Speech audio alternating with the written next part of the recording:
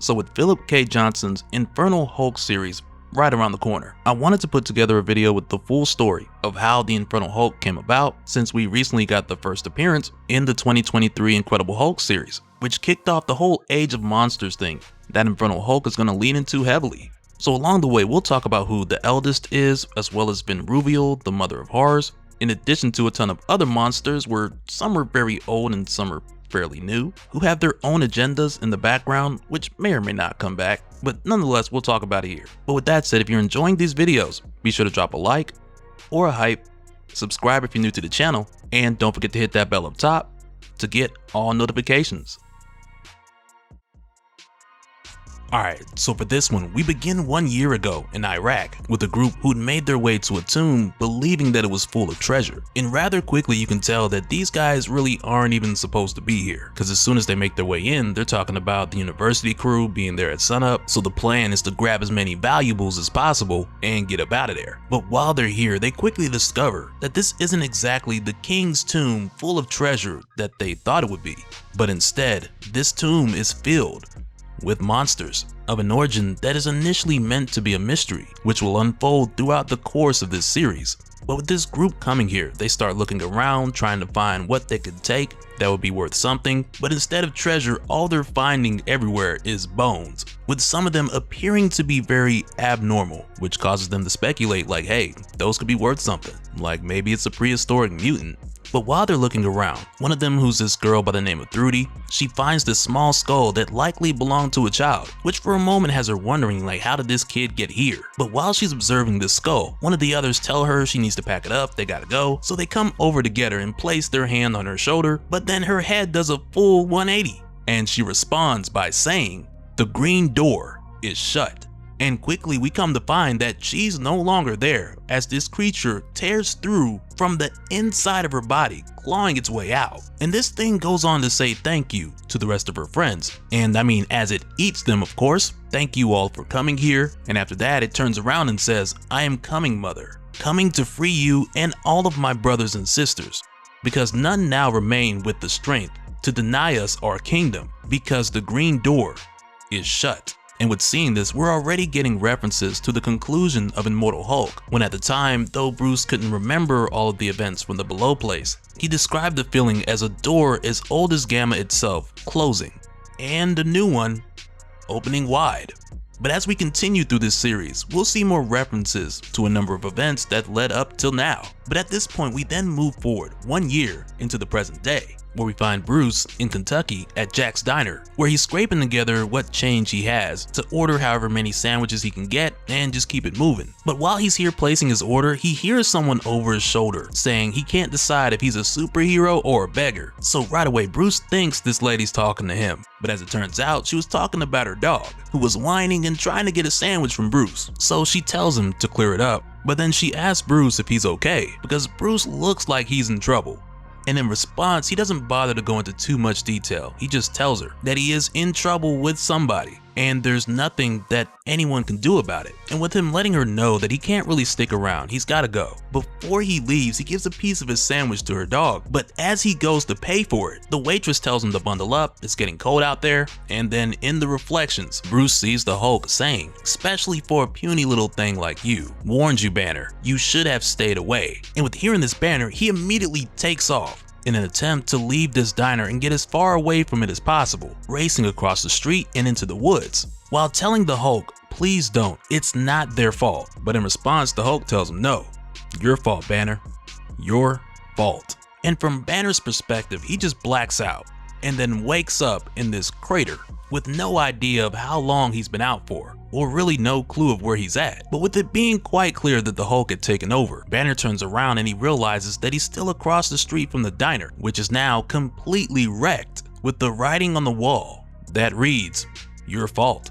Which for a moment has me thinking like, did the Hulk just grab a spray can and whip up some graffiti art real quick? Not really sure. But with seeing this, Banner then hears police sirens, so he then takes off into the woods. And as we continue, it's from here where we begin to see a number of different elements coming together. Because next, we're introduced to a young girl by the name of Charlene, who we find sneaking out while her dad is asleep after he'd had a beer or two, or 3, or 10. But she goes outside to finish fixing up the Mustang that her grandmother had handed down to her that she had secretly and quietly been working on for months with a bit of help from her friend Rusty, who, as it seems, he may have a bit of a crush on her. But as they're finishing up and putting the tires back on the car, it slips off the jack stand, making a loud noise and waking up her dad. And he just comes outside yelling at Charlene like, "What are you doing to my car?" Which kind of reminds me of this being something that I've seen before. And this may have happened to one of you guys, but let me know in the comments if when you were a kid, was there ever a time when somebody gave you a gift, but then it was intercepted by your parents, but deep down inside you knew that gift was for you? Let me know in the comments. I'm gonna be looking for those stories. But when her dad comes outside, Charlene just takes off running, and she can hear her dad off in the distance threatening her life. But as she's running, she stumbles for a bit, but she gets back up and continues to run, while going on to say, "I'm gonna be bigger than you someday, old man. Bigger, tougher, and strong. Stronger than anybody." Which right there has me thinking like, okay, we'll keep an eye on this one. Kinda like Jackie McGee in Immortal Hulk. However, from here we continue to jump back and forth, and when we go back to Jack's diner, we find that the FBI has made their way there. But as they're being briefed on how to approach Banner and not the Hulk, we then see a van pull up, and stepping out of this van, we see Trudy and a few friends who walk past the police and FBI while referring to them as cattle. But as they make their way into the woods in the same direction that Bruce took off in, we find that the others refer to Trudy as the eldest, since once again this isn't actually Trudy, but rather the creature that we saw a year ago take her body and body snatch / skinwalk, with it using her appearance to this day. But also from what we know, this creature's looking to free its mother and its siblings, with it being the eldest of the siblings, which is why it's referred to as Elder. But with coming out here, the Elder tells one of the others, who the Elder refers to as its cunning boy, to head out into the woods and find the Hulk, so that with doing so, it will allow him to feed, which now sends this creature running out into the woods. So you can see what I'm saying about all these moving pieces coming closer together. But from here, we then head over to Charlene, who's being chased down by her dad, who's caught up with her in the Mustang. And when he does, this guy, he tries to reach from the driver's side through the passenger side to snatch her up, and he almost hits the poor kid in the process, only to crash the Mustang into a tree. And at this moment nearby, we can hear the FBI talking to Banner, with them letting Bruce know that Tony Stark helped them out with some special equipment, and he's waiting on Bruce to give him a hand with all this. But Bruce tells them that they can't be here because he's being hunted. So they ask him, by who? And Bruce tells them, the Hulk. He's not playing Avenger anymore, and this is between Bruce and him. And right away, one of these FBI agents is kind of like, well, how'd that work? How this man a Hulk and he gonna run away from the Hulk? But then from here, Bruce goes on to explain to them a rundown of what happened with the whole Smastronaut situation, when at the time Bruce had more or less won this battle with the Hulk, locked him away in his mind, and had the Hulk under control. But now the situation's changed, and the Hulk wants to take control of Bruce's body permanently. And with hearing Bruce say this, one of the FBI agents, he's like, you know what, we should probably run, like Banner said. And with them saying that, the dude is half smart, because this is one of those situations where you just run and ask for forgiveness later. Because now at this point, Banner lets them know that it's too late. The Hulk is here. And I'm gonna tell you right now, when we see this transformation, which was illustrated by Nick Klein, he killed it, with colors by Matthew Wilson. I gotta say, with how this was done, Nick Klein is giving me heavy Dale Keown vibes, because it really reminds me of Keown's work on Incredible Hulk and especially Pitt. And I mean, it could just be because this is a Hulk issue, because Nick Klein has been getting down for a while, especially in the recent Thor series. But something about this one just takes me back to that old school Dale Keown vibe. Might just be me. But with the Hulk coming out at this point and taking over, he says, this body is mine, Banner is mine. And you know, really, I wouldn't mind seeing the Hulk take control and have his turn after everything that's happened, because it just feels like there's a lot of potential there. But then from here, the Hulk goes on to tell the FBI agents to tell Tony Stark to leave him alone, as he just smacks a bunch of these guys to the side, which may cause a problem with these guys getting that message to Tony, because most of them probably gonna slip into a coma and forget, and the others probably just didn't hear it because all the screaming. So my guess is, early on, Tony's never gonna get that message. But as I'd mentioned before, all of this is happening like right next to Charlene, because she's literally close enough to have overheard the FBI talking to Banner earlier. And with her seeing the Hulk for this moment, it's jaw-dropping. And as the Hulk walks away, she hears her dad coughing and crawling out of the car. So she goes over to him. She hears him still talking junk. And it's here where we can tell that Charlene has reached her breaking point, because she then just puts the pause on him. And I mean, she gets a kick in there as she catches her breath, but then soon after her father is resubscribed to OnlyHands. And in this moment, we get what I believe is another bit of foreshadowing, with young Charlene also saying the age-old classic Hulk line, which is "Leave me alone." And at this point, with her father all lumped up, we get our first look at the rest of Charlene's face, of which I'm sure we'll get more of a backstory to throughout the course of this series. But at a glance, it kinda reminds me of Tanjiro from Demon Slayer, and I kinda got a feeling that going forward, it may be her signature as well. But as Charlene walks away in the Hulk's direction, we then see the quote-unquote cunning clever boy creature who had been told by the Elder to find the Hulk before he can feed. And as it turns out, he was here watching, so he found the Hulk, which means now he can feed. But as he's chomping down on Charlene's dad, the Elder finds him and reminds him that he was supposed to track down the Hulk before he ate.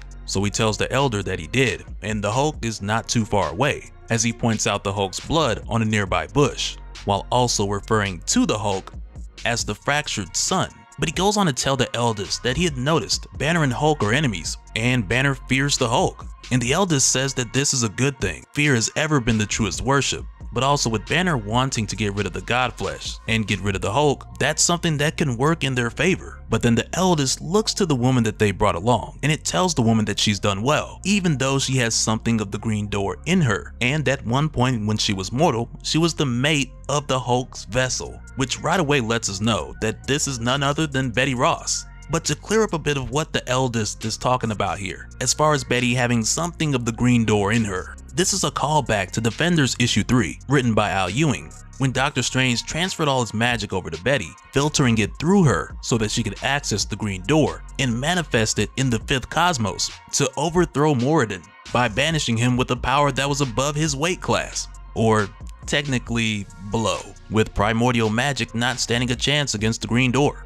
But at this point, the eldest goes on to tell Betty that it can feel her trying to cast it out of her mind, but essentially this will be of no use because Betty's still a child of the Mother of Horrors, and the eldest is the firstborn of her offspring. Then from here, the eldest calls out to every monster, commanding them by the will of the once and future ruler of Earth, the almighty Mother of Horrors, telling all of them to seek out the fractured son, the one that men name Hulk.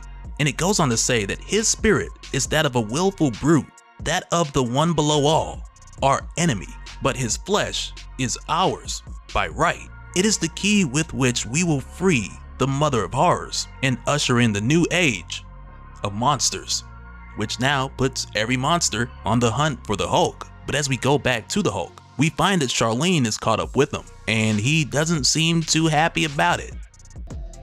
Alright, so starting this off, we continue in the aftermath of the eldest calling forth the terrors of the earth to rise up and seek the fractured son, which pretty much means that every monster in the world needs to drop what they're doing and come after the immortal Hulk so that the Mother of Horrors can rule the world again.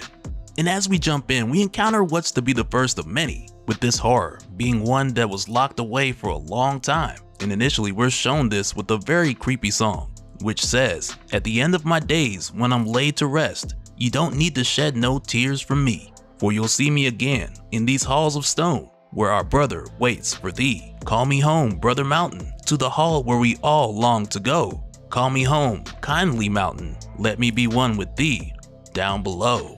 And as this eerie song is being sung, we cut back and forth between this mining cave and a tombstone in front of Red Creek Church. And as this glow comes out of the mining cave, you see a handprint touch the tombstone as it awakens Sister Sadie and a number of others. While in the meantime for Bruce, who's still in the general Kentucky area that we'd seen him last, he's just now reverting back from being the Hulk, while that little girl Charlie is still there next to him. And though he does recognize her, she introduces herself properly while going on to tell him that she knows that he's Banner and he's the Incredible Hulk, which rightfully earns her a bombastic side eye, cause she goes on to tell Bruce that she wants to see the Hulk, and even with Bruce saying no numerous times, she just responds like, as if it were some kind of party trick. Cause for Bruce, not only is it an excruciating transformation, but also as we speak, the Hulk wants to take over and keep Bruce's body for good. So as it stands, he would like to not transform if he can help it. And that's aside from the Hulk just being dangerous to be around.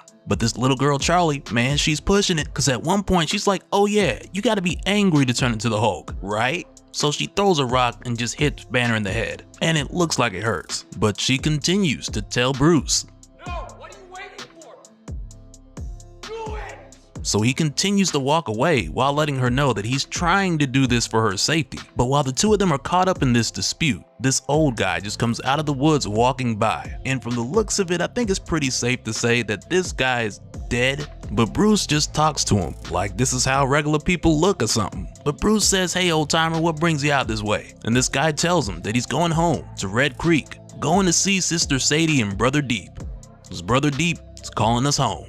And with them saying that, they just kind of let this old guy go on about his way, looking like a crypt keeper, with it seeming like Banner sees us all the time. But just after this, when it begins to rain, Bruce and Charlie, they take cover under a bridge, and it isn't until they get here where they actually acknowledge what just happened. Cause Charlie asks Bruce if that thing with the dead guy is something that happens around him a lot, with him acting like it was normal in that moment. And Bruce just tells her, in his experience, monsters just have a way of finding each other. And with seeing her backpack, Bruce asks, what would a Captain America fan want with the Hulk? And right there, she goes into this whole thing about, well, you know, Captain America has Bucky, cause sometimes superheroes need partners. And Bruce just shuts it down right there. And he's like, nope, this ain't Avengers tryouts. The Hulk's not a hero, and he definitely does not want a sidekick. And Bruce goes off telling her to go home because she's not safe. He tells her how the Hulk's trying to come out all the time now, and he stands up getting loud with her. So Charlie backs up, trips over her backpack, and when she does, her hood comes off and Bruce is able to see the scar on her face, which right away makes him feel bad for raising his voice. So he starts apologizing and he asks her what happened to her face. And Charlie tells him like, yeah, I got this at the home you keep telling me to run back to. And as she goes to lay down, she tells Bruce that she came here for the Hulk, not him, because the Hulk is the strongest thing she's ever seen, and being close to it makes her feel strong, because as it stands, she feels like a monster already, just without the awesome parts. So from here, after making Bruce feel like shit, the two of them doze off, and in Charlie's dream, she can hear that creepy singing leading off to an old church in the distance. But when she suddenly hears a snap, she turns around and sees what appears to be her dead father sitting on a branch up in a tree, saying how she's out here telling lies about him, but neither her or Banner can outrun family. So she asks him, what's with the singing? And he tells her that's Brother Deep. The eldest woke him and all the rest, because Brother Deep is family too. And he tells her they're all looking for the fractured son, and that means they're coming for you too. But Charlene tells this thing that she's not scared of him, you know, with it appearing to be her dad, cause last time they met she put the paws on him, and they can scrap right now, she don't care. But on the other hand, for Banner, his dream's a little different, cause for him, he starts off looking for Charlie, but Hulk quickly lets him know that she can't hear him. So Banner starts apologizing, telling Hulk that he's sorry, but Hulk tells him, you thought I'd let you have a friend after what you did, after Betty. I won't forget, Banner. I'll never stop. I'll always find you. And soon, I'll be all that's left of you. As Banner breaks free from a ribcage into a swamp of skeletons, the Hulk emerges from the water behind him, towering over Banner. But before the Hulk can just smash Banner to smithereens, Bruce hears the yelp of a police siren, and it wakes him up just in time. But now with this police officer trying to see what's going on, Bruce tells Charlie to stay quiet and he'll handle it. So he tells the officer they had some car trouble and they were just trying to get to the next town, but the rain picked up. But then the officer asks Charlie, is this man your daddy? And she's like, no, he's, we're friends. And right there, the officer's like, yep, y'all coming with me. But he tells them it's cause some nut job burnt down the diner a couple nights ago. So he's gonna take them to a safer place just down the road. And at first, Bruce tries to tell the cop like, nah, we're good. But the officer puts his hand on his firearm and he more or less lets them know that he's not asking. But as they make their way to this, air quotes, safer location, the officer tells them that they're heading to Red Creek, which is the same place the old guy was heading that we saw not too long ago. And right now at Red Creek Baptist Church, the same small church we saw in the beginning, as well as in Charlie's dream, it's filled with many of the dead who have risen and gathered, singing "To Him Be the Glory" below. And as everyone's here gathered around Sister Sadie, she gives a speech saying how the day's finally come that they've always prayed for, the day of resurrection. And as Bruce and Charlie are walked in through the front, with Charlie's face kind of looking like, what is going on in here? And Sister Sadie continues her speech, talking about how her father worked in the mines, and years ago there was a time when coal flowed down the mountain like wine, and everybody ate good. And those things were a blessing from Brother Deep, who blessed the natives that lived here before them. And as she goes on, they uncover this table, which has been designed for a sacrificial offering. As she goes on to say that Brother Deep has been resurrected by one of his own, who goes by the name the Eldest, who raised all of them as well. But this resurrection day isn't only their own, but it also belongs to their enemy, the enemy of Brother Deep, who's born again of his green door. But as they dig, they're gonna bring Brother Deep back to his kingdom so he can smite down his enemy and once again rule on high, like he did in the time before man. And with her saying this, they quickly jump to the offering part, with Bruce and Charlie just now realizing why they here. And as they go to place Bruce on the table, Bruce calls for the Hulk, and the Hulk's pretty much like, sup? But Bruce is like, man, Hulk, I need you, and I need you to come out now, because if you don't, they're gonna kill Charlie. And the Hulk, man, the Hulk is like, yeah, but they're gonna kill you first, which is messed up, because it's not like the Hulk is saying he's not gonna come out, but instead he's just gonna let these people kill Bruce, as the Hulk just waits for the last minute to come out. And I gotta say, when I seen this, I was like, man, the Hulk, he really hates this guy. He really hates Bruce. And I mean, they've had their beef before, but this is just next level dirty right here. But as Bruce starts to Hulk out, you can tell that Charlie's just happy to see what she's been waiting to see this whole time. But also, during his transformation, Sister Sadie realizes that he is the fractured son, who it was said that Brother Deep needs to defeat so he can return to the surface and rule again. Which at this point in time is a threat to the Hulk in a huge way, because like we saw in the previous issue, this whole thing jumped off because the green door is shut, and these monsters are acting a fool because they believe if they kill the Hulk, he won't be able to come back. Alright, so with this jumping back in, we continue in the super creepy little church in Red Creek, Oklahoma, where Sister Sadie and her zombified congregation attempted to sacrifice Banner to Brother Deep.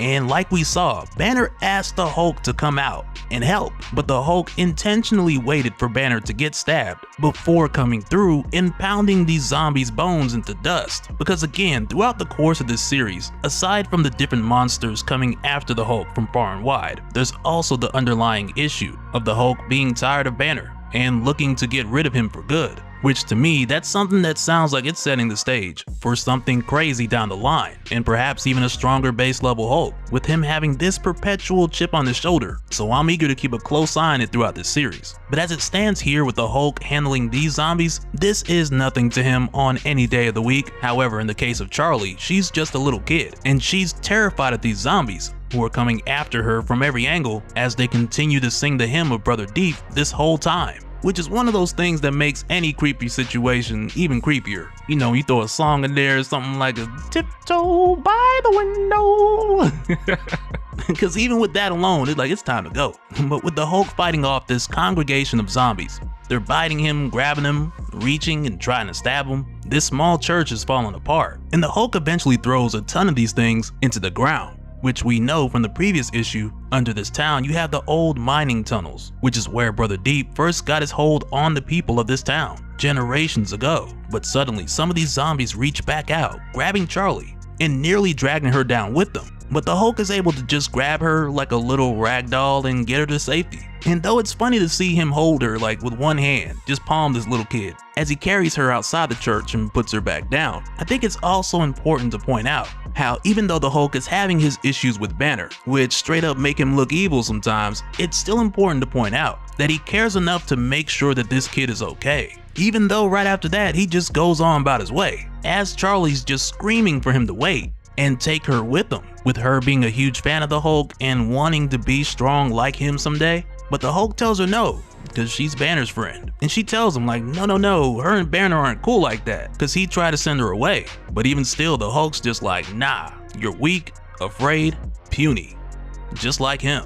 Which right there, I was just like, man, that's cold. So right away, Charlie just cusses him out, because she's been tossed to the side by Banner and the Hulk. And she asks him, is it because she got scared in a church full of zombies trying to drag her to hell? And just because she ain't some stupid green 800-pound jerk doesn't make her weak.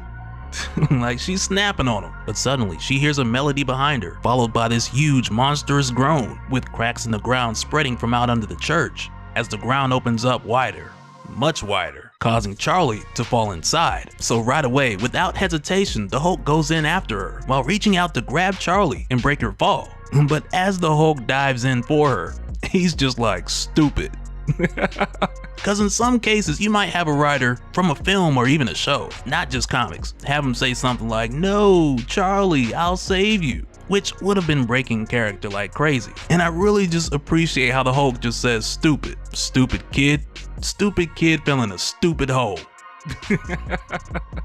And with the Hulk saving Charlie again, it shows us that he's not a complete jerk now, which in this series, it's crucial that we're shown things like this, because Philip K. Johnson's going a lot darker with the Hulk now, so from time to time we gotta see where the limitations lie. But now at this point, with them falling underground, the Hulk sees something even more stupid as they look ahead and see pieces of the church on fire with a countless number of zombies who've all made their way here after answering the call of Brother Deep. And also to the side, Charlie notices some really strange and creepy drawings on the wall, so she goes over to take a look while asking the Hulk if he knows what they are. But the Hulk's just like, "Don't care, we're leaving." But then the remains of what looks to be Sister Sadie, who must have got caught up on a rope on the way down, tells Charlie that she's looking at the story of Brother Deep, but there's no one left to read it because it was written by those who are long gone.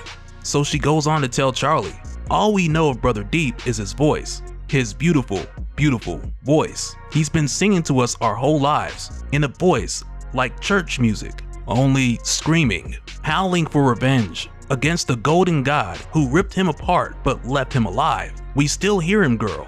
Even in death, we hear him, blind, burning, screaming. You hear him too now, don't you?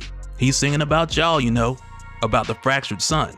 As she then looks to the Hulk and says, the God who broke him and put him here, he had green eyes, understand? Brother Deep is coming for you, fractured son. Him, his mother, and her eldest. Hallelujah. As Brother Deep then emerges from this molten pit, scattering his zombie followers across the mining caves as he violently rises out, towering over the Hulk and Charlie. Which now for us, with seeing him here and getting this brief look at his story, this all just ties back into what we were shown in the first couple issues, with Brother Deep also being a child of the Mother of Horrors, alongside of the eldest, who was the first to return after laying dormant for years in fear of the fractured son, only to make their return now that the green door is shut. But as far as what some of this history means specifically, with it saying things like the Golden God, which may be a one above all, one below all reference, we still don't know the full story of what happened so many years ago. But I'm sure that's something we'll get the rest of down the line, because from how it sounds when that happens, it may need its own video. But with Brother Deep rising up, Hulk's just like, leave me alone. But Brother Deep is just spewing molten rocks and trying to smash the Hulk, only for the Hulk to catch his hand or foot. It's kind of hard to tell with the way this guy looks. But the Hulk is just like, fine, as the Hulk then goes on to give Brother Deep that work with his Cthulhu may cry looking self. And while this is happening, you can tell that Brother Deep recognizes the Hulk, or at least he's aware of the green one, which again, just has me super anxious to see this guy's backstory and how that went down. Cause on one hand, we know when the green door was open, it allowed time travel. We saw that with the leader. And on the other hand, you got characters like Tammuz, who were around centuries ago. So really the possibilities of where this story could take us are just endless. So I'm excited to see exactly how that's gonna unfold. But again, with the Hulk working this guy like a full-time gig with benefits, he tells Brother Deep that he should have stayed in his stupid hole, and the Hulk breaks off this huge long piece of wood and he just goes to stabbing Brother Deep in each one of his eye-looking things placed all over his body, just wrecking Brother Deep completely. And sometime later, we then see the Hulk punch an opening so that him and Charlie can make their way back up to the surface. And as it stands, now that Charlie's out of there, the Hulk is ready to continue moving on about his way. But while they're out here, the zombie sheriff, who's now just crawling around, with him making his way back up too, he tries to reach out and grab Charlie. But Charlie sees this and she stomps the mess out of this guy, while telling him that he should have stayed in his stupid hole. And right here, when the Hulk sees this, it puts a smile on his face. So he tells her, alright Charlie, keep up, but don't trust Banner. Make things easier for Banner. We're done. Which now shows us that she's growing on him, cause it's almost like she's stepped up to the you're okay with me kid level. with the Hulk now, but also with Charlie hearing the way that the Hulk talks about Banner. This causes her to understand what she didn't quite get before when she was talking to Banner, because now she's beginning to understand how the Hulk and Banner are two different people. So she asks him, "It's really true, huh? There really are two of you in there?" Only for the Hulk to then respond, "Not much longer," which is wild. And hearing him say that, it only goes to show us, regardless of the Hulk finally being nice to Charlie and saving her multiple times, when it comes to Banner, the Hulk is ready to X him out of the picture. And that hasn't changed. Not even a little bit.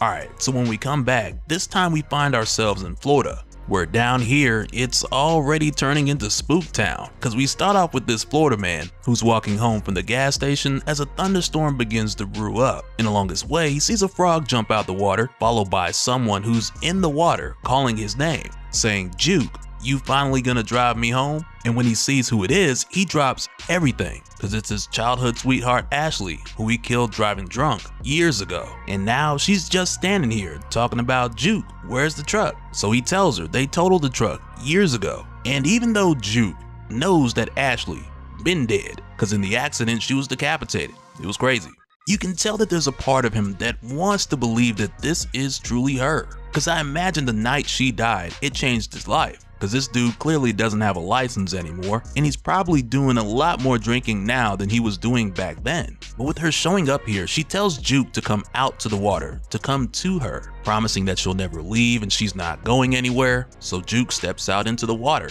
following after her, and before you know it, he's pulled under, as he is completely consumed by this creature. And after this, we jump forward 2 days later, where we find Banner and Charlie hitching a ride in the back of a stranger's pickup as they now make their arrival in Florida. And I imagine they hitched a few rides just to make their way down here, coming all the way from Kentucky. But as they arrive, Charlie's just like, this isn't how she imagined Florida to be, because she thought they were going to see sunshine and different beaches, and Bruce lets her know that there is some of that, but here in the wetlands, it's mostly marshes, mosquitoes, and hurricanes. But even though the gloomy weather is what's to be expected in the wetlands, both Charlie and Bruce agree that there is something off here aside from that. And as they make their way further in, Charlie tells Bruce that at one point, her and her friend Rusty were supposed to run away to Florida, which is a callback to what we were shown in issue 1, when we saw her sneaking outside past her drunk dad so she could finish working on the old Mustang she got from her grandmother, which Charlie finally got running after months, because back then that was her ticket out of there. That was her plan to escape her abusive father. And like we saw, that plan went out the window when the Mustang slipped off the jack, woke up her dad, and he came outside drunk, causing Charlie to just panic and run off, which then led to him driving the car and totaling it, which crushed Charlie's dreams of using that car to get as far away from him as she could. So Bruce asked Charlie what plans did her and her friend have once they made it here. She tells him that she doesn't really know, because she just wanted to get away from her dad and she hadn't really planned past that. And Bruce tells her that she could actually have a life here. She's already fixing cars at 16, so she shouldn't have a problem getting a job or getting into school. She could set up in a college town, save up some money, and build up whatever life she wants. But she just stops him right there, like, "Up, there it is, you're trying to get rid of me again." And she just goes on telling Banner that he's scared because Hulk likes her more than him, and how she thinks that Banner's afraid of her becoming strong like the Hulk one day. But it's not gonna work because she's not going anywhere. And right after this, they get dropped off at Magic Mart, where you can get a free plushie with 2 entrees. So they go in and have a seat, and as soon as they sit down, she's just like, "What are you looking at?" So Bruce tells her that he wonders if she's really pissed all the time, or if she's just putting on a show because she thinks that's what the Hulk will like. Because it seems like Charlie has this idea where she thinks since Bruce was caught in a gamma bomb, hanging around him long enough for prolonged exposure to the Hulk will give her powers, or maybe he'll give her a blood infusion. And not to say that neither of those would work, because they both have in the past, but he tells her it's a lot more complicated than that. And if it's up to him, she's not getting Hulk powers, ever. And he lets her know that he doesn't blame her if she really is mad all the time, because obviously she's had a hard life, and now she's looking for a dad or a brother or something. And Bruce doesn't think that him or the Hulk can be much of either to her. So he goes on to let Charlie know that he's done the living on the road thing quite a few times. And with him being chased down by the eldest, he knows eventually the eldest will catch up to him and find him. And if Charlie's there with Bruce when that happens, it's likely that she's gonna get killed. So he tries to let her down easy and let her know that she doesn't need the Hulk to feel strong, because she is strong and she made it here. So he tells her to rest up while he goes to grab them some food. So she does, but sometime later she wakes up to a news broadcast talking about her father's murder in Kentucky and how she's wanted for questioning, which then has a few people at the Magic Mart looking at her funny. And when the kid from behind the counter brings Charlie her order, Banner's nowhere in sight. So Charlie asks this kid where's Banner, and the kid's just like, "The guy you came with, he bought you a burger and left." Which from there has Charlie covering her face and rushing outside in the storm to chase Banner down, while the kid from behind the counter warns her not to go out when it's raining like this, cause it can get scary. And next, when we go back to Banner, who's a good ways down the road, he's got quite the head start. It's here where he sees the road is flooded, so he walks across this fallen tree just to get over this huge puddle. But as he's making his way in the water, he sees a reflection of a huge silhouette behind him with big red glowing eyes, as he turns around to see that it's none other than the Man-Thing. And at a first look, Bruce knows that this is Ted Sallis, the Man-Thing, guardian of the nexus of all realities. And at first, Bruce is a little surprised because he wasn't aware that he traveled this far south. So Banner goes on to tell him that something's after him, he's in danger, and the Man-Thing might be too. But with hearing this, he just grabs Bruce and pulls him in, which of course causes Bruce to burn, because the Man-Thing's touch burns anyone who knows fear. But as Bruce is being burned and absorbed, everything around them starts to go dark before the Man-Thing reappears in another location. And seconds after getting here, inside of the Man-Thing, a bit of crack-a-lacking starts happening, just before a hulked out hand comes out of his back, snatching the top of his face and yanking it back to his ankles. And it's funny to me because you know how people get mad and they say things like, "I'ma do this, I'ma do that." The funny thing is, the Hulk, when he gets angry, he just does it. And when it happens, all you can do is just watch and be like, dang, he really just pulled some rip me out the Man-Thing, I've been acting brand new. It's crazy. But soon after this, the Hulk is approached by Ted Sallis, who lets him know that he's now in the Nexus. And Ted apologizes for bringing the Hulk here like this, but he needed to talk to him using much more clarity than the Man-Thing is capable of. So Ted goes on to let him know that the Nexus is in danger from something called the Eldest, who he's pretty sure that the Hulk is aware of. But as guardian of the Nexus, he's not strong enough to take on the Eldest, not on his own. Which again is something that refers back to what we saw in issue 1, with the Eldest returning because the green door was shut, which is now presenting the opportunity for her to call all the monsters far and wide to get the Hulk out of the way, so that she can bring back the Mother of Horrors. So the Man-Thing lets the Hulk know that the Eldest has awakened more in this swamp than just them. And from here, we leave the Nexus and head back over to Charlie, who's running away from Magic Mart as fast as she can. And at this point, she's just past the gas station that we'd seen earlier, which kinda gives you an idea of where this is going. Cause with her running and calling for Hulk, and eventually calling for Banner, she then hears this kid calling to her from the water, telling her that he's cold and he's sorry that he got her in trouble. And I imagine this kid Earl is someone we'll learn more about later. Perhaps it's her little brother she lost a long time ago, cause she's telling him he didn't do nothing wrong, it was Daddy. And when she tries to get him to come out of the water and come to her, he just tells her that the mud is too sticky and she's gotta go to him and pick him up. So at first, Charlie starts to go out there and get Earl, but quickly she comes to her senses, realizing that Earl is dead and whoever this is, it's not real. And as soon as she says this, little Earl starts talking crazy, telling her, but you want him to be, don't you, Charney? You want all them to be real so badly. Lucky Charney, finding the one place I can be real, where we can be together again. As this huge creature rises up from the water, looking like this is Krakoa on drugs. Any questions?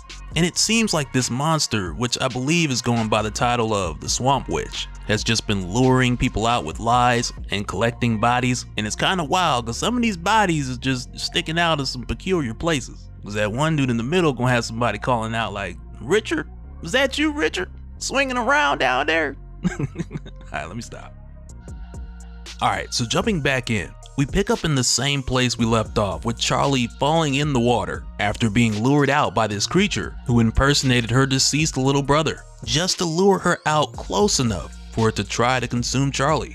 And while she's over here fighting for her life, we actually get to learn a little bit more about this creature when we head back to the Nexus of Realities, where Ted Sallis is trying to convince the Hulk to stop this thing once he sends him back. Cause again, just recently when the Hulk took over Banner, just before that, both Banner and Charlie had went their separate ways, which really was more like Banner leaving Charlie and her running after him. So the Hulk doesn't know that Charlie's in danger. But right now in the Nexus, Sallis is trying to convince the Hulk to stick around for a bit and handle this monster, cause he believes that the Hulk was called here for that reason. Though the Hulk really doesn't care, and if it was left up to him, as soon as he got back, he would just go on about his way. But while Ted is trying to explain what's going on and tell the Hulk what he knows about this creature, the Hulk's like that has nothing to do with him. But Ted just lets him know it's got everything to do with them, cause some force has set every monster on Earth loose on him, on the Hulk. And the Hulk just looks at him like, no, just the stupid ones, like you, as he starts to walk towards Ted. So he tells the Hulk like, hey man, you can't hurt me here. So of course the Hulk tests that theory out for himself, cause he just goes ahead and tears Ted in half. But while Ted is pulling himself back together, he goes on to tell the Hulk anyway that there are many monsters in the swamp besides them, and the immediate threat that's now come, it's something old and angry. And in fact, it's so old that it doesn't even remember what it was angry about, which now has just made it a mindless avatar of hatred and grief. But there was a time centuries ago when it was a human girl, maybe not ordinary, maybe not even innocent, but she didn't deserve what happened here. Now she's a wretched, monstrous thing of the swamp and of the dead. She slept for a time, but now Eldest has awakened her, and there are people living in the town again. And while he's explaining this, we're shown a reenactment of how this creature was chased down when it was human and killed. And aside from this, Ted Sallis doesn't tell the Hulk much more about the Swamp Witch. And it's not really explored too much more within the context of the story, but outside of the story, we're given a lot more information about the history of the Swamp Witch, who was once a slave by the name of Sally Barstow, who was purchased by a military man who traveled with his family to the New World, and over time Sally grew close with her master's wife, but when he got Sally pregnant, the wife went into a rage and made up this story to the townspeople about her being a witch and being pregnant with the devil's child. So the soldiers hunted Sally down and they killed her. But in a bit of a plot twist, it turned out Sally was an actual witch, and she did seduce her master with magic. And after her death, whispers rose through the village about a swamp witch, with people disappearing and their guns turning into rust and all sorts of madness.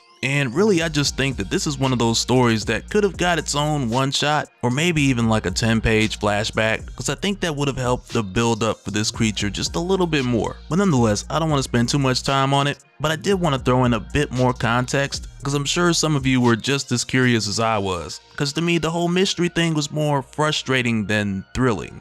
But back to the Hulk and Man-Thing, given the situation now, with Ted Sallis telling the Hulk that he needs him to kill the Swamp Witch, this just has the Hulk like, well, why don't you do it?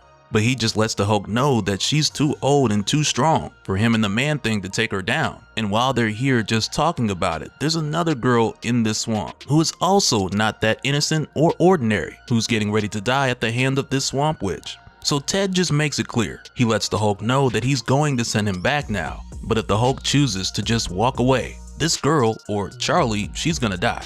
And following that, the Man-Thing won't be able to stop her from accessing the nexus of all realities. And as they return, he tells the Hulk, you've been a hero before, I remember. Maybe you are willing to leave this place to its demons, but are you really going to let that girl die? Which now takes us back to Charlie, who's literally staring down into the abyss of endless gums, littered with razor-sharp teeth. And Charlie is almost certain that this is it for her. But suddenly the Man-Thing and the Hulk return, and the Hulk decides to stay, if for no other reason than just to save Charlie, who right away just gets tossed to the side as soon as the Swamp Witch sees the Hulk. But she's fine because she just lands in the water off over to the side. And with the Swamp Witch doing this, it's just more or less the reaction, with it seeing the Hulk here, since the Swamp Witch was awoken by the Eldest to go after the Hulk, which makes him the priority. But with how this goes down, Man-Thing gets impaled, so he starts breaking its legs off like a crab, while the Hulk, who at first is just smashing anything on the Swamp Witch, he then gets tangled up by the Earl worm. And even though this isn't really Charlie's little brother Earl, it's still kind of wild seeing the Hulk tear this kid off of the Swamp Witch and just toss him to the side. And after that, the Hulk just really goes to town on this thing.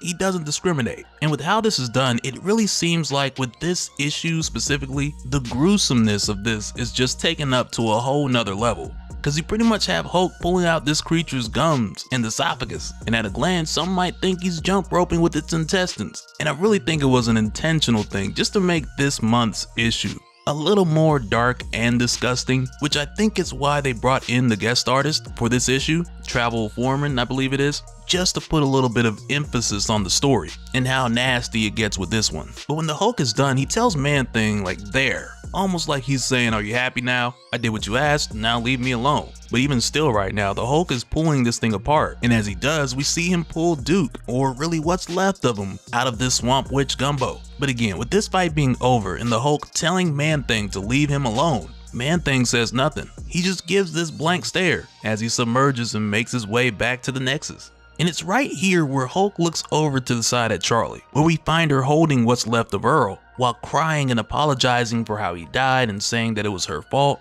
And it really just has me thinking of how with this Swamp Witch creature, sure, we got this vague backstory from Ted Salas in the Nexus of how she died and how when she was here, she wasn't ordinary and she wasn't innocent. And aside from that, unless you look for the extra information, I just imagine that most readers, and not even most readers, but casual readers, will go through this issue and put it aside and have so many questions. Because I just don't think that most people are going to look for that information, but instead they're just going to judge the story for what's actually in the story. So yeah, I just think it was a little weird that you gotta go looking for the details on this one. But while Charlie's here crying and apologizing about what happened to her brother, the Hulk gives control back to Banner in one of the most gruesome and disfiguring ways that you'll ever see. And though this isn't something that we're shown very often, we did get a bit of a hint in issue 1 that the transformations were going to be a bit more on the grotesque side. And this time, I mean especially this time, it's no exception. But as soon as this happens, we catch a bit of a twist here, because next Bruce is met by Betty Ross, who right away Charlie believes that this is just another trick. So she just picks up a stick and she chucks it at her, because after this whole ordeal with the Swamp Witch, how do they know this is real? But when Betty transforms into Harpy and she tells him she was sent here by the eldest, right away Bruce can tell that this is something different, because as it turns out, the eldest sent Betty here to tell Bruce she wants to make a deal, which on the surface sounds like a trick, but looking at it through the scope of what the eldest really wants, which is to get the Hulk out of the way and release the Mother of Horrors, then it begins to make more sense. Cause from what we're told, the Hulk is the one thing standing in the way. So the eldest sent Betty to make a deal with Banner so he'll just turn over the Hulk, which initially doesn't make any sense to Bruce. So he tells Betty she's not making any sense, cause the Hulk is in his cells, in his mind. And if it was possible for him to just hand the Hulk over, Bruce would have let the Hulk go a long time ago. So Betty tells him the eldest has the power to create life, to create flesh. If you give your flesh, the Hulk's flesh, to her, she'll give us new bodies, both of us, young and healthy, the way we were, Bruce. So he then asks, what does the eldest want the Hulk for? And Betty tells him, what does it matter? Hulk's erasing you, Bruce. It's already happening. How many transformations before he takes over completely? Eldest will come to you soon. She's offering you a chance to undo all the awful things you've done to us. Take it. And after that, Betty flies away. But now this leaves Bruce with a decision to make, and though he's not fully aware of the bigger picture as far as what this could cost the world, if the Hulk is no longer standing in the way of the eldest, he's got to decide if he's gonna take this blind risk that promises the chance of him and Betty having a brand new start, though that could potentially be at the expense of everyone else. Alright, so at this point when we come back, we continue from 1 month ago in Texas, as we're given a bit of a preview of some of the strange things that have been going on out here that initially come off as a bit cryptic or even ambiguous in relation to the story that we've seen so far, but it's done in a way where, for us as the reader, it sets us up to be introduced to some new elements as this story unfolds. Because at this point when we come back, we pick up with a family amongst a number of farm workers, where in their case we're shown this kid named Leo, who's just playing around on this classic Harley. And as it turns out, Philip K. Johnson created Leo in honor of 10-year-old Isaiah Garcia, who was a victim of the 2022 Uvalde shooting, who was a huge Spider-Man fan. So that also shows in the character of Leo, which is really cool. But as Leo and his family are here, with a group of other farm workers who for the most part just move around wherever the contract work takes them. The group is suddenly attacked by a monster that has seemingly just come out of nowhere. And at first we're not really told much about what this thing is or where it came from, but we'll talk more about what exactly this thing is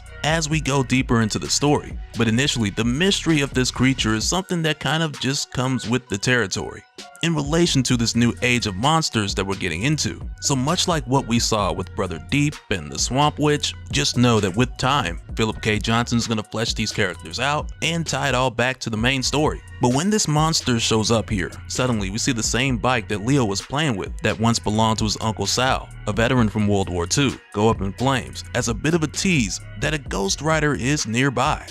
And next, when we jump forward to the current day with Bruce and Charlie, who have now made their way out here from when we've seen them last in Florida, with the two of them getting around by just hitchhiking and walking, with the intention of just heading west to get away from the madness that's been happening so far. But also going into this, we're told that Bruce refused the deal that was offered to him by Betty to turn over the Hulk to the eldest, where in return him and Betty would be able to supposedly start over and have normal lives. But at the same time, though Bruce doesn't know exactly what the eldest wants with the Hulk, it's still pretty obvious that it's a bad deal. So he turned it down and him and Charlie are moving on.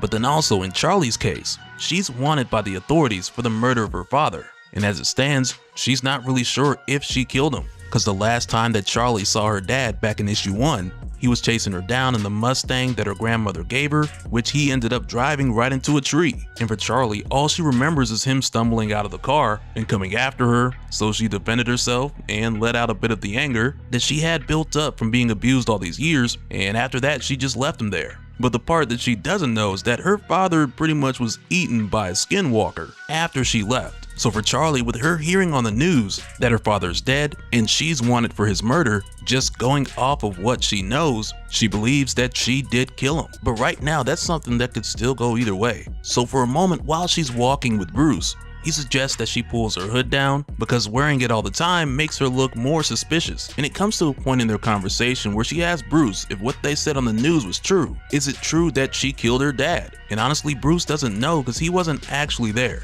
But from what Charlie told him about her dad wrapping the car around the tree, it sounds like he was on his way out of here just because of that. And he also lets her know, just going off of the history between Charlie, her father, and her brother, it'd be hard to find someone who'd blame Charlie for what happened to her dad. But while they're out here having this conversation on the side of the highway, the same family we saw not too long ago pulls over to the side, asking Bruce and Charlie where they're heading and if they'd like to get a ride. And Bruce speaks Spanish, so he's able to fluently have a conversation with this guy. And he tells him that they're really just heading anywhere except east. So he asks how far is the next town, and this guy tells him if you're heading west, that's 30 miles to the next town, and that's too far to walk. And aside from that, he warns Bruce that they shouldn't be out here at night because there's something that comes out hunting on these roads. And at first, Bruce assumes that the guy's talking about wolves or something, but the dude just tells him like nah, this ain't no wolf.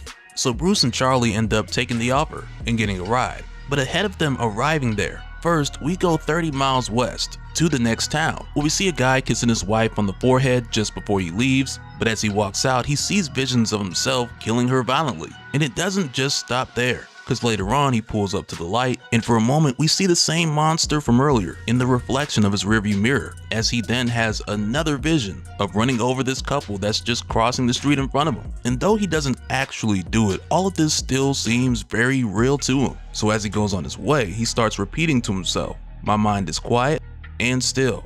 We are not the things we've done. We are not the things done to us. Our service had meaning and our lives have value." But as he goes on his way, he's struggling to even get the words out. He's mixing up saying had value with have value. He's seeing more visions, or in this case, it looks like more of a memory from what we saw earlier with the creature attacking the farm worker. And this causes him to pull to the side of the road and tell himself it's not real. Genie Dagal isn't real, as he goes on to repeat his mantras in an attempt to clear his mind and make his way to a group meeting. But before we continue, I want to take a moment and talk about this Genie Dagal creature, because recently Philip K. Johnson took to Twitter and said a few things about this issue because it's really special to him. And he goes on to say that he took inspiration for this creature from his first Marvel story, War Devil, that was inspired by the story of a friend, an army ranger who had passed away. And the concept at the time was that you had this war devil who would invoke PTSD and bloodlust, as well as the concept of war on its victims, which seems to still be the case in this Hulk series, with the only difference being that now this creature has a name and a face. So that's something to just keep in mind as we continue with this story, because I'm sure it's going to play a significant role from here all the way to issue 8. But just after this, when we go back to Bruce and Charlie, we find that Leo's family is taking them back to their camp, which again, this is just where they're staying, while them and the other workers have their farming contract here. But because it's getting late, they bring Bruce and Charlie here with plans to drive them into town in the morning. But when they do, Bruce makes the suggestion that he sleeps outside of the camp. And again, this guy's like, hey, I told you, it's not safe out there. But of course, as we know, Bruce is doing this for the sake of their protection, because in the event that he hulks out, he wants to make sure that they're at a safe distance. And for a moment here, we see the other kids asking Charlie to play football with them, but as soon as she sees the antique Harley, her attention is completely focused on the bike. So she goes over to check it out, and it's here where she meets Leo, who lets her know that it belongs to his Uncle Sal, but it's also his at the same time. So Charlie asks Leo about Uncle Sal, and he tells her that Uncle Sal rides this bike when the monsters come. He's like an angel, except mean. And Charlie just tells her that she likes that, and she knows an angel like that too. And right now with Bruce, who didn't go too far away outside of the camp, because he's still within view of Charlie and the other kids, but as he's out here, he's approached by an elderly woman who tells him that she's come to bring him some food. But all of a sudden, Banner starts hearing the Hulk telling him to get away from here and that he should take off running, because all of this kindness from strangers and watching kids play and taking a moment to catch his breath, all of that's over for him, which again just goes back to the whole thing with the Hulk taking over Banner. But as Charlie's checking out Uncle Sal's bike and talking to Leo, she asks Leo what did he mean before when he said when the monsters come, and he tells her a big for real monster came. It took David away, but Uncle Sal heard it. Now whenever it comes, Sal scares it away as the bike suddenly just shoots up in flames, and Leo tells Charlie that he's coming. Sal only comes when something bad is close, when monsters are close. So right away Charlie looks to Banner, only to find his clothes laid out where he was at. Cause right now Bruce is taking heed to the Hulk's warning, and he's running away from the camp at full speed as he begins yet another one of his violent hulked out transformations. And while this is happening, I do want to point out that I've noticed a bit of mixed reception, with some people not digging the crazy violent transformation because perhaps they prefer to see Banner just grow larger and turn green. And I'm not here to say that there's any right or wrong preference to it. People like what they like, and that's fine. But I also want to add that for me, in a story like this, I'm digging it, because it almost seems like the Hulk is giving Banner the most painful transformation possible. Because if that's the case, it lines up with the idea of how much the Hulk hates Banner right now. Because it's also one of those things where, you know, we've seen Banner Hulk out in gruesome ways before, but in this case where it really fits to what's going on in the story, in the Banner versus Hulk dynamic that's going on right now. To me, it just makes sense that the transformation would be violent, because not only is the Hulk just coming out when he wants to, but he's also sending Banner a message where he's letting Banner know that if he has his way, one of these days, Banner's not coming back. So yeah, those are my thoughts on it given what we've been shown, and I'm curious to know what you guys think about it down in the comments, either if you agree or disagree. Because again, there's no wrong answer. You either like it or you don't, or you might be somebody who feels neither way about it and you really just don't care. Either way, just let me know in the comments, because I'm curious to see what more of you guys think. But right now, with the Hulk out, he turns around and he sees the rider racing towards him and speeding up rather than slowing down as he releases a barrage of hellfire bullets, only to then drive up the side of Hulk's face. And right here, this is the Hulk's introduction to Ghost Rider 44, whose origin we have yet to see, but I assume since he's a World War II veteran, that the 44 stands for 1944, which I assume is the year that he became a Ghost Rider, though again, we haven't been given that story just yet. But right away the Hulk tells him that he's no Ghost Rider that he's ever seen before, and all Rider 44 tells him is that he's here looking out for the kid, and that the Hulk should say his prayers, cause he's sleeping in hell tonight. Alright, so throughout this series, we've seen the Hulk go on about getting rid of Banner for good and taking over indefinitely. And to go along with this, anytime we've seen the Hulk in control, we would also see Bruce in what would appear to be more of a prison than what we're used to seeing within Banner's mindscape. Which makes sense, given the things that the Hulk's been saying to Banner lately. Things like, soon, I'll be all that's left of you. And going forward, one of the last things that we were shown prior to this point was a conversation between the Hulk and Charlie that specifically talked about the state of Banner while the Hulk is out, where she asked him, how does it work with you and Banner anyway? If you're here, where is he? Which was followed by the Hulk telling Charlie where I put him, where he belongs, which is also where we left off with Banner, locked away in this gruesome version of what we would normally refer to as his mindscape, while the Hulk is in control and not really in a rush to let Banner back out, with the exception of a few instances here and there. And to make things worse, the War Devil has just come back, taken over the Hulk's body, using it to attack Charlie and the others just before it physically shows up to join in on that attack as well. And inside the mindscape, it isn't long before Bruce realizes that someone else is there and it's not the Hulk. And keep in mind, Bruce really doesn't know what's going on as far as the ins and outs of the War Devil, like we know from what we've seen in the past couple issues. But the War Devil makes it pretty clear that its intention was just to use the Hulk for a moment and all his strength to just lay waste to the people at this camp, which really is just the tip of the iceberg when it comes down to what the War Devil is truly after, which then ties back into its origin, but we'll get to that. But with it entering into the mind of the Hulk, who's big and strong, it finds Banner, who's quite the opposite. And it gives for this moment where Banner's like, you're not the Hulk. And the War Devil's just like, neither are you. So it just tells Banner, you have no place in my garden. Meanwhile, on the outside, Charlie's trying to get Hulk to snap out of it, telling him that it's her and how he used to be an Avenger and how these people need them to be heroes. Which right there just goes back to the whole thing about Charlie following the Hulk around, because from her perspective, they've been fighting side by side this whole time. And I mean, y'all already know what I think.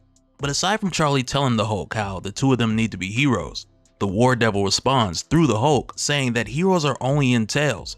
Amongst men, there are only monsters, as he picks up this RV and gets ready to slam it on Charlie's head. But before the War Devil can use the Hulk to do this, he's hit with a Hellfire RPG, as we then see both GR44 and Leo taking the fight right to the War Devil. And I gotta say, I really like how this Ghost Rider just keeps showing up with all sorts of Hellfire military weapons. He's got Hellfire grenades, Hellfire RPGs. This guy's weapon wheel just keeps getting crazier. And for a moment, Leo asks him if he can help, but GR44 tells him no. I only came back to keep you alive, kid. This life ain't for you.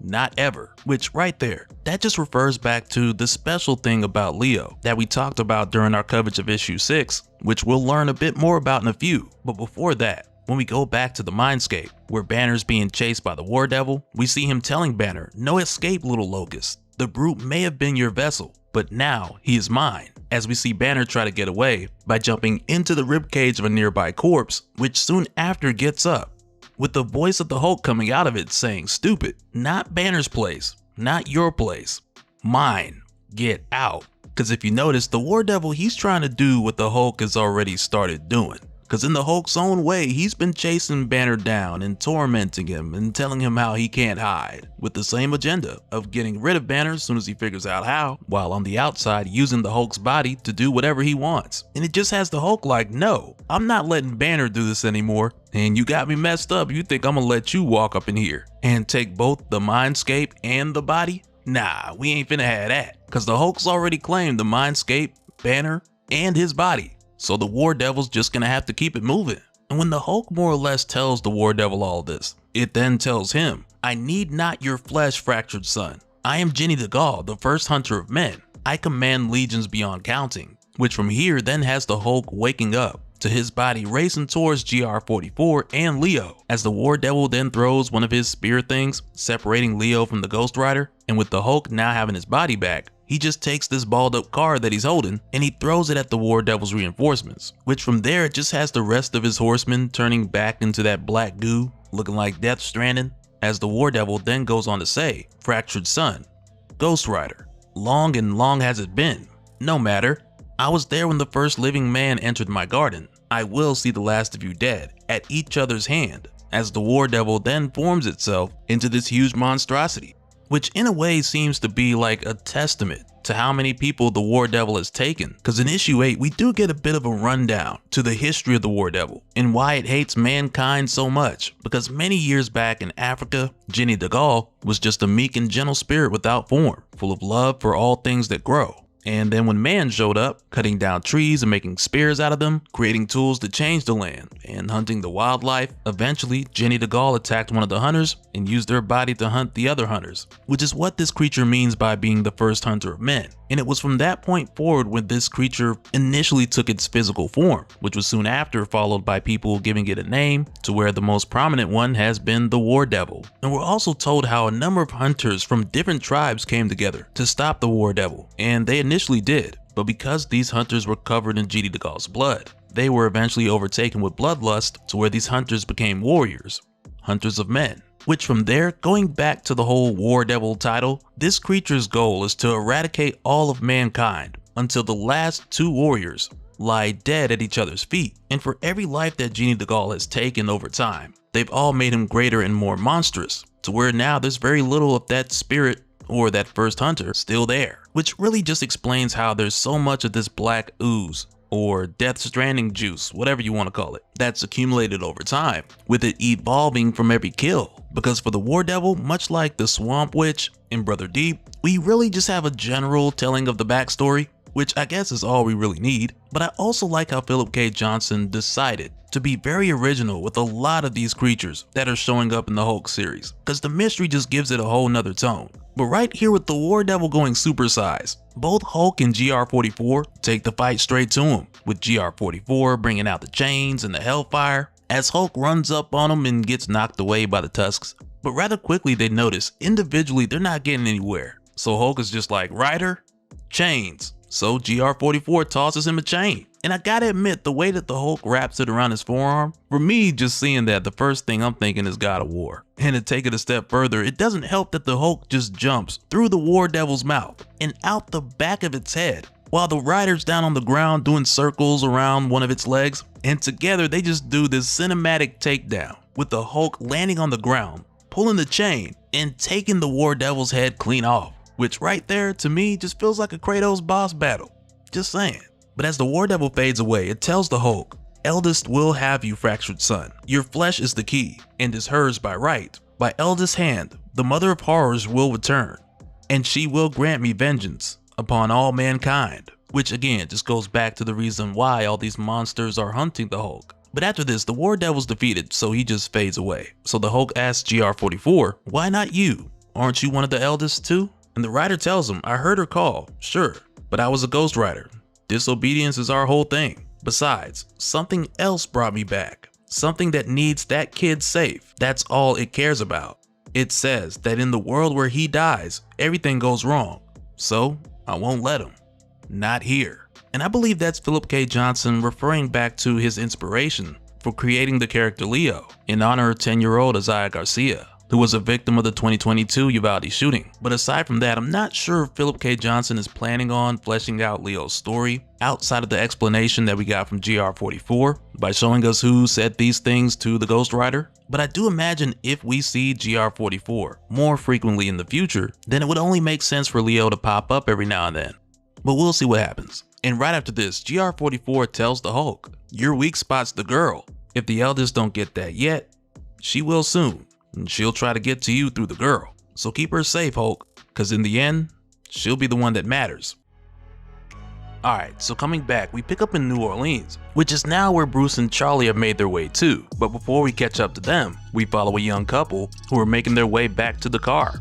And it's just the two of them, because what could go wrong? And along the way, they pass by this antique shop that has a number of familiar looking items in the window, by the way. But as they pass by, there's this old lady who's sweeping just outside the shop. So this girl Paula yells at her, telling the older lady to go home, it's late, because at this point it's like 1 o'clock in the morning. So the guy tells his girl to leave the lady alone, and he even goes as far as to apologize to the older lady because this girl just out here yelling at strangers. But after walking for some time, because they really don't remember where they parked at, but after walking for some time, they run into that same old lady again. And she goes on to tell him how the guy is such a lovely young man, and how he deserves better than such a tallow-faced trollop, which right there just has the girl, Paula, like, you know what? Because I don't understand what you just said, I'ma take it as a sign of disrespect. And mind you, this whole time her mans is like, we need to leave this old lady alone. But Paula just keeps popping off at the mouth, while this old lady's shadow keeps getting bigger. And before they can even acknowledge what is happening here, Paula is sliced into pieces. As the old lady goes on to say, "Hush, sweet boy. You needn't be afraid, not ever again. His hounds will not find you now." To where from there he's dragged off by this lanky figure while smearing a trail of Paula's blood through the alley. And through the course of this, we're shown that the authorities are aware of there being multiple murders similar to this one, and some with even stranger details. But it's almost as if they're too spooked to really look into it, so instead they're just like, yeah, this is an ongoing investigation. And after that, we just see this guy go on in another direction. And next, when we head over to the cemetery nearby, it's here where we pick up with Bruce and Charlie. And just as a reminder, aside from the two of these guys staying on the move and Bruce looking after Charlie, Charlie is still wanted for the murder of her abusive father. So the two of these guys gotta lay low. But while they're here, Bruce is coughing between every other sentence. He's barely able to hold himself together, but he manages to hide it from Charlie for a good while. And the reason why Bruce is just coughing and going on is because the Hulk is trying to come out right now, while Bruce is trying to hold the Hulk in. And rather quickly, things start to go downhill for Bruce from here, because first, to his surprise, he sees Betty off in the distance, which immediately catches him off guard. Then next, his ribs start cracking, and it's right here where Charlie notices that Bruce is getting ready to Hulk out. And really quick, at this point, this is just taking us back to what's recently been going on with the Hulk wanting to take over. So right now with Bruce trying not to change, this isn't because of any external threats or him needing to Hulk out for any reason. This is just the Hulk taking the wheel with no guarantee of Bruce coming back. So quickly, Bruce tries to give Charlie some money so she can get out of here and meet him a couple miles away later. But of course, she doesn't want to take it because she thinks this is Bruce trying to get rid of her again. But the truth is, if he hulks out, that's going to bring a lot of attention. And when I say attention, I mean the police. So really by doing this, Bruce is trying to look out for her. But with time running out, he drops the cash, steps away, and he begins to Hulk out. And as he does, Betty then comes closer. And right away, she just starts to taunt Bruce by asking, "Will this be your final transformation? I wonder, the final moonrise that pulls the green tide over your head forever." Because also, just like we saw in issue 1 and issue 5, Betty is working with the eldest. She came to Bruce before with a message telling him how the eldest wants him to hand over the Hulk in exchange for a fresh start. And we know from before that Bruce already turned down this offer. And even right now, he's turning it down again. Because he tells Betty, the Hulk's the most dangerous weapon on Earth. I'm not putting that in the wrong hands, no matter how bad I want to. And mind you, this whole time, Bruce is struggling, trying to keep the Hulk from coming out. Meanwhile, in the case of Charlie, she's enjoying the sights and the sounds of the nearby town, while still trying to duck the authorities. But eventually this just leads to her bumping into one. So to quickly get off the street, she ducks into an old antique shop, where she meets a nice old lady who greets Charlie as a pretty young girl, and they strike up a conversation. Meanwhile, over with Bruce, who is still wrestling with the Hulk. As the two of them are going back and forth, Betty lays out the offer yet again by saying, "Give Hulk to the eldest Bruce. We can be human again, start over." While these people in the background are looking confused and terrified at the same time. But with Betty mentioning this offer again, Bruce tells her that he can't, because there's this, and then the Hulk jumps in like stupid kid, finishing Bruce's sentence. But this is also part of the reason why Bruce isn't even entertaining the idea. Because I mean, the main reason's what he said earlier, as far as not just handing over the Hulk to anybody, with the Hulk being a dangerous weapon and all, but also there's the reasoning of both Bruce and the Hulk feeling the need to look after Charlie, which I imagine has a lot to do with Bruce growing up with an abusive father, much like Charlie. But also this need that both Bruce and the Hulk have to look after Charlie. This was spotted by the Ghost Rider, when like we saw, he told the Hulk that Charlie's his weak spot, and sooner or later the eldest is gonna figure it out. And when she does, the eldest is gonna use Charlie to get to him. So right now with Bruce telling Betty about how he's gotta look after this kid, Betty just tells him that Charlene Tidwell is not a concern anymore, which right there just has Bruce and the Hulk like, what did you do? And and for a moment, the two of them lose it, and they tell her that she's not Betty, which I mean, if that were the case, I would be very surprised. Cause again, we've seen Betty around since issue 1, and even back then when we saw her cooperating with the eldest, she still was the only person who would tell the eldest that she'd never get Bruce to hand over the Hulk. And really it just seems more like one of those cases where on some level she believes in what she's doing, cause she even transforms to show herself to the Hulk while telling him, "It's still me, I'm just part of something bigger." And for a moment here where the Hulk points out that Betty wouldn't hurt a kid, she just turns it right back around, cause she tells him, "You knew the danger you were putting her in. You know better than anyone. Monsters find each other." Which now this takes us back over to Charlie, only to find that she's been followed to the antique store by the officer she ran into earlier. So the old lady tells her, "If I may say so, I know a good soul when I see one. And I remember what it's like to be young, pretty, and in danger because of it. You seem like a good soul, kind and sad and fierce, but also afraid, I think. Are you in some kind of trouble?" And as the officer walks in, the older lady's like, "I thought so. Always a man, huh?" Then she tells Charlie to rummage through the back and stay quiet if she can. So Charlie does just that. And for a brief moment we can see the officer questioning the old lady, telling her things like he knows that the girl walked in here, but this time he starts to raise his voice with it, like he knows what he saw. So in a moment he's about to start looking around without asking permission. But as we follow Charlie, who's making her way through the back, she comes across a cellar, and as she approaches it, she remembers some of the things that Bruce told her back in the graveyard about why people get buried above ground, since the water table in New Orleans is basically ground level, because she also remembers him telling her that it's for this reason you'll be hard pressed to find a cellar anywhere in town. So right away with her finding one here, it creates this creepy feeling of like, well, this can't be good. And of course, because Charlie's curious, she goes to check it out. And as she does, you can also hear the older lady upstairs telling the officer, "You won't lay a finger on that girl," while at the same time his blood is spilling on the ground up there. But down here in the cellar, we start to see some of the weird stuff that this monster's been doing in this town, as Charlie finds a doll that looks like the boyfriend from earlier. So she picks it up, and inside she can hear him crying for help. And at this time, the old lady's making her way down to the cellar, getting closer and closer to where Charlie's at. And as she approaches, we still hear her talking to the officer, saying things like, "I know your kind too well, the heart to misuse a young girl hid behind the trust of a badge. Well, I'll keep her safe, safe from your judgment and from theirs, safe from all who would do her harm, alongside all my little angels." As we see the old lady making her way down into the cellar with the head of that officer in her hand. Cause like Betty said earlier, monsters find monsters. And this dirty cop was no exception. Alright, so coming back, we pick up after Bruce's battle with the Hulk, where at the time Bruce was trying his hardest to keep the Hulk from coming out. So to keep Charlie safe, just moments before this, he gave her some money and told her to meet up with him later.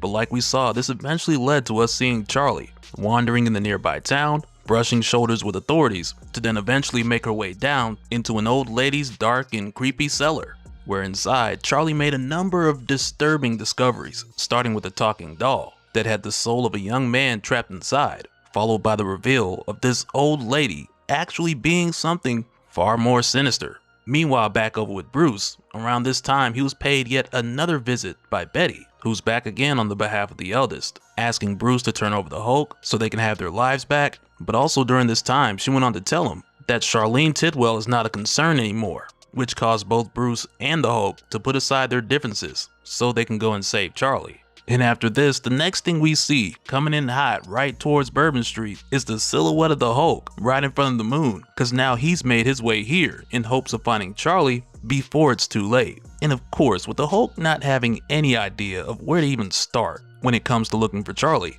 he's just yelling at people, he's flipping cars over. You got people yelling and screaming, and at one point this dude's like, "Hey, we gotta call somebody, right?" Only to get a police officer yell at him and say like, "Who, stupid? The cops? It's the Hulk. All we can do is try to get out of the way." Which, yeah, I just appreciate that guy keeping it real. But after some time with the Hulk violently searching high and low, he eventually runs into Inspector Francis, who is clearly deceased and a bit all over the place. Cause at first he's just talking about how he lost his badge, when the truth is he lost a lot more than that. And at first it's almost like this private inspector doesn't know that he's dead, but at the same time it's almost like one of those things where he's been dead for so long that he's forgotten the more practical things. So as a result, he just continues to investigate strange murders in the area, and as time's passed, he's just lost himself more and more. But with how this goes, this guy, Inspector Francis, as he uncovers different pieces of evidence, things come back to him, and the story uses this to show us more about the mystery monster that we were introduced to in the last issue. And this starts out when the Hulk tells him that he's dead, cause right there the inspector starts to remember, as he says they're in the dolls, to where from here the two of them are taken back through his memories, with the first stop being in 1873, February 25th at 5 AM, when the first victim was discovered. And this first victim was a young lady by the name of Annie, who just arrived the previous day on a ship that came in from Ireland, to where after her body was found, Inspector Francis was put on the case. And at the time he discovered that she had various incisions throughout her body, with portions of bone and hair removed, and just a few weeks later another body was found in a similar state, though this time it was an older man, with no family. And over the next several years, 29 more bodies in this same condition were discovered. But Inspector Francis didn't find this to be the most shocking part, because after this he ordered exhumations for the murder victims in the area, dating back over the past 40 years, only to find that their conditions and circumstances were identical. So he ordered for more to be done, going further back closer to a century, where he found even more of these people died a similar death. And after this, they jump forward 3 years later to 1876, where on the morning of October 19th, two uniformed officers caught what appeared to be an old woman disposing of a corpse, but after confronting her, she took off. So Francis went after her, but during this chase, she showed to have some unnatural talents. And back at the time, only Inspector Francis witnessed this, because the two officers lost sight of the old lady, so eventually they just let it go. But during this chase, the creature dropped an item of interest that appeared to be a frozen Charlotte doll, approximately 5 inches tall, that resembled the corpse that was found, that was made from bone powder. And it was on that day when a reporter from New Orleans coined the killer's name, Frozen Charlotte.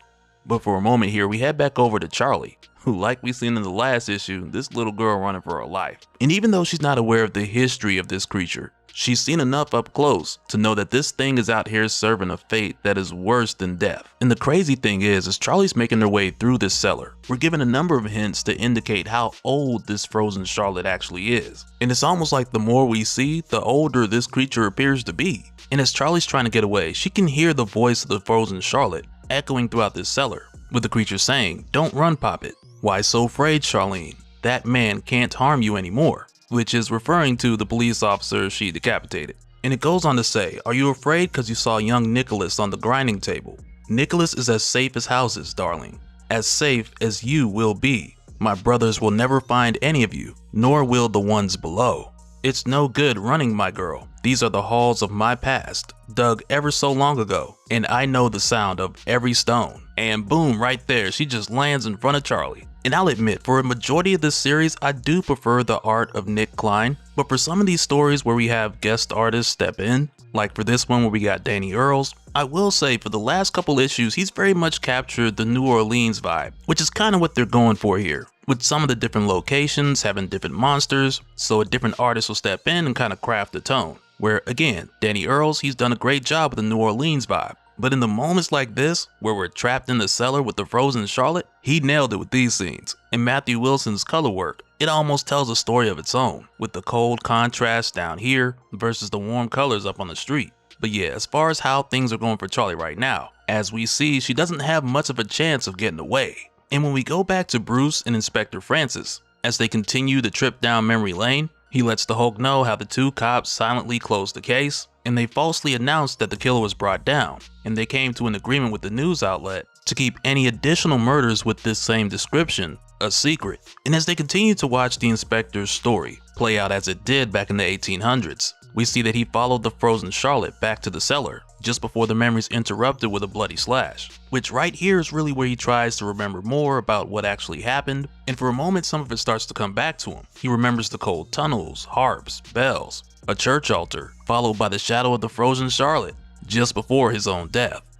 But this allows him to give the Hulk the details needed to know where to find Charlie. So the inspector tells the Hulk where to go, but also he lets him know that the victims were killed within 3 to 4 hours of their abduction. and that time frame was on the lower end for the young women, so he let the Hulk know that he should hurry. And it doesn't take long for the Hulk to find this place. But the funny thing is, while he's making his way through this cellar, at first there's complete silence, aside from the footsteps of a Hulk. But the first thing we hear him say is, "Stupid kid," which right there is just something that has grown to become a term of endearment between the Hulk and Charlie, starting from the beginning of the series. And I really like it, because it doesn't cause the Hulk to break character, it just works. But eventually, with the Hulk looking for Charlie in here, he finds this huge altar in this room that is just full with countless porcelain dolls, which, like we saw before, the frozen Charlotte has placed the souls of her victims inside of each and every one of these. And it's super creepy, because right after this, these dolls just start talking. And as the Hulk approaches the altar, for one, he steps right past the inspector's badge that he was looking for earlier.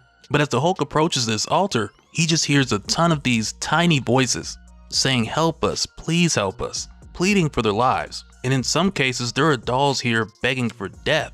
Like, it's twisted. But right here, the Hulk then hears the voice of the frozen Charlotte saying, "How found you the sanctuary of Nephilim, mother of angels," which right there tells us who she fully refers to herself as.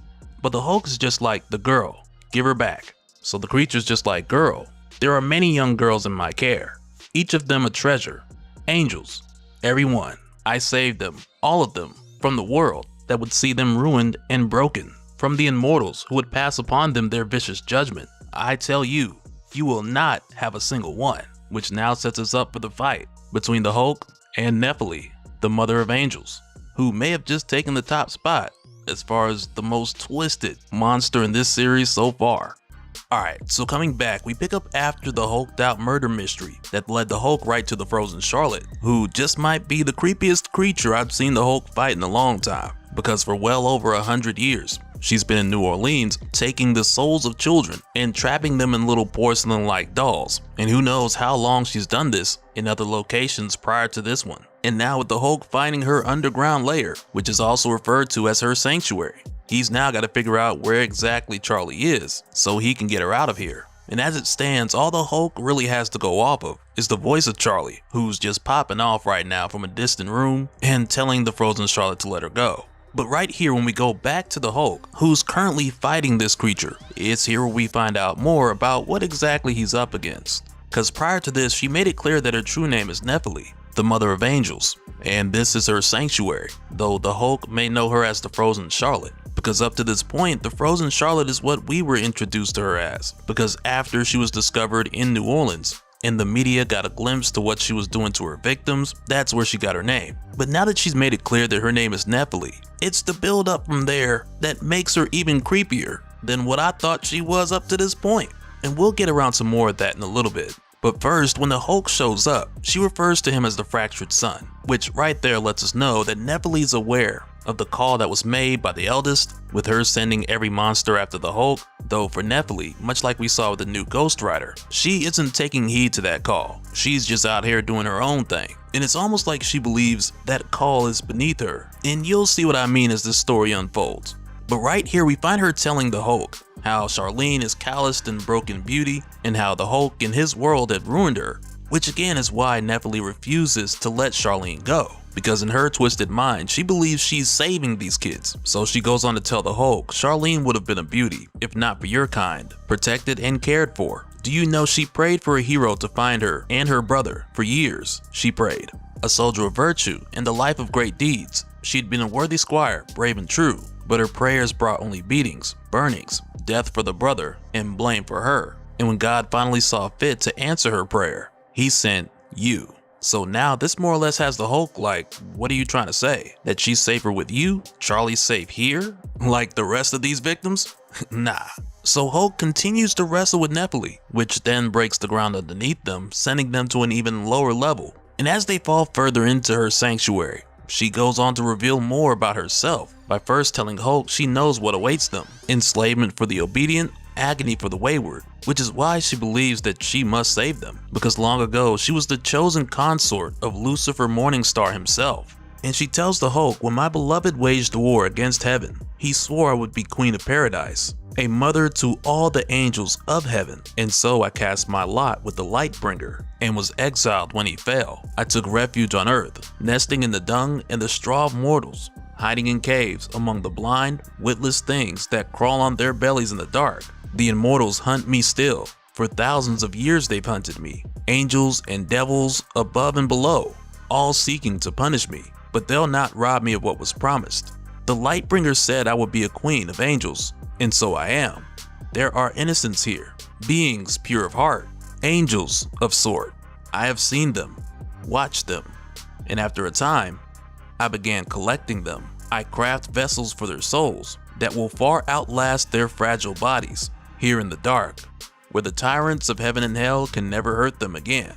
Which, yeah, all of that sounds a lot like the corruption of the Lightbringer, and not the hammer, but rather the story of Lucifer and his flaming sword. Cause not too long ago, we talked about the story where God created the flaming sword for Lucifer out of the matter of creation itself, with it recently showing up in the Brian Hill Blade series. And I have that linked down in the description for anyone who needs to check it out or get caught up. But long story short, anyone who uses the Lightbringer for too long, they'll be corrupted by the will of Lucifer, most notably his pride. But in this case with Nephili, I'm pretty sure this has more to do with Lucifer himself rather than the sword that was named after him. Because even still, this would explain her false entitlement to a promise that she's held on to for millennia, which, as you might imagine, just makes for an insane amount of delusion. Hence the children being her angels and trapped into dolls. But at the end of the day, you know, after the Hulk hears this story, he's just like, I don't care. Shut up. You're stupid. I don't care about you. Which, I mean, in my humble opinion, it was a great story, but I understand why we're here, Hulk. Handle your business. Because the only thing the Hulk cares about in this moment is finding Charlie and making sure she's safe. So he's not going to let Nephili get in the way of that. And even though this fight has been going back and forth for some time now, Nephili still ends up getting smashed because the Hulk is the strongest there is. So in a matchup based on just pure physical strength, that just has the Hulk coming out on top here. And after wearing out the old lady, eventually the Hulk hears Charlie calling in the distance. So from here, Hulk goes following Charlie's voice, only for Nephili to crawl out of the hole he pounded her into because she's ready for round 2. But this time, instead of using brute strength, she changes into her true form, which is that of the fallen angel that she became eons ago. And just to give a bit more on her backstory, since all of it isn't expressed throughout the narrative, but we're told at a later point that eons ago, in heaven, Nephili was the first and most beautiful of the Nephilim, who eventually drew the eye of the greatest of angels, brightest Lucifer, and following this, Nephili awakened in him a desire then unknown in heaven, a desire to touch her and to possess her. So after this, Lucifer told her in secret, soon dominion over heaven and earth will pass to me, and you will be my queen. The seed of our creator I will strike down and raise up 2 in its place, and you will be as a mother to all angels in heaven. Which that in itself just goes on to further explain the false entitlement that she's still holding on to, because after failing to overthrow the throne, the skies of heaven burned and many angels fell, which is what brought her and many others to earth, to where much like them, her beauty was stripped from her as well. Hence the not so attractive appearance. So from here with Nephili going back to her true form, instead of attempting to use strength against the Hulk, which in itself was another attribute the Nephilim were known for, their great strength. But again, with that not working here for her against the Hulk, with her breathing this white flame, that's depicted to be like fire, but also like ice, because, you know, she is the frozen Charlotte. Though either way, with her attacking the Hulk with this, she ends up destroying a number of her dolls, who she also refers to as her angels or her babies, which immediately defeats the purpose of the whole protection thing she was talking about earlier. And after this, her sanctuary then opens up into what I can't help but to describe as a boss battle arena, because it gets pretty crazy here, because her sanctuary just opens up and there's floating islands. It's wild. Like, Bayonetta would have a field day here. And when this happens, Nephili, she's doing her aerial maneuvers,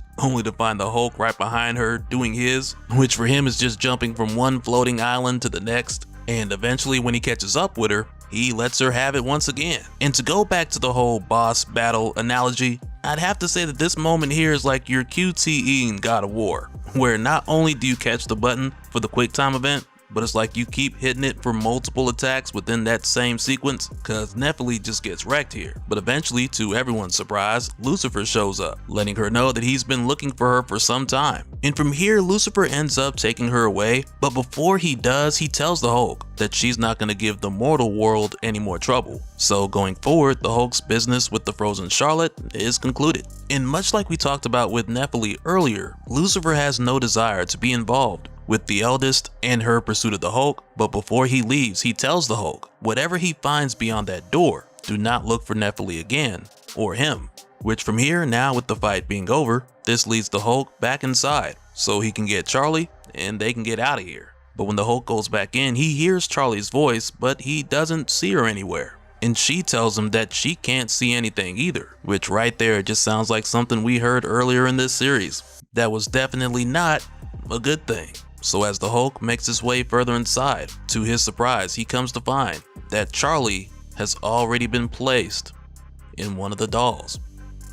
Alright, so for this one, we come back just after the Hulk's run-in with the frozen Charlotte, which ended up leaving Charlie's consciousness trapped inside one of those bone powder porcelain dolls. But now when we come back, the first place we head over to is Strange Academy in New Orleans, where we find a few students here like Doyle, the son of Dormammu, along with Zoe and Shaylee, who at this point look to be up later than they should, playing some fighting game, perhaps Marvel vs. Capcom, who knows. But while they're here, Shaylee hears what sounds like huge footsteps incoming, while the others are just caught up in the game, so she asks them like, hey, did any of you hear that? Only for the next boom to be way louder, to the point where it's like you can't miss it. So the three of them step out of the room to go check it out, only to come to the conclusion that the house is about to fall down on them. So Shaylee, who's half fairy, she creates an exit for them to get out. But at this point, the booms have gotten so loud and so close that now they're just like, hey, whatever it is, I guess we gotta fight it. And at one point, Doyle, Dormammu, he's even like, hey, we got this, we don't need the teachers. Only for Zoe to be like, hey, we don't even know what this is. So to say we got this, that's a bit of a stretch. But following this, when the next boom hits, it's the Hulk, who's come here looking for Doctor Strange. And it's pretty obvious given the context leading up to this point, that he's come here to get Doctor Strange's help in hopes of him fixing Charlie. And because the Hulk's way of asking for help is very confrontational, because, you know, communication's not necessarily his superpower. But when he gets here, Doyle's just like, I got this, only for the Hulk to just smack this kid across the hall. So with seeing this, Gus jumps in, and Gus is a frost giant, so he's really strong. But in comparison to the Hulk, there's not really a whole lot that he's doing here. And really, that's nothing to brag about on the Hulk's end, because he quite literally just ran up in this school and started beating up students. But it isn't too long before the Hulk is hit with a spell, and he hears a voice saying Steven is otherwise engaged at the moment, to where from here we quickly find that this is the voice of Dr. Voodoo. And it's kind of ironic here because the way that he stops the Hulk, it's clearly a painful method. But to be honest, if we put aside the immediate emergency, as far as Charlie being trapped in a doll, and we think about the full scope of what's been going on throughout this series, if you think about it, the Hulk kind of deserves this right now. Because not only was he just knocking kids out left and right, but then there's also the underlying situation of him getting payback on Banner,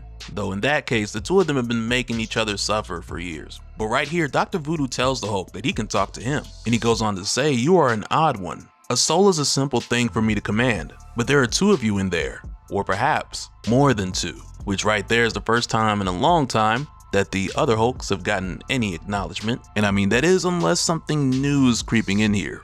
But now with the Hulk handled, Dr. Voodoo's trying to figure out why the Hulk came here looking for Doctor Strange. And he even asked, have you come to destroy him as you destroy everything you touch? Which right there just goes back to the guilt that both Banner and the Hulk have been feeling as far as why they never wanted Charlie to follow them in the first place. But also right here, Dr. Voodoo notices that Banner's holding a doll, which is what makes him and the others aware of what's actually going on with Charlie. So after this, we jump forward a few hours, where at this point, Dr. Voodoo's been meditating and looking into Charlie's memories to get an idea of what happened. And during this time, Doyle and the other kids, they're all just watching in suspense. And at one point, Doyle, the son of Dormammu, he's just like, why is Dr. Voodoo helping them after what the Hulk did to our school? And Zoe tells him that's something the Ancient One can fix in like 5 minutes. So of course that's not as pressing of an issue. But right here with Dr. Voodoo looking into the mind and memories of Charlie, he's able to see everything that went down, as far as Charlie heading into the cellar, being chased by Nephilim, which for the most part comes off as a bit of a recap to what we saw take place in issues 9, 10, and 11. And after seeing what he needs to see, he tells Shaylee that he must speak to their guest and to tell the other students to stay away from the cellar until this business is finished. So following this, Dr. Voodoo goes to talk to Dr. Banner, and the first thing he asks Bruce is how did he come by this doll. So first Bruce tries to explain that it's not just a doll, and Dr. Voodoo's aware of that at this point, but all he really knows is that there's just some girl in there. So Bruce goes on to try to explain by telling him Charlie's a friend, or Hulk's friend I guess. She got in some trouble and she's been traveling with us. Which right there just has Dr. Voodoo like, yeah, it seems like you got her in a great deal more trouble. Which as we know throughout this series, that's been one of Bruce's biggest fears. And it's the main reason why he didn't want Charlie to follow him and the Hulk in the first place. Only to jump forward to now, just to find them in a situation where this could be it for her. So Dr. Voodoo goes on to explain that Charlie's soul is still alive, in a matter of speaking, but her body is gone. And hearing this, Bruce is just like, hey, you guys are magicians, there has to be a way. So Dr. Voodoo ends up telling him that, well, yeah, there actually is a way. It's a foul and unnatural act, but not impossible. So next, Dr. Voodoo ends up taking out and setting down a soul cage. And he explains to Bruce both what this is and what needs to be done. So for starters, he lets him know when a demon or evil spirit is driven out of a body, it must be destroyed. If it cannot be destroyed, it must be caged. Which right there explains the purpose of a soul cage, with each of the nails hammered into it representing a demon or powerful spirit trapped inside. And as he sets it down, he goes on to tell Bruce, inside this soul cage are many spirits. One was once a powerful magician, a flesh weaver. He spun the unspent years of his victims' lives into living flesh and wore their bodies for his twisted fantasies. If you can find him, I believe he could do what you require. But the soul cage is vast, and there are worse things inside even than he. Which right there means that Bruce has to go inside of this soul cage and find the flesh weaver to somehow convince him to save Charlie.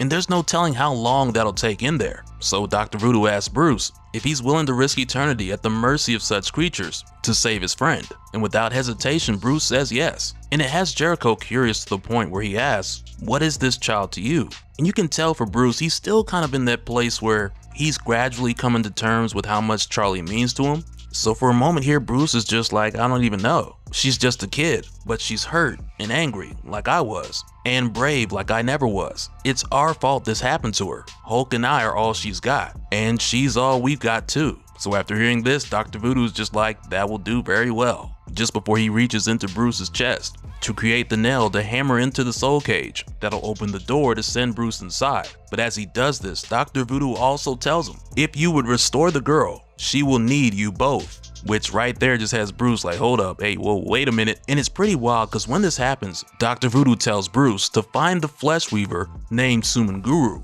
but do not trust him. Even in life, he was the most evil of men. What a lifetime of torment has done to him, I can only imagine.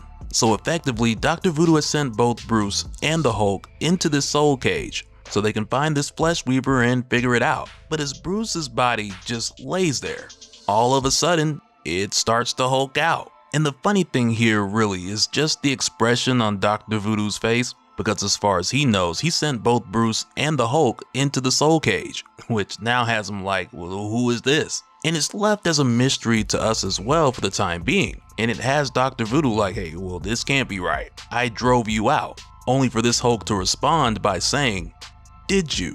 And right after that, Dr. Voodoo's just like, hey, you came here for my help. But this Hulk just snatches his staff and says, did I? And right here, I can't help but to think about what Dr. Voodoo said to Bruce just moments ago, where he mentioned that he wasn't sure if there was more than two in Bruce's body. And now, after sending two into the soul cage, there's still someone here.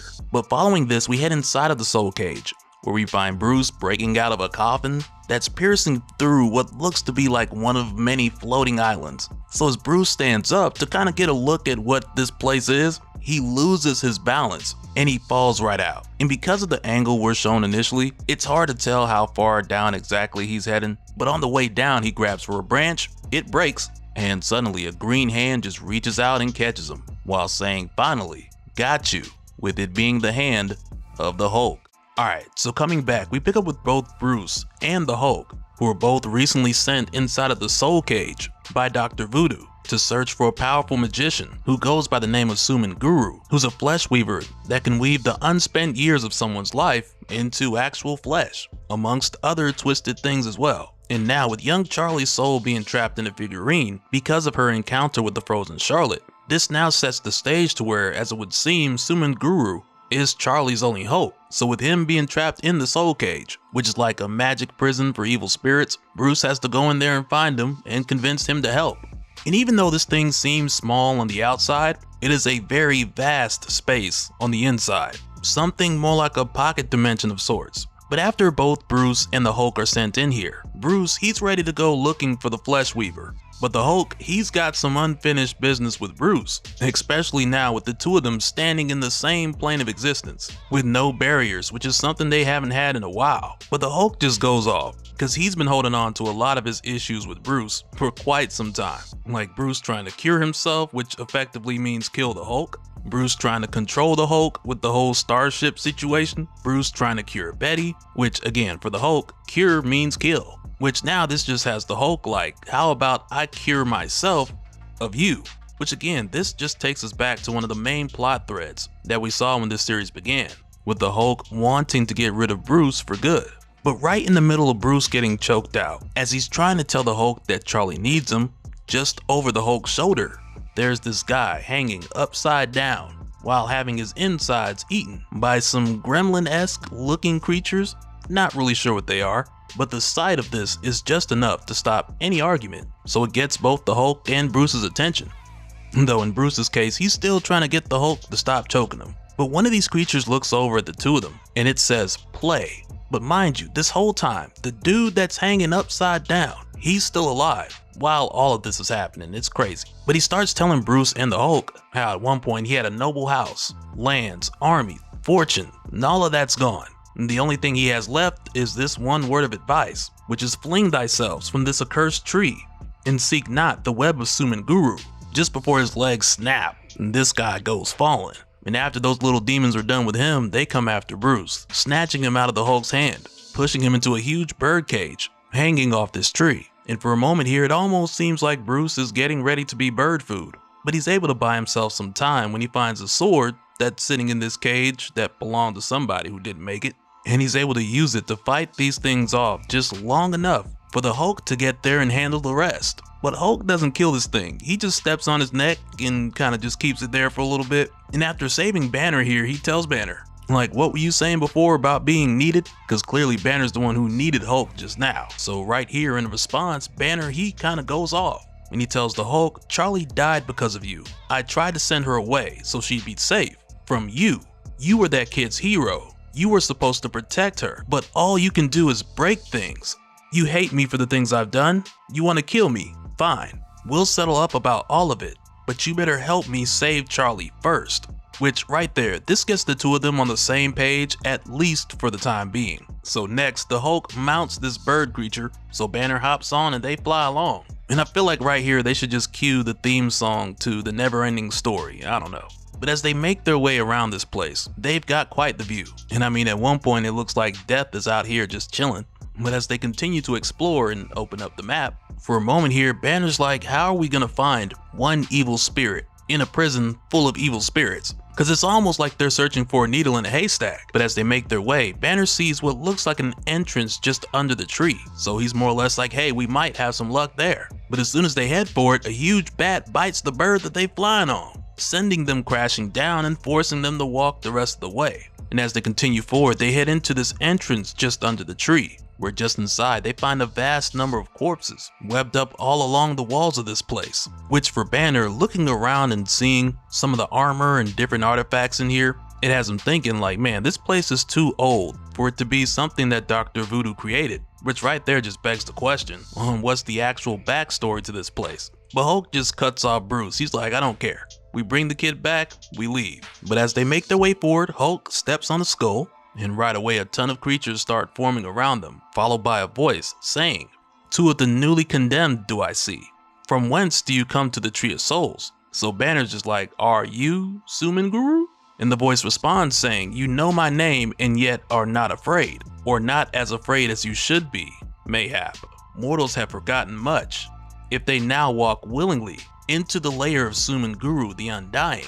Which now this just has Banner like, hey man, we're not here to fight, we just want to talk. And Banner even tells him to come out, like show himself, only for Suman Guru to tell him that each of these bodies are his vessels. They're all him. So Bruce tells Suman Guru the reason why they came, with them needing his help to bring back Charlie, but this dude just takes it as a sign of disrespect. He's like, oh, y'all came here willingly, out here asking for favors. So he attacks them with these different versions of himself, where in each case, these are all creatures, warriors, and demons that Suman Guru has fought and defeated himself, which is how he's able to use all of them. And we're also told throughout the course of this more of Suman Guru's backstory, because many years ago he was human. He came from a place that's long been buried, from a people who have long been forgotten. And even as a boy, he dreamed of leaving his village and finding his fortune. But in his village there was an old witch named Abiba, who for the most part had a reputation of being a charlatan, but the young Suman Guru knew this old witch had real power, so for some time he begged her to teach him real magic, until eventually the witch Abiba gave in, and she told him, on the next moonless night, bring me a human child. And 2 nights later, the young Suman Guru did just that. And after bringing this child to her cave, it was then when Suman Guru saw her true form, which was that of a huge monstrous spider, more hideous than most nightmares. And as she fed on the child, she spun her into a cocoon of silk, and from that night forward, Suman Guru became her servant. But at this point, with Banner and Hulk facing these different versions of the Flesh Weaver, Suman Guru calls out Banner, telling him he knows he's no sorcerer, so he must be in alliance with Jericho Drum. And if Drum allowed Banner to come to this place, he must also have given Banner a way out. And that's what Suman Guru wants more than anything, because he wants payback against Drum for putting him in here. But eventually Banner's like, enough of your puppets, show us the real you, as he tosses up a torch revealing the Flesh Weaver in his true form, which of course is a huge spider, much like his mentor. But I gotta admit, something in my head just said, hey man, you remember when The Rock was a Scorpion King? With that terrible CGI everybody was talking about? But yeah, I mean, that's what popped in my mind when I first saw it. But no, after revealing his true form to be this huge monstrous spider, he tells Banner physical form is fleeting just before diving down towards him. But when Hulk sees this, he cuts in front of the Flesh Weaver, and he just rocks this guy with a 1-2 combo, and he is done. But right here, things get really interesting, because Suman Guru tells them, never have I felt such strength, I must possess it. So Hulk is just pretty much like, help the kid or I'll crush you. Like, the Hulk don't waste no time in this series, he just gets straight to the point. But right here, Suman Guru says, I cannot, but he goes on to say, I can craft a body from her blood, or her unspent heartbeats, but not bind her soul to it. I know of one power in the mortal realm that can restore her. In the deserts of the west, find the paradise of sin, built of fool's riches upon a foundation of sand. Below its grandest temple, a hidden shrine. Upon it, the pelt of a bestial god.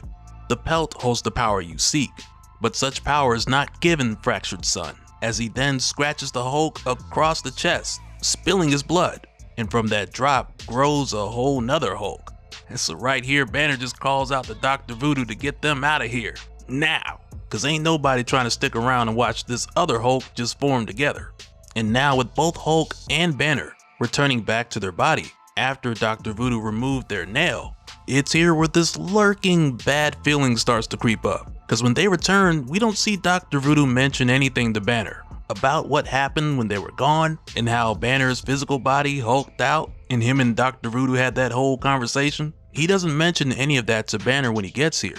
All he does is ask Banner if he found the Flesh Weaver, so Banner tells him yes, though he hopes no harm comes from it. And with seeing this, I can't help but to think that now the Flesh Weaver, Suman Guru, he now has what he needs to get out of the soul cage. Not to mention he also has an extra Hulk, which the Mother of Horrors might find appealing. So yeah, the possibilities of things going horrible for Dr. Voodoo, they're up there. And just after this, when he sees Banner off, he asks Banner where he's gonna head next. So Bruce tells him he's going where Suman Guru told him to go, which from its description sounds a whole lot like Las Vegas. Alright, so coming back, we pick up with Bruce making his way to Las Vegas, Nevada, after taking the advice of Suman Guru, the Flesh Weaver, who told Bruce he would find what he needs to save Charlie here. And as it would seem at this time, it looks like Bruce has pretty much made it to Vegas, and he's just hitching a ride to get closer into the city. But very quickly we find out that things aren't exactly what they seem here. Cause while Bruce is trying to hitch a ride into town, a hulked out 18-wheeler comes racing towards him, with bright gamma headlights running him off the road. Which right here takes us to where Bruce really is in this moment, which is locked away once again since he's still in his Hulk form. And this is why when we covered the Blood Hunt tie-in, I put a bit of emphasis on how it ended with the Hulk leaving and heading towards Las Vegas, Nevada, because this once again places Bruce in a type of cage or prison. But now things are changing, because while he's here, he speaks to someone next to him, who at first Bruce believes to be Rick Jones. And I mean, we'll talk about who it actually is in a minute. But this person tells Bruce, back again? It gets harder every time, huh? Finding your way out of here. When this started, you just had to outrun something scary, or make it till morning. But the way back is almost closed now. Once it is closed, the Hulkscape will be all there is for you. And as soon as he says this to Bruce, we zoom out and we see their cages hanging off a tree on the back of this huge Hulk in what is now being referred to as the Hulkscape, with it taking over Bruce's mindscape. And while Bruce is here, he doesn't fully understand everything that he's seeing, but instead his main focus is getting out of here so he can get back to the real world and save Charlie. So while he's in this cage on the back of this thing, he tells the stranger the two of them gotta get out, cause back in the real world, Charlie needs him and the Hulk. But this stranger ends up telling Bruce that he's the only real prisoner here, and this nightmare only exists because Bruce is in it. And it tells Bruce maybe I can be of some use. So it leaves out of this skeleton and flies into the eye of this giant Hulk they're on the back of, as a way to throw it off for a moment, and it works because right after that, it gets knocked over, which then allows Bruce to break out of his cage. To where after this, the stranger, who's talking with the voice of Rick Jones, he tells Bruce that he's gotta hurry, because that hole in the clouds is his way back, and it's closing. Once it closes, Bruce will be trapped here, in the Hulkscape. So Bruce hurries to make his way to that light so he can get back to the real world. But along the way, he starts to hear the voice of the Hulk, saying things like puny Banner, puny, weak, stupid. And following this, the stranger starts to ask Banner, what happened? Why is the Hulk so angry at you now? And really, it's one of those things where Bruce, he just doesn't know where to start. Cause he admits that he's done bad things, though at the same time, Bruce just feels like he's done so much wrong to the Hulk that he doesn't know where to start to make it right. So for a moment here, he answers the question by giving a few examples of reasons why the Hulk is so mad at him. So he starts off with the example of the whole Smastronaut situation, when he weaponized the Hulk by manipulating his rage and his pain to use him as a power source. But more than that, the Hulk hates Bruce for trying to cure Betty and rid her of the Harpy persona, even though that's not what she wanted. But instead, Betty was just tired of being a pawn that was steered around by the government, her father, or Bruce, which is something that eventually drove her away. To where fast forward to now, she's just become a pawn again for another powerful thing. But as Bruce continues to make his way throughout the Hulkscape towards that light in the clouds, that's his only way out, he notices how the Hulk is taking over and trying to lock him away completely, just like Bruce has done to him. And the way Bruce sees it, saving Charlie just might be the first step to getting him and the Hulk in a better place. So Bruce figures if they get her safe, then that's at least the start. But then it's here where the Hulk's voice comes in again, and he's like, Charlie didn't want to be safe. She didn't want to be strong. All you taught her was fear. And right after saying that, the Hulk brings these gargoyles to life and they come after Bruce. And for a moment here, it has Bruce asking, how long? How long are you gonna keep punishing me? And the Hulk cuts him off right there, saying, how long did you lock me away? How many betrayals? How many times did you try to kill me? I won't give you that chance again. I'm not your shadow anymore. You're mine. Because now, really, everything we're seeing here with the Hulkscape, this is just the next step to what we saw the Hulk mention at the start of this series. In moments where he was like, this body's mine, Banner's mine. Because after all these years of Bruce doing the Hulk dirty, the Hulk has come to the point where he's had enough. So on one hand, the Hulkscape is the next stage of that actually happening. But to take it a step further, this isn't only about the Hulk locking Bruce away and keeping their body for himself, but on top of that, the Hulk wants Bruce to suffer, much like he did, for as long as he did. And that's why when this gargoyle snatches Bruce up, it starts chewing on him, because this is meant to be the beginning of a very long and painful experience. But even as this is happening, Bruce is calling out to the Hulk and reminding him how Dr. Voodoo said that they need to save Charlie together. It has to be the two of them. But Hulk is just like, don't need you for anything, just before striking Bruce with green lightning, which destroys the gargoyle and sends Bruce falling. And when he lands, the stranger comes back, telling Bruce that he's only got a little bit further to go, with the opening being just ahead, so Bruce continues to make his way to it. But when Bruce makes his way to the light, and I mean it comes to the point where he's standing right in front of it, it's here where this stranger reveals who he really is. And as it turns out, this stranger was the Hulk the whole time. Because not only did the Hulk want Bruce to suffer, but he also wanted to play with the idea of hope and take it away from him at the last second too. And there's a moment here where the Hulk says, "Told you, Banner, but I wanted you to see it for yourself. There's no way back for you. The only thing that ever mattered about you was me, and now I'm all that's left of you." As it just starts raining gamma meteors, knocking Bruce off of this broken building, causing him to descend into darkness. And this was really just a messed up way of the Hulk allowing Bruce to go through something that seemed like the routine path to make his way to the real world, only to snatch that away from him at the last second. But while Bruce is here in the dark, the next thing he hears is the voice of Betty. So right away he's like, nope, this is another trick. You're the Hulk, I'm not falling for that again. But Betty goes on to tell him, no, it's actually her. The Hulk can't see her and he doesn't know that she's here. And she goes on to say, I'm here to tell you that I forgive you, Bruce. I know why you did it and I forgive you. In fact, I'm going to save your life. I brought you a gift from Eldest. Hulk believes he's the strongest one there is. He's wrong. There are things in the dark that are stronger. Hulk is going to Las Vegas to save Charlie. And maybe he will, but the only way he can do it is by making her a monster. And as soon as Bruce hears this, he's like, no, the Hulk wouldn't do it. Not even him. But Betty stops Bruce right there and she asks him, do you know where the soul of Charlene Tidwell is right now? Trapped in the purgatory of her own nightmares, running through a forest that never ends, from a monster that will never tire. You've doomed that girl. The only one who can bring her back as she was is Eldest. When Hulk reaches the Temple of Lycana, you'll be faced with a choice. Either condemn Charlene Tidwell to a monstrous inhuman existence, or cut the mark of the Eldest into your flesh and give up the Hulk. So now this leaves Bruce with a choice that he has to make. And I mean, neither option is a good one, if we're honest here.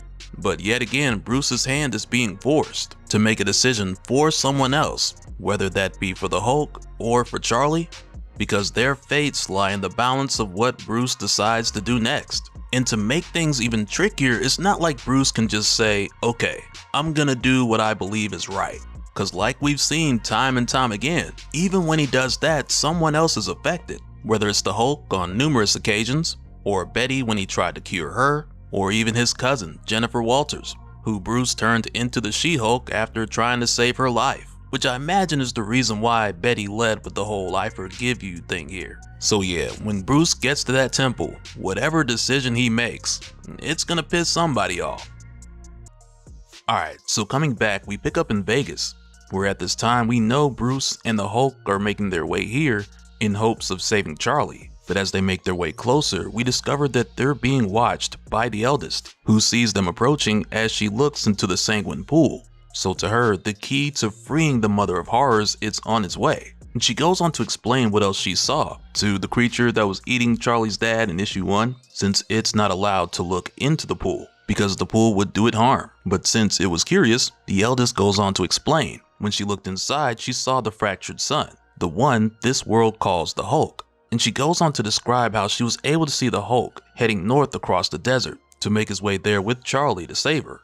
And the Eldest believes that the Hulk's care for this child is going to be his undoing, and that undoing will be salvation for the Eldest. And this takes her into telling a story about another fractured son from thousands of years past, who crossed another desert to put himself in her path. So the Eldest continues this story, which takes place 3,600 years ago in Assyria, where this same man was making his way through the desert in hopes of reaching the fallen city of Nineveh. But during his search, he came across others who appeared to be dead, who spoke to him saying, "Glory to the child God." And at first, the traveler, he didn't think much of it, until these bodies kept talking and telling him the same thing. which now has him wondering if the desert has driven him to madness. But these different bodies tell him more or less that he's on the right track, with them saying things like, on the road to the fallen city, all things praise the child God, as they go on to praise the child God. But when one of them tells the traveler to pray to her or be damned, the traveler says, I pray to the God who answers,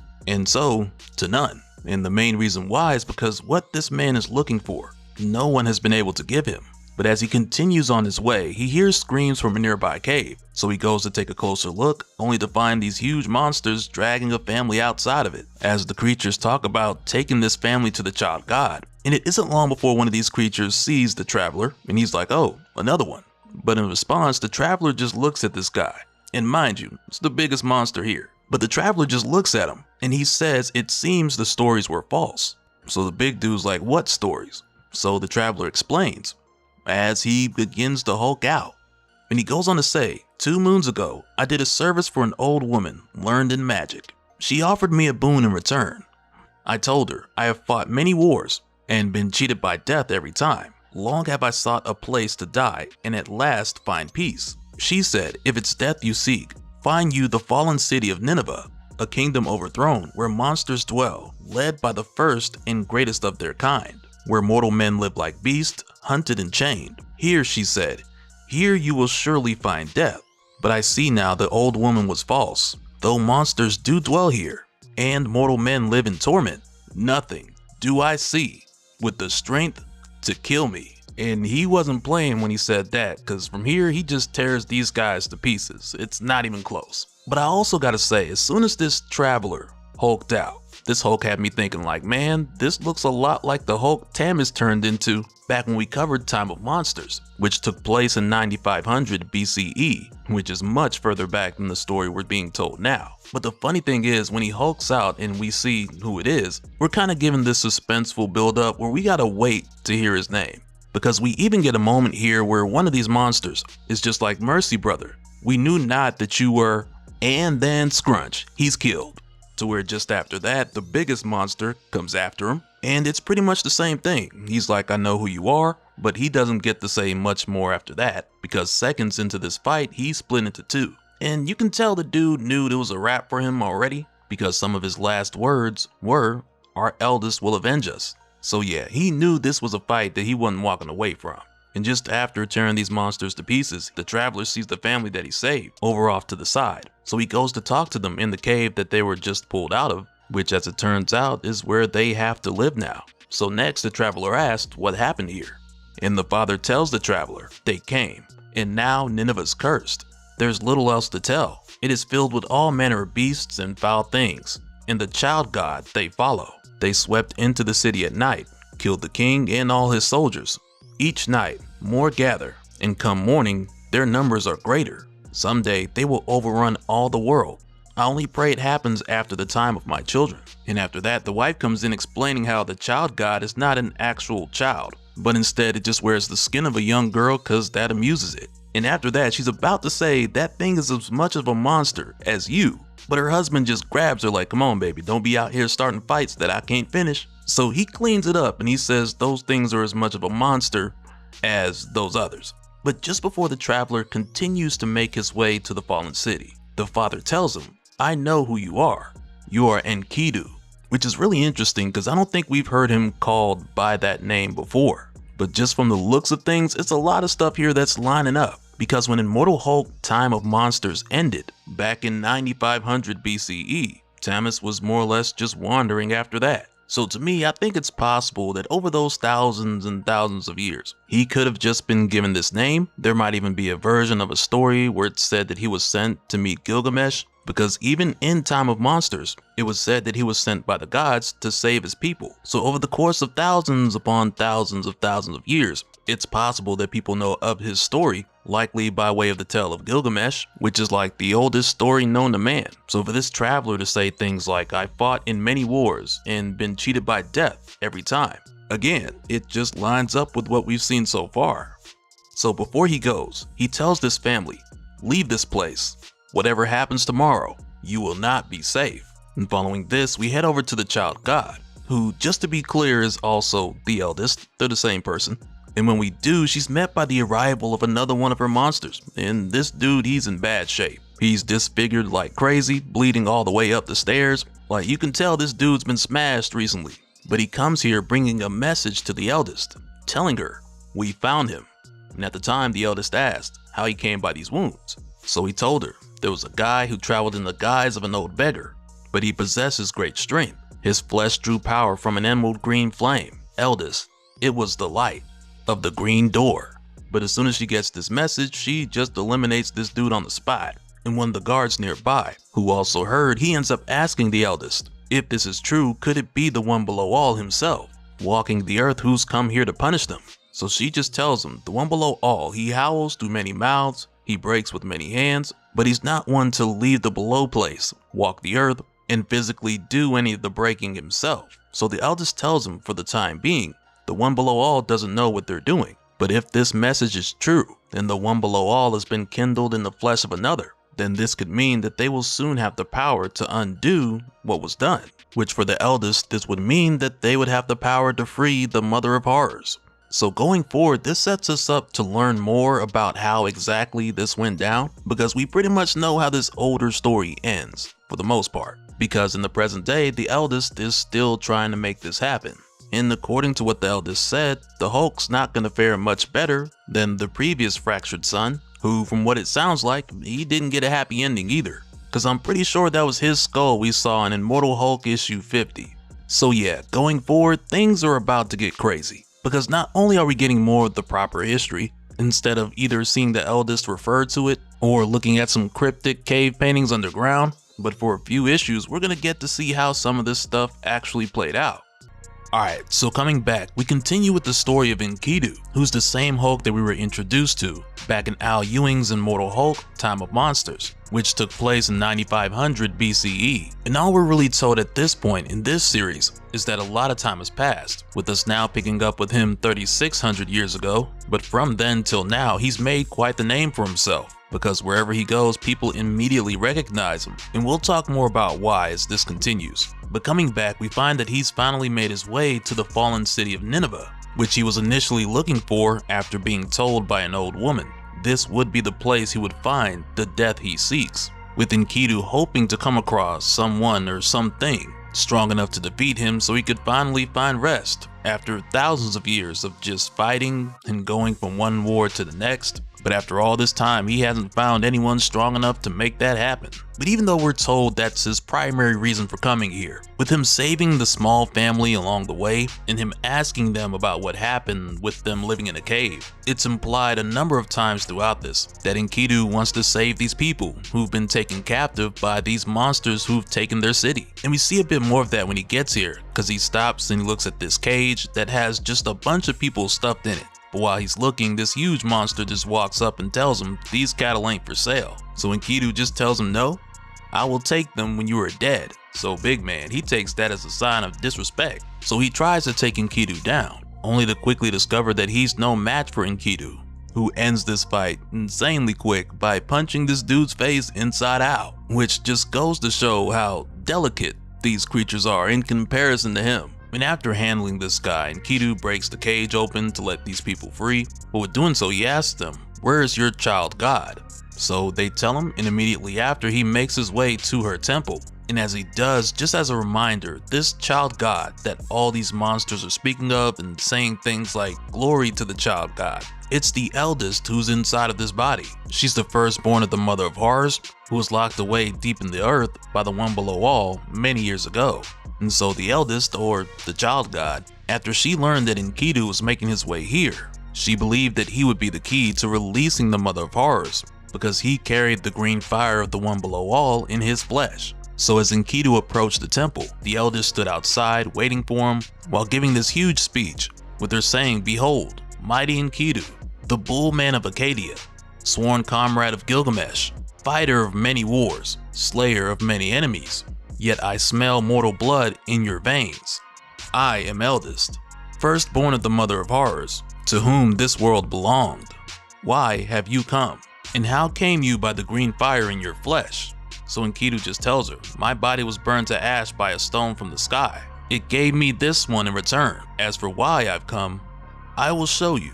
as he then pulls a spear out of a nearby dead monster, but with him telling the eldest, "I'll show you why I came here." She just tells him, "No, I will tell you why you have come. You are here because fate brought you to me. All living flesh is my birthright. Many bodies have I worn, and many will I yet wear, for all belong to me. In this way I am deathless, my exalted mother's gift to me. But my mother's locked deep in the earth with a single gate that none can open save he who built it. I thought her sentence would be eternal, but now fate has sent me, you, whose flesh burns with the green flame of mother's enemy. All flesh is mine, Bullman of Acadia, but yours most of all." But really quick, with Enkidu's response to the eldest, with her asking him how he came across the green fire in his flesh. When he told her, "My body was burned to ash by a stone from the sky. It gave me this one in return." This is him referring to his origin, which we saw in Immortal Hulk, Time of Monsters, back when he was a regular kid by the name of Tammuz, who was sacrificed to this glowing rock for the sake of saving his people. And I had the link in the description for anyone who might have missed our coverage on the full story. But with that said, this is one of the main reasons why Enkidu doesn't like the idea of anyone telling him that he belongs to them. Because from the beginning, and I imagine multiple times over thousands of years, he's had someone else, like the old prophet in Time of Monsters, telling him what fate has called him to do, or more specifically, choosing him as a sacrifice without giving him a choice. So right away when the eldest tells him that fate brought him to her to free the mother of horrors, he chucks that spear right at her. But at the same time for the eldest, because things have aligned so perfectly, with Enkidu's search bringing him to her, and the fact that he carries the flame of the one below all within mortal flesh, this makes him the perfect solution as a vessel that she can just take that'll allow her to have the power to free the mother of horrors. So as he leaps to attack her, she takes this opportunity to jump into his body. Though at first that doesn't quite exactly work out, cause he just snatches her right back off, but she keeps coming at him. And throughout this she tells him, "You are a riddle to me, all know your name. Wars beyond counting have you fought. Where then are your lands, your spoils, your wives, your sons? The human cattle sing songs, not of you, but of lesser comrades. You come to me with sniveling cattle at your heels, the blood of our brothers on your hands. Whose son are you, Enkidu? These pharaoh mortals at thy back, or exalted mother of horrors, or the green-eyed tyrant who slew her children and bound her in the earth? All I deem, you are a son, fractured, ill-begotten, false, and now your strength is mine." To where from here, after wrestling with Enkidu, the eldest has successfully taken his body. So following this, next she takes him below to the entrance of her mother's prison. And mind you, the whole way down here, she can feel Enkidu fighting against her in his mind, though it doesn't do him much of any good, because he's not able to break himself free. But eventually they make their way to this lower chamber, where there's this huge lock and a bunch of chains, so she tells Enkidu to watch, because she's about to undo his brute father's work and return the earth to its true mistress. But when she starts to use him to open this door, they immediately hear the one below all saying, "Eldest, thy nameth thyself. I remember thee, little beastling, the one that flew when I took the head of thy brothers. Hiding from me in mortal garments, I have seen thee all the while. Thy foul mother's sentence is not ended. Get thee from my sight, lest thy head join the heads of thy kin," which is next followed by this huge green flame that comes shooting out of the cracked opening, covering Enkidu and forcing the eldest out of his body. And as she's over on the side just crying in pain, Enkidu, who now has his body back, walks towards her and he's just like, "Puny god." And as soon as he picks her up, the eldest tries to transform so she can grow her wings back and try to fly and get away, while telling Enkidu that one day she will take his body and set the world to rights. Cause once again, she's trying to get away just like she did when the Mother of Horrors was locked up. But before she can, Enkidu tears off her monstrous arm with the wing that's attached to it. Then he just tosses them to the side. When he asks her, "How will you do that from beneath the ground?" as he holds her face to the green flame until there's nothing left but bones. But also as a result of him doing this, the green flame burns through him too, though a lot slower than it did to the eldest. But nonetheless, this is what finally ends up killing Enkidu, with his last words being, "The old woman spoke truth after all," referring to the old woman who initially told him that he would find death here. And after he falls, he's taken outside, just before the green flames erupt throughout the temple. And we're told here all the monsters that had taken over Nineveh, they fled in fear of the one below all, as the people soon after took back their city. And to celebrate Enkidu, they built him a king's tomb, where they also sacrificed many slaves to serve Enkidu in the afterlife. And following this, coming back to the present day, it's here where we see the eldest, who, as we know, was telling this story and is waiting here in Vegas for the other fractured son, Bruce Banner's Hulk, to make his way to her. Because as it would seem, fate has brought him her way, much like the other fractured son from many years ago. I just can't wait to see the plot twist that's gonna come around this time. Alright, so coming back, we return to Las Vegas to make our way to the rooftop of the Pyramid Hotel and Casino building that I'm not really sure if they're still calling the Luxor, because sometimes Marvel labels it and sometimes they don't. But on the top of this building, we find two young girls who practically left everything behind to make it here in Vegas, but that didn't exactly work out. So now they're just ready to throw it all away. But before they do, they're approached by a guy who makes friendly conversation. He even recognizes one of their accents from the upper northwest, and he asks them what brought the two of them here to the desert so far from home.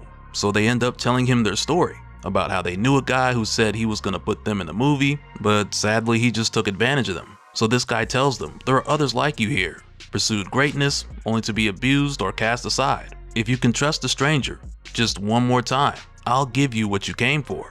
So the two of them go with him inside. They take the elevator and they head down to what appears to be the -6th floor, which to their surprise reveals that there are caves under Vegas. So this guy tells them these caves go on for miles. Not all of them have even been explored except by us. The natives who lived here before us kept them sacred and filled them with their treasures. And as he's explaining this, they make their way into this room filled with various different people. And inside this room, there's a chair or throne with a huge wolf bat looking thing, which is very significant in relation to something Betty Ross mentioned not too long ago. And we'll talk more about who and what this is, as well as where they actually are in a little bit. But in the here and now, when they see this thing, as crazy as it looks, they just go with it. And as they head further into this huge room, one of these girls by the name of Katie, she looks around and she asks, who are these people?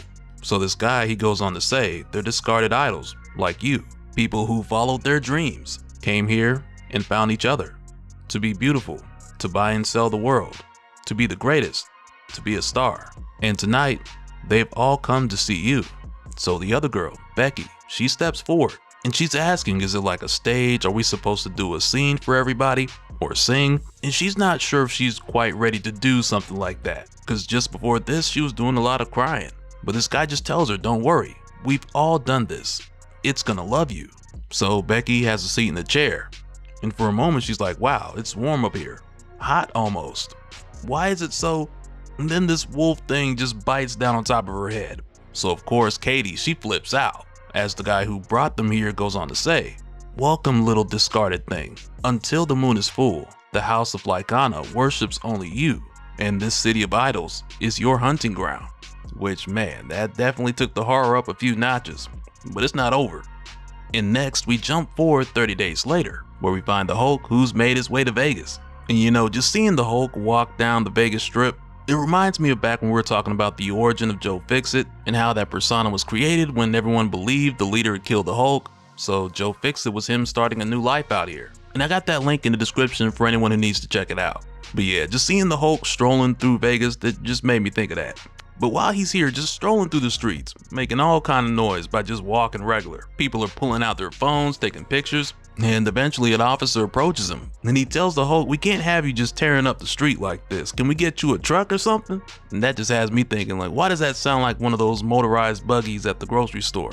But the Hulk doesn't hang around here for long, because as soon as he sees the top of the Luxor building light up with a green glowing beam, he leaps over there. And it's pretty clear to the officers and the onlookers that somebody's expecting him. But as soon as he arrives, he's greeted by a doorman who's not too easy on the eyes, who tells the Hulk ma'am is expecting him, but the front entrance is not for him. She awaits below. So the Hulk makes his way down. And as he does, we go over to Bruce here for a moment, in his mindscape, where we see him having this conversation with Betty, who, like we saw before, she's working with the eldest. Because from the start of this series, the eldest has been trying to use Betty as a strategic tool to get to Bruce so the eldest can get the Hulk. Because once that happens, the eldest will be able to free the Mother of Horrors. And as far as what we've been told from Bruce's perspective, this all just fell in line with Betty being mad at him, which also fell in line with one of the reasons why the Hulk's mad at Bruce, since he tried to cure Betty of her gamma transformations and get rid of her harpy persona.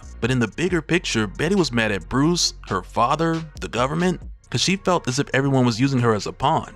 And now that she's working with the eldest, on the surface it's kind of like, okay, so how is this different? And I mean, there's also this thing where Betty mentioned that the eldest promised she would give their lives back, give their normal lives back if Betty could get Bruce to hand over the Hulk. But it also seems as if there's a bit more to Betty as far as why she's doing what she's doing that she hasn't shared yet. But getting closer to what's happening now. While the Hulk was making his way to Vegas to save Charlie, in Bruce's mind he was approached by Betty, who told him when the Hulk reaches the Temple of Lycana, you will be faced with a choice: either condemn Charlene Tidwell to a monstrous inhuman existence, or cut the mark of the eldest into your flesh and give up the Hulk, which, as we know, this would give the eldest access to the power of the one below all, which is what the eldest needs to free the mother of horrors. So coming back to the present, when the Hulk enters the Temple of Lycana, Betty shows up again, telling Bruce it's almost time. And much like before, Bruce doesn't believe that this is actually Betty. But aside from that, he lets her know that he's not trusting anyone with the Hulk because that's absurdly dangerous. So she tells him, if you don't, it'll be Charlie who pays the price. Hulk made a mistake coming here. Eldest set this up from the beginning, like a chess game. In moments, you'll have to choose between Hulk and the kid you came here to save. So now it's like Bruce isn't sure if he can afford not to trust her, because time's running out and he's gonna have to make a choice. But as the Hulk makes his way deeper inside, he's greeted by a voice that says it knew he would come, and it asks the Hulk if he knows where he is. And it goes on to say, this cavern was once a temple to Lycana, daughter of my own flesh, mother to skinwalkers in all their forms. It is one of precious few places where you might give your little companion new life. And when the Hulk makes his way to this part of the temple, there's a bunch of huge creatures, bodies just hanging from the ceiling, with one of them being the same as the body we saw back in issue 1, when the eldest returned and took over the body she's using now. And though they don't talk about it specifically here, I just wanted to point it out, because next we get a bit of a back and forth between the Hulk and the eldest, because right away he calls her by name, so she responds saying more or less like, oh, you remember me. So Hulk just tells her, never saw you before. But the eldest goes on to say, I knew you nearly 4,000 years ago. We died together, our bones were entombed together. There are none, living or dead, who know you better than I, fractured son. So the Hulk just pulls out Charlie's figurine that she's trapped in, and he sets it aside saying, all I know about you is that this is your fault. And right there the eldest is like, the bare spot in the armor is where the blade must go. You would blame me for this? Because just like the new Ghost Rider had mentioned, Charlie was going to be the Hulk's weak spot, and that's precisely what the eldest went after. So right here the Hulk's just like, yeah, I blame you. What you mean? So the Hulk goes in to hit her and nothing happens, because every time he tries, when the dust clears, she's just standing there. So the eldest tells him, I am the first and strongest of our kind. You lack the strength to harm me. Which for the Hulk, he's just like, okay, all that means is I don't have to stop. So he keeps going, and yet again, nothing. And it's right here where the eldest tells him, you think this stripling mortal form is all I am. This flesh is but a garment. See my true form, little thing. As she touches him on the forehead and shows the Hulk that she out here. And she goes on to tell him there are stronger things in the dark than thee, which is a warning that we've heard prior to this. So we knew the Hulk wasn't going to be able to just smash his way right through this, meaning the answer to this immediate problem is going to be a bit more complex. But it also brings back something that I feel like we've talked about before as far as the Hulk being the strongest there is, because on one hand, though his strength is unlimited, if the Hulk runs into somebody who's at a higher base strength level, they're not going to wait for him to get up to where they are and then pass them. And that's where the problem usually lies, whenever it seems like the Hulk is outmatched by someone using strength alone. And this also applies to the different Hulk personas, because they're not each as strong as the other. But right here, after knocking the Hulk through a wall, the eldest goes on to say, we needn't quarrel, fractured son. You brought the girl to the house of Lycana to bring her back from the dead, so she will be. Not only will they restore her, they will make her strong. She will become one of them. So of course, when Banner hears this, he's flipping out. He's telling the Hulk to get Charlie out of here. Don't let them make her a monster. Because at the end of the day, both Bruce and the Hulk feel responsible for Charlie. So then it's here where the eldest makes her offer to the Hulk, cause she tells him he can either give the girl to the skinwalkers or surrender his flesh to the eldest. So now it just brings us to this point where both Bruce and the Hulk have been put in the position where it's like, okay, who's gonna betray who first? Because right now when we go back to Bruce and Betty, she's telling him that the Hulk can't win this. The eldest is too strong. And the only way to restore Charlie as she was, mortal and unspoiled, is to surrender. So she then shows him the contract, where once spoken the words become prophecy, a law of the natural world.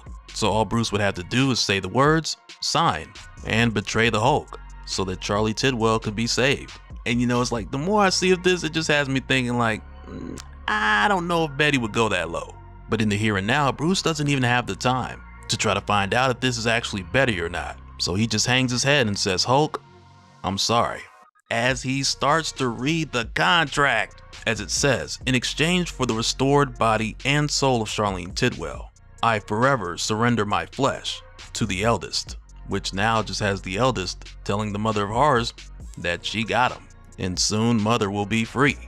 Which now this just has me thinking, because I'm not necessarily sure if this is good for the eldest, because it just might backfire.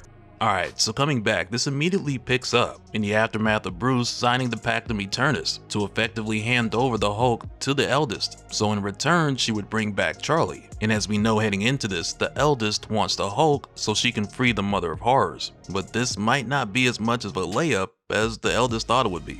But before we get into that, first we start out with Charlie, because as soon as Banner agreed to the pact, the eldest honored her end of the bargain, and she brought Charlie back to the land of the living. And she even went as far as to remove the burn scar on Charlie's face as well. And at first, Charlie's a bit confused about what's happening here, with her burn scar being gone, and before when she was trapped in the doll, she was in New Orleans, which is no longer the case now. So when she sees everything here, she's not even sure if it's real or not. But it's not long before she's told that this is very real. She was dead before, but now she's alive. And right now, she's in Vegas. But she's not allowed to leave this house until the eldest gets what she wants from the Hulk. So as you can imagine, Charlie, she just wants to see the Hulk, because she's not going to believe everything's okay until she does. And after this, when we head over to the Hulk, who's still currently chained up in the tunnels under Vegas, it's at this point where the eldest is more or less celebrating her victory. But before she prepares to get started, she lets the Hulk know that the pact's been honored, Charlie's alive and well, as a result of her making good on her end of the bargain.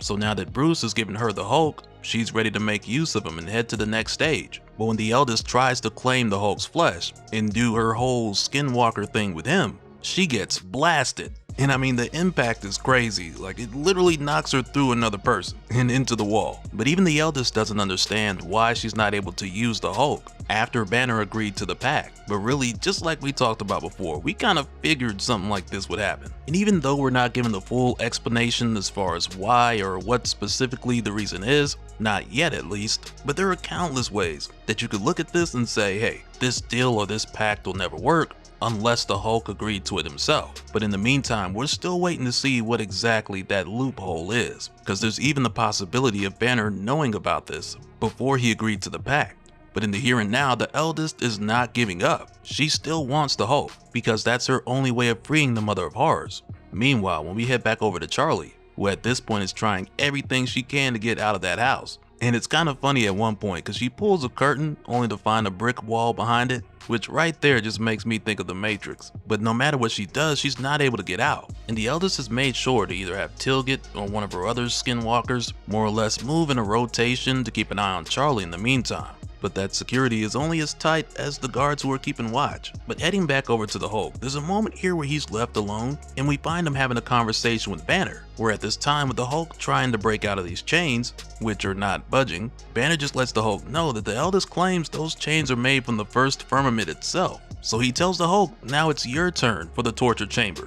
So the Hulk just tells Banner to shut up, and rightfully so, because throughout this series, sure, we've seen the Hulk put Banner through some torture, but if we're gonna be honest and really have that conversation, Banner started it. And even if we go back further than the whole Starship Hulk fiasco, ever since the Hulk manifested in that gamma explosion. This was the Hulk saving Banner. And there's much more that goes into it, as far as Banner having gamma modified genes long before the incident, which is why Brian Banner believed Bruce was smarter than most as a child. And you can also factor in the whole thing with Celestials altering human DNA, which made it possible for superhumans to exist at all, but from the manifestation of the Savage Hulk, who wasn't the only Hulk in Bruce at the time. He was just the first to come out. But for the longest time, he would only protect Banner and try to deliver him to a place of isolation and safety, only for Banner to attempt to get rid of the Hulk on numerous occasions. And at one point, Banner was even hoping to be free from the Hulk after death, only to eventually accept who they are. And this is something I go way more into depth with in the 6-hour Immortal Hulk video, in case you're curious to know how the Devil Hulk was created in Bruce during his childhood, as well as what Bruce learned at the crossroads about the Hulk's creation, and how he would eventually come to accept it. And over the years, as we know, Bruce would go back and forth on this acceptance, which in my opinion is not a really fair thing for Bruce to do, because for one, his conflict spans across multiple Hulk personas, who he's deemed as an inconvenience to his life. But on the other end, this has always been the same Bruce, and instead of him truly trying to reach a stage of acceptance, he's only found new ways to torment the Hulk time after time. And in the here and now, I don't want to go too deep into how that looks between Bruce and every single Hulk persona, because this story really hasn't opened up like that yet, and I say that because I hope it does later. But in the bigger picture, I'd have to say that Bruce has done more harm to the Hulk than the other way around. So for him to celebrate the Hulk being tormented here, I find it a bit distasteful, especially coming from Bruce. But it's not too long before the Hulk realizes that he's not alone here, because next we see him approached by Katie, the girl from issue 17 who got caught up with all these monsters, where in her case she recognizes the Hulk as a hero, as an Avenger. And that's why she snuck down here to ask him for his help, because after Katie came here, they killed her best friend and they turned her into a monster. So she lets the Hulk know that she doesn't have much time left, and there's a chance that she'll live if she's able to get away. But if she runs now, she knows they'll find her. So she asks the Hulk if she's able to help break him out somehow. Will he kill them all for her? But she's not able to speak to the Hulk for long before she hears the eldest coming back. So Katie quickly hides before the eldest returns. And here's the thing, because when the eldest gets there, she's come ready to take what she believes belongs to her. So it's here where she calls forth Banner, because she thinks Banner's protecting the Hulk somehow, in spite of their agreement. And I wanted to wait till now to say this, but I really hope that Bruce has intentionally pulled a fast one on the eldest, rather than it being what it looks like, which is him making a blind and dumb decision. But the crazy thing that's happening here is, as the eldest is trying to pull forth Bruce, the Hulk is holding Bruce back, and it even breaks the unbreakable chains. But it creates this intense buildup to where the eldest is trying to pull out Bruce, while he's trying to negotiate and tell the eldest if she lets Charlie go, he'll give her all the answers she wants, while the Hulk is just in the middle and mad at both of them. But eventually the eldest is just like, enough is enough, because this isn't working. So she tells the others to bring Charlie to her, so she can use Charlie as leverage to get the information she needs. And mind you, this whole time Katie, she's watching this from the shadows. So next she makes her way over to Charlie to break her out before she's taken from here and tortured, just so the eldest can get what she wants from the Hulk. And as soon as Katie makes a path for Charlie to get away through the cave system under Vegas, when she shows Charlie the exit, Charlie's like, wait, what about the Hulk? And at this point Katie's like, forget about the Hulk, they're about to kill him. Because as far as Katie's concerned, she doesn't know if she'll ever be free from any of this. But if she can at least save Charlie, then for Katie that'll be the one good deed she could do. But of course Charlie, she's not leaving without the Hulk. And she doesn't believe that anyone's about to kill the Hulk either. So for a moment the two of them start arguing, because Charlie's not leaving without the Hulk, and Katie's like, hey, you literally just got your life back, take that and go. But the commotion from the two of them going back and forth, it gains the attention of two other monsters in the cave, who already know Katie's not supposed to have Charlie out here. So Katie just tells Charlie, I'll hold him off for a minute, run, and never come back. Try to find a place without monsters, only for Charlie to tell her there is no place without monsters. To where then Katie just says, I know, just before she changes, so she can hold off the other two coming for Charlie. So Katie takes them on and she tells Charlie to run. And this ends up putting Charlie in a situation that she's very familiar with, where she's powerless, afraid, and once again in danger.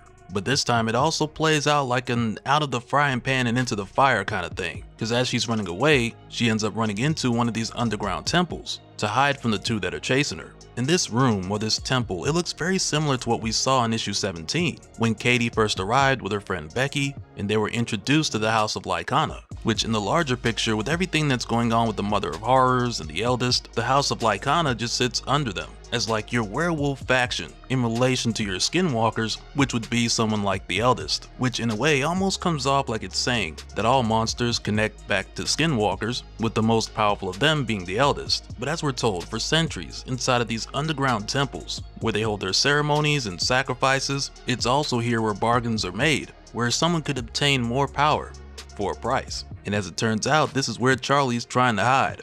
And as she does, the two who are looking for her, they're getting closer and closer. And at this point, Charlie's just praying that she's not ripped apart by werewolves, even to the point where she says, "Please, God, help me finally be strong." And as soon as she says that, the eyes on this wolf thing start glowing, which right there kind of teases the possibility of something answering Charlie's prayer really soon. Alright, so coming back, we pick up with Charlie, who we had last seen running from two werewolves, which at the time led to her hiding under the altar in the Temple of Lycana, where she had said, "Please God, don't let me get ripped apart by freaking werewolves. Please God, help me. Help me finally be strong." Well, come to find out, that prayer was answered by someone.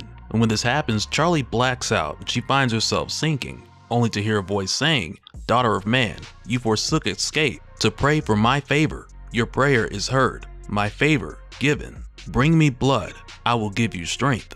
Bring me flesh, I will give you life. Bring me your courage, your fervor, your savagery, and my skin will be as yours." And after hearing this, Charlie wakes up with her hands covered in blood, sitting in the middle of the dismembered bodies of the werewolves and skinwalkers who are coming after her. But while she's here, still trying to figure out what exactly happened, she's taken by two others to be brought before the Eldest. And as they make their way, we head over there first to see how things are going with Bruce. And I mean, long story short, things ain't going well. Because when Bruce signed the pact to hand over the Hulk in exchange for the Eldest bringing Charlie back to life, the Eldest held up her end of the bargain, but for whatever reason she's not able to use the Hulk, which is why she went back to Bruce like, "Okay, what did you do?" And it created this tug of war between the Hulk and the Eldest, with her trying to pull Bruce out to get the answers. And at the time, it looked like this had led to a stalemate, more or less, between the Eldest and the Hulk, which is why she then told the others to go get Charlie so the Eldest could torture her to convince Bruce and the Hulk to cooperate. But in the meantime, while the Eldest is waiting for the other creatures to bring Charlie, we see that she's taking advantage of what she can manipulate,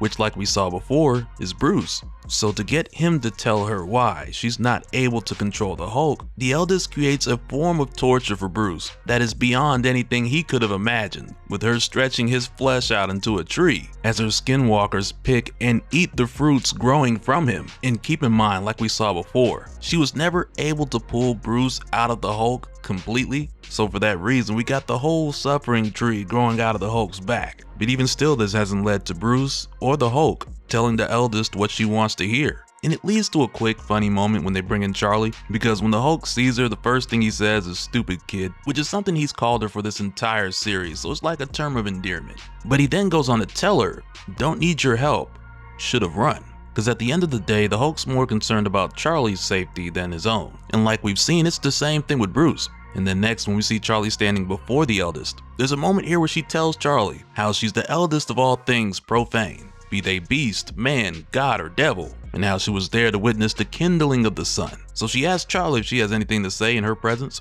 So Charlie just cusses her out. So the Eldest just lifts Charlie from the ground. And you know what? In a moment like this, I don't even blame Charlie, because if the Eldest wins, then everything's over anyway. So it's like, why not? But then it's here where the Eldest, she sets herself up for quite the surprise, because she tells Charlie, "You are in the Temple of Lycana, little wrench, saint of all skinwalkers. Each full moon Lycana chooses a mortal vessel to eat what they would, bed who they would, kill what they would." Just before she looks to the others and asks, which of you would next wear Lycana's skin? So of course the rest of them are just begging for the opportunity, because to wear Lycana's skin, which was the wolf with wings pelt kind of thing we saw not too long ago, but for someone to wear it, it would be an upgrade in power above your average skinwalker or werewolf. And so with all these others begging for the opportunity to wear it and also eat Charlie, the eldest calls for another to bring the god skin to her. And so at this point, Charlie, she's still talking tough. And in fact, the eldest tells her that she's talking as if she were the Hulk herself. And Charlie even responds saying, I am. Hulk wouldn't care that you're bigger, older, stronger. He wouldn't care that there's a ton of you. And I don't either.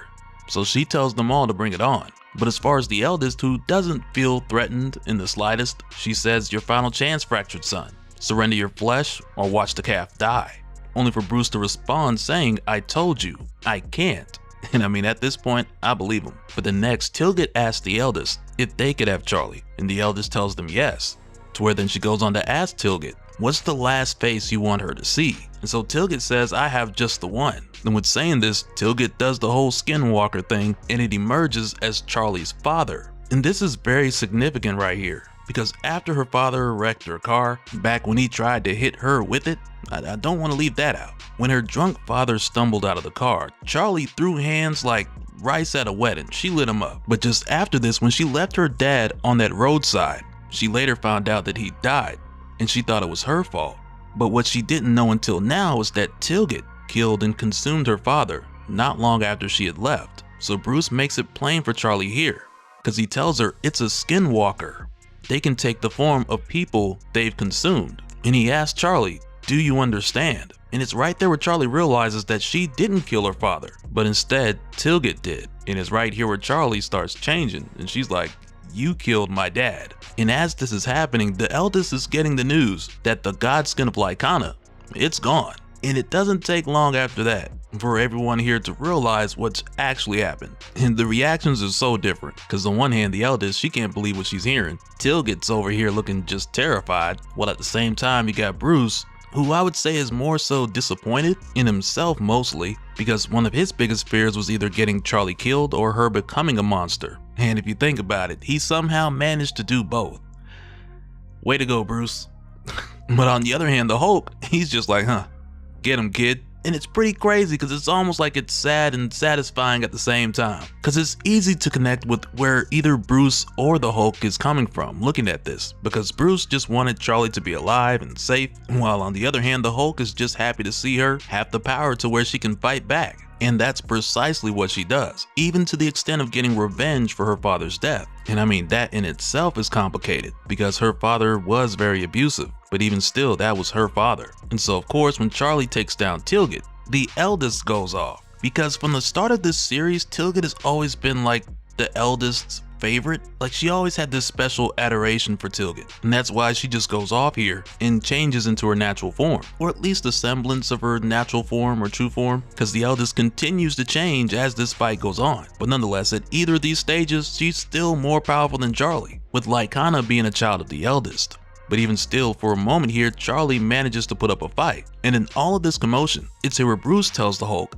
now, she's distracted, and Charlie needs us. So the Hulk ends up hulking out of this torture tree, leaving behind the husk of what was once itself and Bruce. And I mean, mind you, this tree is still burning this whole time too. And now with the Hulk free and focused on the eldest, this draws her attention away from Charlie and towards him. So the eldest goes towards the Hulk for the attack. And so with the Hulk seeing this, he picks up the burning tree, just yanks it out of the ground, and smacks the eldest on top of the head with it. And when he does, the damage is just absurd. And it kind of has me thinking, like, is it because the tree was made from their flesh that caused some type of status damage? Because Hulk practically stepped into this battle with the one shot, and Charlie's just back there picking off limbs. But it's here where the eldest tells the Hulk, you have broken the unbreakable vow, fractured son. This crime will be the death of you.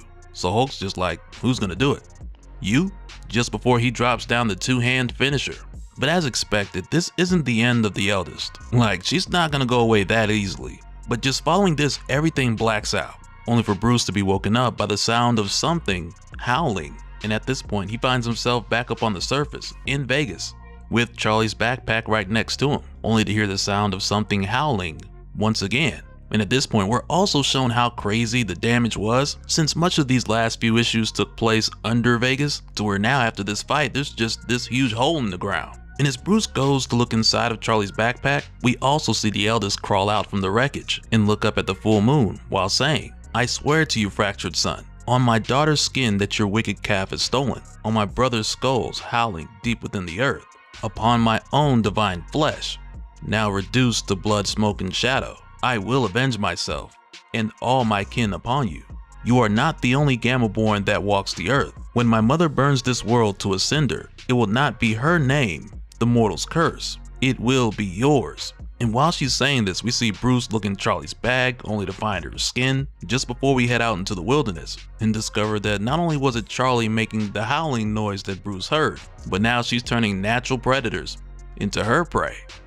Alright, so coming back, we return to Vegas not long after the Hulk nearly leveled this place during his fight with the Eldest. But now with the Eldest injured and both Hulk and Charlie in the wind, we come back to find a group of skinwalkers who are up to no good. Cause now one of these guys by the name of Nico, he's led a group of others down to the deepest part of the cave that prior to this was forbidden for any of them to go to. But now with Lycana gone and the Eldest out of the way for the time being, Nico's come here with the others to summon someone who's insanely powerful to bring back the Lycana god skin and set things right. Cause if you guys remember, the group of people that we were introduced to in the caves under Vegas back in issue 17, where practically everyone here was skinwalkers, well, unlike the two girls, Katie and Becky, who were tricked into coming here, Nico, along with the others who were with them, willingly sought out Lycana with the desire of being worshipped, strong, and beautiful, only to have that recently taken away from them. And out of this group that's led by Nico, he also believes that he's earned the right, more than any of the others, to wear the god skin next. But he doesn't disclose that information to them here. He's just like, oh, it was taken from all of us, we gotta get it back. And so when they come down here to this forbidden area, one of these guys is more or less like, well, what do we do next? Do we talk to this god? Only to have Nico kick him down the pit because someone needed to be the sacrifice this whole time. And it's like, man, if you're going with somebody to awaken some ancient evil, you got to have your head on a swivel. Or better yet, don't go. But it's here where we find out that they've come to bring forth Varkalok, ancient father of the Wolf Lords. And this is a big deal because Varkalok, who's also known as the Wolf Demon, he comes from a time when Chthon saw early man as nothing more than lab rats, where within these experiments, Varkalok was a byproduct of Chthon twisting together the tissues and essence of man, beast, and demon for the purpose of serving him in a similar manner to how the Serpent Men were created by Set to serve him as well. And down the line, Varkalok's daughter, Angrboda, will go on to be the mother of Fenrir's wolf and the Midgard serpent. And Varkalok is also the creator of the Wolfmen, which later led to a group known as the Gene Lords, who referred to themselves as the Caretakers to experiment with his magic and combine that with their studies of genetic engineering. And in Doctor Strange Sorcerer Supreme issue 26, it was explained how these Caretakers had went on to combine the spirit and DNA of the Wolf Wind Racer with a human to create what would be known today as werewolves. So yeah, to say the least, this guy's connections run deep. But again, with Nico and the others offering their sacrifice, they ask in return that he retrieves the god skin of Lycana and bring vengeance upon their trespassers. And speaking of trespassers, it's here where we catch up with Hulk and Charlie, where before we saw the two of them separated after the chaos, but now with them back together, we quickly find Charlie enjoying her new abilities in spite of the fact of being a murderous avatar of an ancient evil power, cause it's like now she's completely overlooking the crazy details behind what she's become and how she got this strength. Because from the introduction of her character, she's always wanted to be strong like the Hulk. And I mean, it's not like she's that strong now, or ever will be for that matter, but she's undoubtedly able to display superhuman strength. So it makes for a bit of a bonding moment between her and Hulk, but even still, there's this really dark undertone that's happening here at the same time. And it leads to the Hulk being led away by a silhouette off in the distance that looks like Bruce that asked him, "You think it'll always be this way? She's a monster now, like us. You know where this leads. She'll learn the cost of that strength. Maybe in a year, maybe tomorrow, but she'll learn. And when she does, it'll be your fault." And it takes a while for Charlie to even notice that the Hulk's left. And even when she does notice, she's more or less like, whatever. So she leaps up into a tree, cause again, she's just focusing on enjoying this new strength or this new power. But when she does this, she throws up her hands like, woohoo, king of the hill, as she's suddenly shown this vision of Lycana feeding. And Charlie hears a voice say, "Blood. I spared your life. The price was blood. Drink." And this leads to the branch breaking and Charlie falling from the tree, but it's basically one of the first signs of the moment that we knew was coming, with Lycana telling Charlie, there's a price you need to pay for this power, and that price is feeding. And when she gets up, she's greeted with the words, You poor dumb kid, as she's met by the arrival of Jack Russell, the werewolf by night. And as it stands, there's still quite a bit that we have yet to learn when it comes down to the specifics of Charlie returning from the dead, as well as what it truly means for Charlie to be wearing the skin of Lycana. But Jack already knows a good portion of this just from picking up Charlie's scent and finding her here, because he tells her, "Do you know how easy you are to track? Your scent is like a streak of neon green in a black and white world." And so of course she asks, "Who the hell are you?" So he tells her, "My name's Jack. I came to warn you. Lycana's pack is bound to Las Vegas. You've broken your pact. Get back to your turf or it'll go badly for you." So right away Charlie's like, "I'm not one of them. I don't answer to them, or you, or anybody." So Jack's just like, "Not one of them, huh? I know a skinwalker when I smell one." And I know the signs when a monster needs to feed. Want to know how I know? Go ahead, girl. Ask me. And when Charlie sees him turn, she's more or less like, "Oh, okay, I'd do you one better." And she turns as well. And as soon as Jack sees her take on this form, he's like, "You're not just a skinwalker. You're the skinwalker. You're wearing Lycana's skin itself. Do you even know what that means?" And so for Charlie, because she's more so focused on the tone of what she's hearing, as opposed to what's being said or how she's even hearing it. To her, these are all just words leading up to a fight, when really she should be taking this opportunity to ask Jack some questions. And so of course these two go at it, but when they do, Jack goes on to explain by mentioning Lycana's vessels get one cycle of the moon. They hunt, they feed, they're worshipped, and then they're sacrificed to the pack. So Jack tells her the others will be coming for you, only for Charlie to respond like, "Do I look scared?" And again, for Charlie, it just really comes off like she's in this space where she's just power drunk. Like it doesn't matter how she got this power or what it truly means. She's just excited to finally have it, and I doubt that she's gonna want to let it go anytime soon. And following this, when we head back over to the Hulk, who more or less had wandered off earlier, he ends up running into Nico, who tells him, "You don't expect to see anyone in a place like this, let alone whatever you are." Then he's like, "Hey, aren't you one of those Revengers or X-people or whatever? What are you doing here?" And the Hulk just tells him, "Leaving," only for him to have Nico appear once again in front of him. And aside from this guy going on with all sorts of small talk, he goes on to tell the Hulk who he is and that Lycana's skin should have been his, because this guy did a lot of twisted things to get that opportunity, so he doesn't appreciate it being taken. But at this point, the Hulk, he's had enough, because he done told this guy to move plenty times. And Nico goes on to say here that it doesn't matter anymore, because he's found himself a new master. And it's almost like for a moment here, Nico believes that he's about to have this huge fight with the Hulk and tell him about how he's come up and how things have changed. But the Hulk just catches this dude and stomps him into the ground. And it's over. And it's funny because the Hulk's just like, "Nobody want to hear your little story. Like, dude should have just left us alone." But as the Hulk gets ready to leave and go and find Charlie, the ground around Nico starts to open up with flames coming out that consume him, as the voice of Varkolak goes on to say, "I care nothing for Lycana and her mewling litter. Only blood. Blood enough to fill the seas. Blood enough to drown the gods."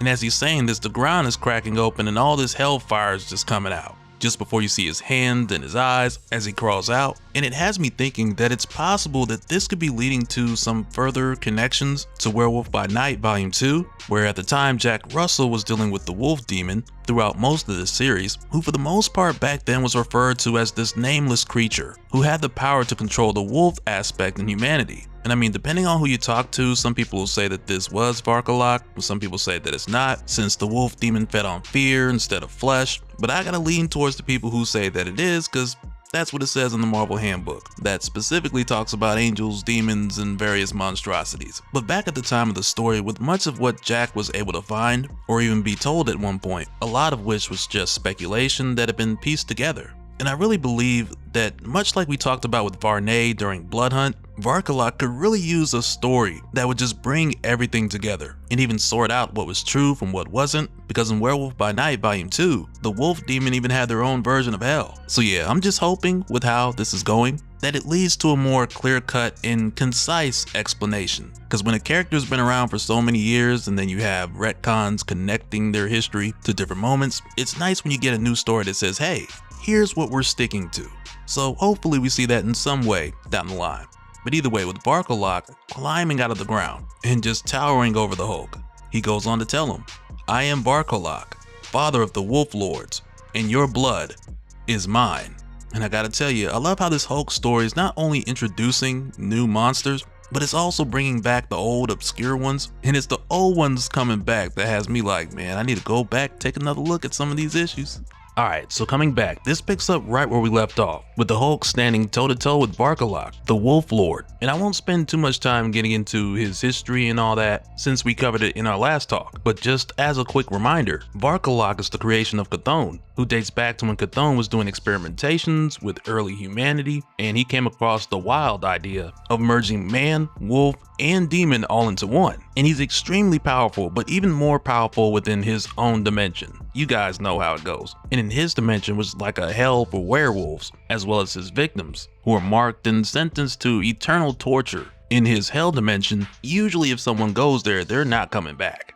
And we'll talk more about that later. But right now, with him returning to Earth, he's come for Charlie in the Godskin. But also with Varkolak returning, he tells the Hulk that he's coming for all blood. So not just Charlie and the Godskin of Lycana, but everyone's, and eventually the gods themselves. And so after stating his claim here, this dude just chomps down on the Hulk. And when he does, it's all kind of crunch noises. And for a moment, it's kind of like, man, okay, I guess that's it. It's time to go. But then it's followed by some cracking noises and Varkolak choking just before the Hulk tears his way out of this guy's neck, only to then climb up Varkolak's bottom lip like a God of War 3 QuickTime event. And it's pretty savage. But once again, keep in mind, this is Varkolak outside of his hell dimension, where he would be a lot more powerful and this fight would be a lot more difficult had this matchup been taking place there. And he still gets his hits in on the Hulk, so it's not all just one-sided. But for a moment here, we leave this fight and we hop over to Charlie, who's currently exchanging blows with Jack Russell, the werewolf by night, where in this case, even though Charlie attacked Jack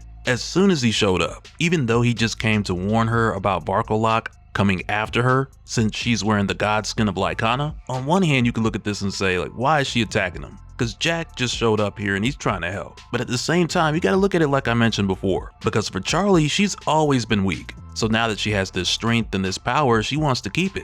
So at first when she sees Jack, she thinks he's like the skinwalkers who were chasing her before. She thinks he just wants to take the Godskin from her and keep it for himself. And also when he shows up here speaking to her telepathically, she doesn't even realize that it's her power that's allowing him to speak to her in her mind, because they're linked by the blood of Lycana. So yeah, a lot of what's going on here she doesn't even understand. So she's basically just reacting out of fear because she doesn't want to lose this power and become quote unquote weak again. So even when she tells Jack here that he just wants to take it from her, he's just like, take it from you?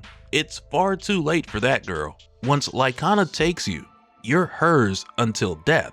I'm not the one trying to kill you. So after that, things calm down a bit and she asks him, then why did you come here? So Jack tells her to warn you of the thing that's hunting you, Varkolak. Even if you and your companion manage to kill it, it's marked you now. It will never stop hunting you. So yeah, I'm pretty sure at this point you guys can see where this is going. And if not, that's okay, because it's gonna get way more specific in a little bit. Because next, when we head back to the fight between Hulk and Varkolak, to where at this point the two of them are basically exchanging blows, at least until the Hulk turns things up a few notches here as he goes into his next QTE by way of tearing off Varkolak's jaw, only to then grab its tongue and slam the life out of him. And shortly after this, Charlie and Jack make their way over. And when they do, Jack tells Charlie that Varkolak is not dead. And it's kind of funny how when they show up here, Hulk is just like, remember you, dog man. And it's just like, dog man. Dude, that's mad disrespectful. But right here, Charlie just tells Hulk what Jack told her by way of their telepathic connection. So she's like, Hulk, be careful. The werewolf says that it's not dead. And Hulk's just like, head's broken, looks dead to me. And that's when the ground opens up, dropping the Hulk into Varkolak's hell dimension. So right away, Charlie tries to go after the Hulk, but Jack stops her and he's like, no, that's Varkolak's dimension. When the way closes, there's no way back. And really, it's after this where we get the explanation of how badly Charlie is screwed here. Because as the Hulk drops into Varkolak's hell dimension, it's here where he goes on to say, your blood is familiar, fractured son. I knew another of your kind. Lycana's new vessel is dear to you. Welcome to her eternity. All spawn of wolf and man are mine. Their blood is mine. Their souls are mine. For my offspring and prey, there is no death. only torment. The Beast Men, the Scions of the Arcturus, the Wolf Lords of old, all who wear Lycana's skin are condemned to ride forever in my den of thorn and flame. Does this trouble you, fractured son, that such a fate awaits your mortal calf? So essentially, when you put together what Varkalok is saying, and has been saying, together with what Jack has told Charlie, this tells us now that Charlie is wearing the god skin of Lycana, the only way for her to get out of it is death. And whenever that death may come, whether it be minutes from now, hours, days, weeks, years, however long it may be, it is now her fate to end up in the hell dimension of Varkalok. And that's the message that Jack Russell, the werewolf by night, was trying to get through to her. But it sinks in much quicker for the Hulk here, especially when he looks over and he sees Katie, the young girl who came to the Hulk back in issue 18 asking for his help, who's the same girl that we saw get lured in with her friend to the whole Skinwalker cult, only to see that friend killed in front of her. And it's the same girl who helped Charlie escape, which is what then led to her gruesome death when she tried to fight off the creatures who were chasing Charlie. So yeah, for the Hulk to see her here in torment, this is him seeing where Charlie's gonna eventually end up. But eventually Charlie swoops down and she grabs the Hulk so she can get him out of there before the doorway closes. And when she catches him, they start making their way up. But right here, the Hulk is asking Charlie what exactly did she hear, because he wants to know if she heard Varkalok and if she's aware of what her fate is gonna be. But Charlie's just more or less like, she didn't hear nothing, and who cares because they gotta get out of here. So the two of them continue to ascend, and they come across their obstacles along the way, and they eventually do make their way out. But as they leave, Varkalok tells them, you and your cub will see my den again, fractured son, soon, and forever.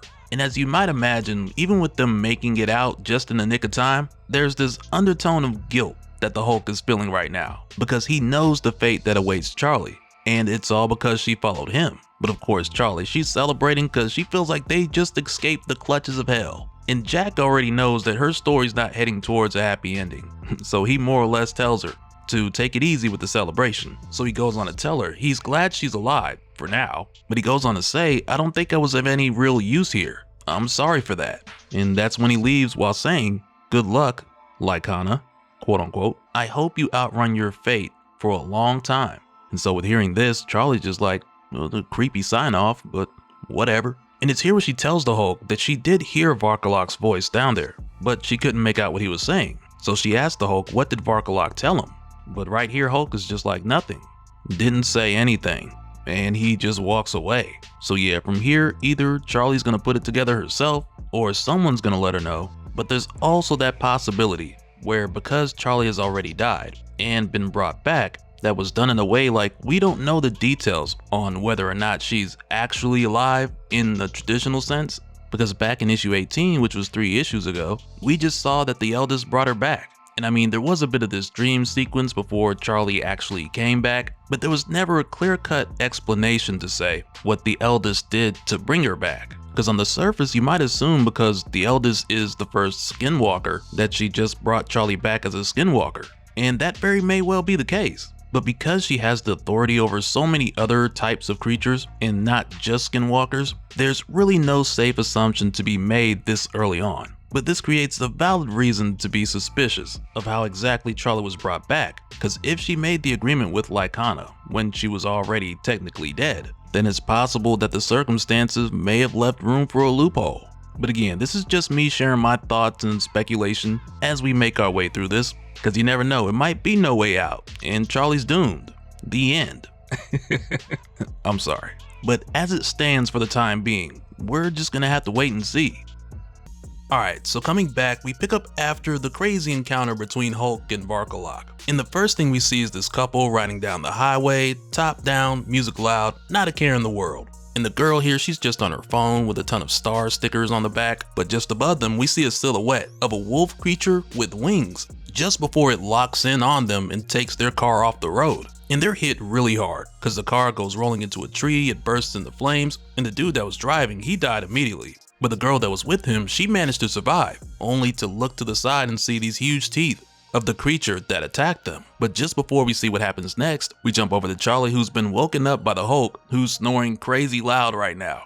Because just as a reminder, from the start of this series, the Hulk's been talking about taking over and locking Bruce away indefinitely. And we've seen this happening off and on for the first 20 plus issues, and that's what we've come back to now, with the Hulk taking full control and Charlie basically following him everywhere. And we'll talk about how the situation with Charlie has complicated things between Bruce and the Hulk in a little bit. But in the here and now, as Charlie's watching the Hulk snore, she coughs up this little star sticker, only to shortly after hear a phone going off in the bathroom. So Charlie gets up to go check it out, and when she opens the door, it's here where she sees that the nightmare she had, it was actually a memory of her most recent victim. So after discovering this revelation, Charlie panics and she slams the door shut, which wakes up the Hulk. So she just lies and tells him that the toilet's busted and that they need to get out of there. Because after their whole encounter with Varkolak, they've basically gone back to wandering the country, with them now heading east again. So along the way, they'll just take like an abandoned cabin or whatever to stay the night. But after they leave, it's here where Bruce starts speaking to the Hulk from the Hulkscape. And he tells the Hulk something's wrong. Charlie's changing. She's being changed. You took an innocent kid and broke her, like us. And there are some strange things going on with Bruce here that we'll talk more about in a little bit. But in the here and now, what he's referring to is the fact that since Charlie has followed the Hulk, she's basically been sucked into this insanely grim fate, which more or less started out when Charlie was killed by the frozen Charlotte, only to later be brought back to life by the eldest, which shortly after led to her putting on the godskin of Lycana, out of fear and desperation, which is what's given Charlie the ability to turn into the winged wolf creature ever since. And Charlie doesn't want to let go of this power anytime soon. She's always felt weak and afraid before, so now that she has this power, she doesn't want to let it go. But the problem is, Lycana's evil, and she demands blood. And it wasn't until recently where the Hulk found out from Varkolak that whoever wears the godskin of Lycana, when they die, they'll have to spend eternity in Varkolak's hell. And that's weighing heavy on the Hulk's conscience. So when he sees this talking tree sounding like Bruce and reminding him of all this, he just punches this tree and tells it to shut up, which for a moment has Charlie confused because she doesn't know why the Hulk just did this. But also, she doesn't know what Varkolak said about her fate. So she's not nearly as worried as the Hulk is about what will eventually happen to her. But she's at least able to put together that whatever pissed the Hulk off just now, it had something to do with Bruce. So she starts asking questions like, where is Bruce? Is he locked up in your brain? And that's when she's like, I'm sure you didn't like it when he did that to you. And that's when Hulk's just like, shut up. Don't talk about Banner. There's no Banner. Only Hulk. But as they continue on their way, we see here that they're being followed. So following this, when they make their next stop, there's a moment here where Charlie's trying to talk to the Hulk, but the only thing he can think about is what Varkolak said about Charlie eventually ending up in his hell. And with Charlie just trying to talk to the Hulk, after a while she offers to get him some food if he's hungry, only for the Hulk to tell her no. So after that, she just takes off to find something for herself to eat. And keep in mind, with her having the god skin of Lycana, she doesn't have to fully transform to use super strength or super speed, because she always has a portion of that strength and speed in her natural state. And it's basically the same when it comes to feeding, because whenever she wants, she can just transform a portion of herself to get the job done. But what this leads to is Charlie going off on her own, finding a snake and eating it. But while she's here, it's not long before she's confronted by Banner, who appears to her by way of his face just showing up in the water. And right away, that's Charlie asking, like, how am I able to see you right now? And he explains this to her by saying that she's able to see him because she's a monster now, which means now she can see a part of the world that normal people can't see. And on the surface, this checks out, especially when it comes to Banner finding a way to do this, because I referenced a number of times what we saw back in Civil War II, where after Bruce's death, his attorney, Matt Murdock, because who else? But this led to Murdock playing a recording of Bruce's will, where Bruce left a message for Tony Stark, Korg, Scar, Rick, Betty, and a handful of others. And at the time when this came around to Doctor Strange, Bruce told him, we were so busy taking on Dormammu and Umar and Nightmare together that I don't think I ever told you the Hulk could see ghosts, or at least things that said they were ghosts. I never figured out a scientific explanation for it, but I hereby bequeath to you all the data I ever collected on the phenomenon, which back then was one of the earlier hints towards the Hulk having this supernatural ability, which we saw explored a bit more during Immortal Hulk. But on top of that, when it comes to Charlie, we also learned from the Werewolf by Night just recently that she's been giving off a gamma trail, so that possibly could have something to do with this here too, but we're not given a definitive answer just yet. But nonetheless, when Bruce shows up here, Charlie has questions, because she's like, aren't you in the Hulkscape? Does it hurt there? Are you in pain? But he just tells her that doesn't matter anymore. And this is where Charlie admits that she knows she messed up, because she tells Bruce that she thinks she might have killed somebody. And that's when he tells her, this is how it happens, Charlie. The thing inside you is taking control. We have to get Lycana out of you and make you human again. Which of course, as we know, that's not what Charlie's trying to hear. So she basically tells Bruce that she doesn't want to go back to being human or weak and that she'll figure out how to control it. But the truth is, Charlie's in way over her head. She's not going to control this thing by itself. So with Bruce realizing that Charlie's not going to willingly let Lycana go, he tells her to head to New York and find Dr. Strange, so maybe he could teach her how to control Lycana. And at first Charlie's like, the Hulk's not gonna go for that. So Bruce tells her not to tell the Hulk, just lead him there off of some pretense. And as she leaves, he tells her, Lycana has killed people now, Charlie. If you don't get control of her, she'll kill you too. Go to New York and find Dr. Strange. And really, when it comes to harnessing a power that nobody should be messing with, Dr. Strange is your guy, cause the man has plenty of experience in that area. So the next day, Charlie tells Hulk that they should head up to the mountains in upstate New York, and how she heard it's nice up there, there's rivers, mountains, trees, and how it would allow them to stay away from the city. And to take it a step further, she tells him like this is their opportunity to get as far away from Vegas as possible, with everything that was going on with the skinwalkers and the eldest, because for all they know, some of them could still be watching them. But after hearing this, Hulk just walks away in the other direction, and once again we see the Smeagol looking creature following them close by. So with the Hulk and Charlie going their separate ways for a moment here, this leads to a rather interesting set of events. Because on one hand with Charlie, she sees a group of kids playing basketball, and you can tell in this moment that she just misses being a kid. So what she ends up doing is changing her appearance, where in this case the one she has on her is the recent victim we saw not too long ago, who was the blonde girl riding with her boyfriend down the highway. So Charlie takes on her appearance so she can blend in and play ball with these kids for a little bit, which means that she has to shed her own skin and tuck it away somewhere. So she ends up just hiding it in her backpack behind the dumpster, and not even hiding it well, but more or less just setting it all back there. And it isn't long before our friend Smeagol comes across it without Charlie even knowing. And this sets things up to where when we go back over to the Hulk, who like we saw went off in his own direction earlier, but it's here where he's approached by a weird sounding voice who claims to be his friend, and they're happy to see him again. But I gotta tell you, man, the look on Hulk's face here, when he sees this thing wearing Charlie's skin, he's just looking at her like she's been beaten with infinite ugly sticks, like a whole forest of them. And that's where this thing asks Hulk, am I not as pretty as before? As we get a better look and we see that Charlie's skin is at least 2 sizes too big for this thing, but it's out here rocking it anyway.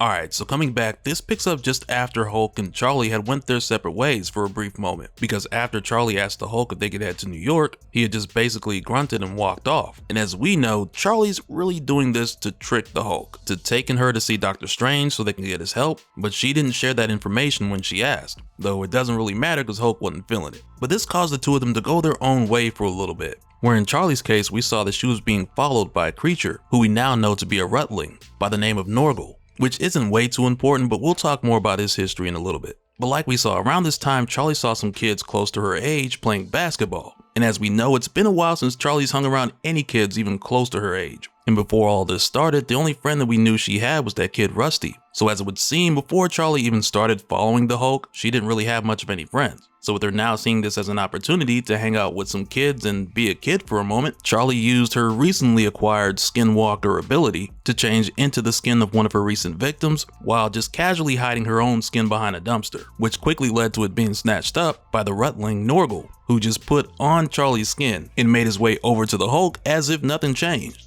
And I mean really just talking to the Hulk like, oh hey, I'm back, good to see ya. So of course Hulk starts asking the logical questions, starting with, the hell are you? Like, what am I even looking at? And for a while here, Norgal tries to keep up the charade, but Hulk immediately notices that this thing's wearing Charlie's skin. So Hulk goes off, because he doesn't know if this thing killed Charlie or what. But just for a bit of background on Norgal as far as what he is and where he came from, Norgal is part of a race of beings called the Rutlings that came from a time before man, who used to live in nests and burrows under trees. And it was said that they were very peaceful creatures. The ancient trees would sing to them and the Rutlings would draw wisdom from it. And after ages passed, man came from the west with weapons, tools, and technology like fire. And the Rutlings paid man no mind at first, but over time their numbers grew and the trees got quieter. And eventually when the Rutlings saw that men were cutting down trees and using them to make homes out of the corpses of those trees and burning them for heat, the Rutlings became more hostile. They attacked man and tasted their flesh for the first time, which for the Rutlings was much sweeter than the worms or grub of the earth that they were used to. So with them becoming hostile, man started retaliating, and over time there were rumors and stories of these man-eating devils that lived in the woods. and eventually men just started killing them off, leaving Norgal as the last of his kind. And for Norgal, who's about 200 years old, for a long time, he had just been surviving and hoping to have one day found a friend. So long story long, that's most of the reason why this creature has just taken Charlie's skin and act like he was her to try and be the Hulk's friend. And he explains a version of this story to the Hulk that's a lot shorter. And he tells the Hulk, no, I didn't kill her. But he also lets the Hulk know that the old laws say if you find something, then it's yours. And that's basically Norgal's justification for keeping Charlie's skin, since she left it unguarded. But on top of that, because Charlie took on the god skin of Lycana is a part of Charlie's skin, which gives Norgal a portion of those abilities. So he just breaks free from the Hulk and tells him that I'm about to go find some other friends. And this takes us back over to Charlie, who's told these other kids that her name's Becky. And while they're here, this is one dude who's definitely not a kid. But this guy's got the ball and he's talking about how he's finna show her up and how he was the savior of the junior varsity team 20 years ago, only to have Charlie, or Becky, pick him with a clean steal and drop a Chef Curry on him from half court. And as soon as it goes in, they hear this crazy loud sound like something just dropped down not too far away. But they don't pay much attention to it at first. And instead, the grown dude who's out here hooping with little kids, he asks Charlie where she's from. So much like her name that she made up, she just lies and tells the guy Tennessee, and that she's just here because her and her brother are heading to New York. So the dude's like, that's strange, just you and your brother, no parents? So Charlie starts to fumble her words again to try and put together some sort of explanation, but then it's right here where they're met by the arrival of Norgal. And this is where Charlie realizes that her skin's been snatched. And you know, in a crazy way, this reminds me of back when I played AAU basketball and my team had a game in Augusta, Georgia. And man, back then somebody stole my Tommy Hilfiger jacket and my all black Jordan 13s. Man, I was sick. But yeah, this is when Charlie realizes that she's been got. And when she tries to go after Norgal, the guy they were playing with, he tells the other kids to hide behind the middle school as he calls the police and tells them what's going on and that he believes it's the missing girl from Kentucky, the girl from the news. And as we know, Charlie's from Kentucky and she's wanted in connection with her father's death, so this just isn't a good look. And when she goes after Norgal to get her skin back, it isn't until now when Charlie realizes that she doesn't have the power of Lycana at her disposal. And Norgal is basically like, yep, finders keepers. Finally, Norgal is strong because he's basically treating her skin like it's his precious. But after hitting Charlie with this taunt, a huge shadow covers Norgal just before the Hulk arrives. And man, does he make an entrance. And you would think with the Hulk showing up like this that Norgal will have a better understanding on not just who he's dealing with, because Norgal knows of the Hulk. But better yet, I'd say that you'd think he'd have an understanding of how serious the Hulk is right now. And I say this because when the Hulk arrives, he tells Norgal, once again, to come up out that skin. At this point, Norgal has built up the nerve, and I guess the confidence to not only reiterate the old law, that's basically finders keepers, but he also has the audacity to tell the Hulk, not only that he's going to remove a skin, but he's going to take the Hulk's. Which really this is just Norgal feeling himself a bit too much, because when he leaps towards the Hulk, Hulk just catches him, and he squeezes this guy out of Charlie's skin like toothpaste. And it's just kind of like, man, this dude should have came up out the skin the first time. But nonetheless, with doing this, it allows Charlie to get her skin back, which allows her to regain the power of the god skin Lycana. But while she's equipping her original skin, Norgal is trying to plead with her by telling her that they should have been friends and how he can hear the voice of the eldest, which again was that call to all creatures to go after the Hulk. And he just goes on about how he knows things like the old laws and how he could be helpful. And since they're seeking the sorcerer, he can help. But Hulk is just like, leave this guy here, he's harmless, puny, like don't even bother. But before you know it, Charlie just eats this guy. And that's the end of Norgal, who up until now was the last of his people, the Rutlings. And when Hulk sees this, he just takes off, which in a way feels like a moment where Hulk's feeling that guilt again because of his involvement with Charlie going from a normal kid to what she is now. Because in a way, Hulk feels responsible for what's happened. But nonetheless, after Charlie finishes her meal, she soon follows after Hulk, and later on that evening she confronts him, asking the Hulk why he's been acting more hulkier than usual. And the answer to that mainly goes back to the Hulk feeling responsible for what Charlie's become, as well as what we saw not too long ago with Barkolok saying that Charlie's gonna eventually end up in his hell. But in this exact moment, the thing that's bothering Hulk is the fact that Charlie just ate the puny Rutling, because Hulk told her to leave him alone. The little guy was harmless, and Hulk probably would have preferred that she'd fed on some deer or something. But when he expresses his concern about Charlie eating that Rutling, Charlie just comes clean about everything from the past couple issues. Cause she tells him, look, I know, I didn't mean to. It's been getting harder to control. Sometimes I wake up and stuff's happened overnight. Bad stuff. Doctor Strange still lives in New York, right? He was an Avenger too. You guys are probably buddies.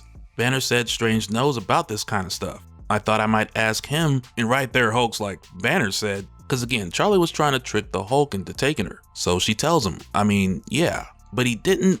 Come on, Hulk, Banner and me aren't friends, not like you and me. It's not like, and right there the Hulk just cuts her off saying, warned you about Banner. And then out of nowhere the Hulk starts changing back. And when he does, the last thing Hulk tells Charlie, it really throws her off, because it's also like the last thing she hears Hulk say before Banner comes back, physically. Because now Hulk's like, leave me alone. Banner's your friend. Banner wants to talk to Strange. Go with Banner and leave me alone. So again, with how suddenly this happens, it confuses Charlie and she doesn't really know who to respond to. And when Banner gets up, he's of course out of it after spending so much time in the Hulkscape, so at first he's not even sure if Charlie's just another one of those illusions, like what we saw back in issue 14. So going forward from here, the two of them make their way to try and find Doctor Strange.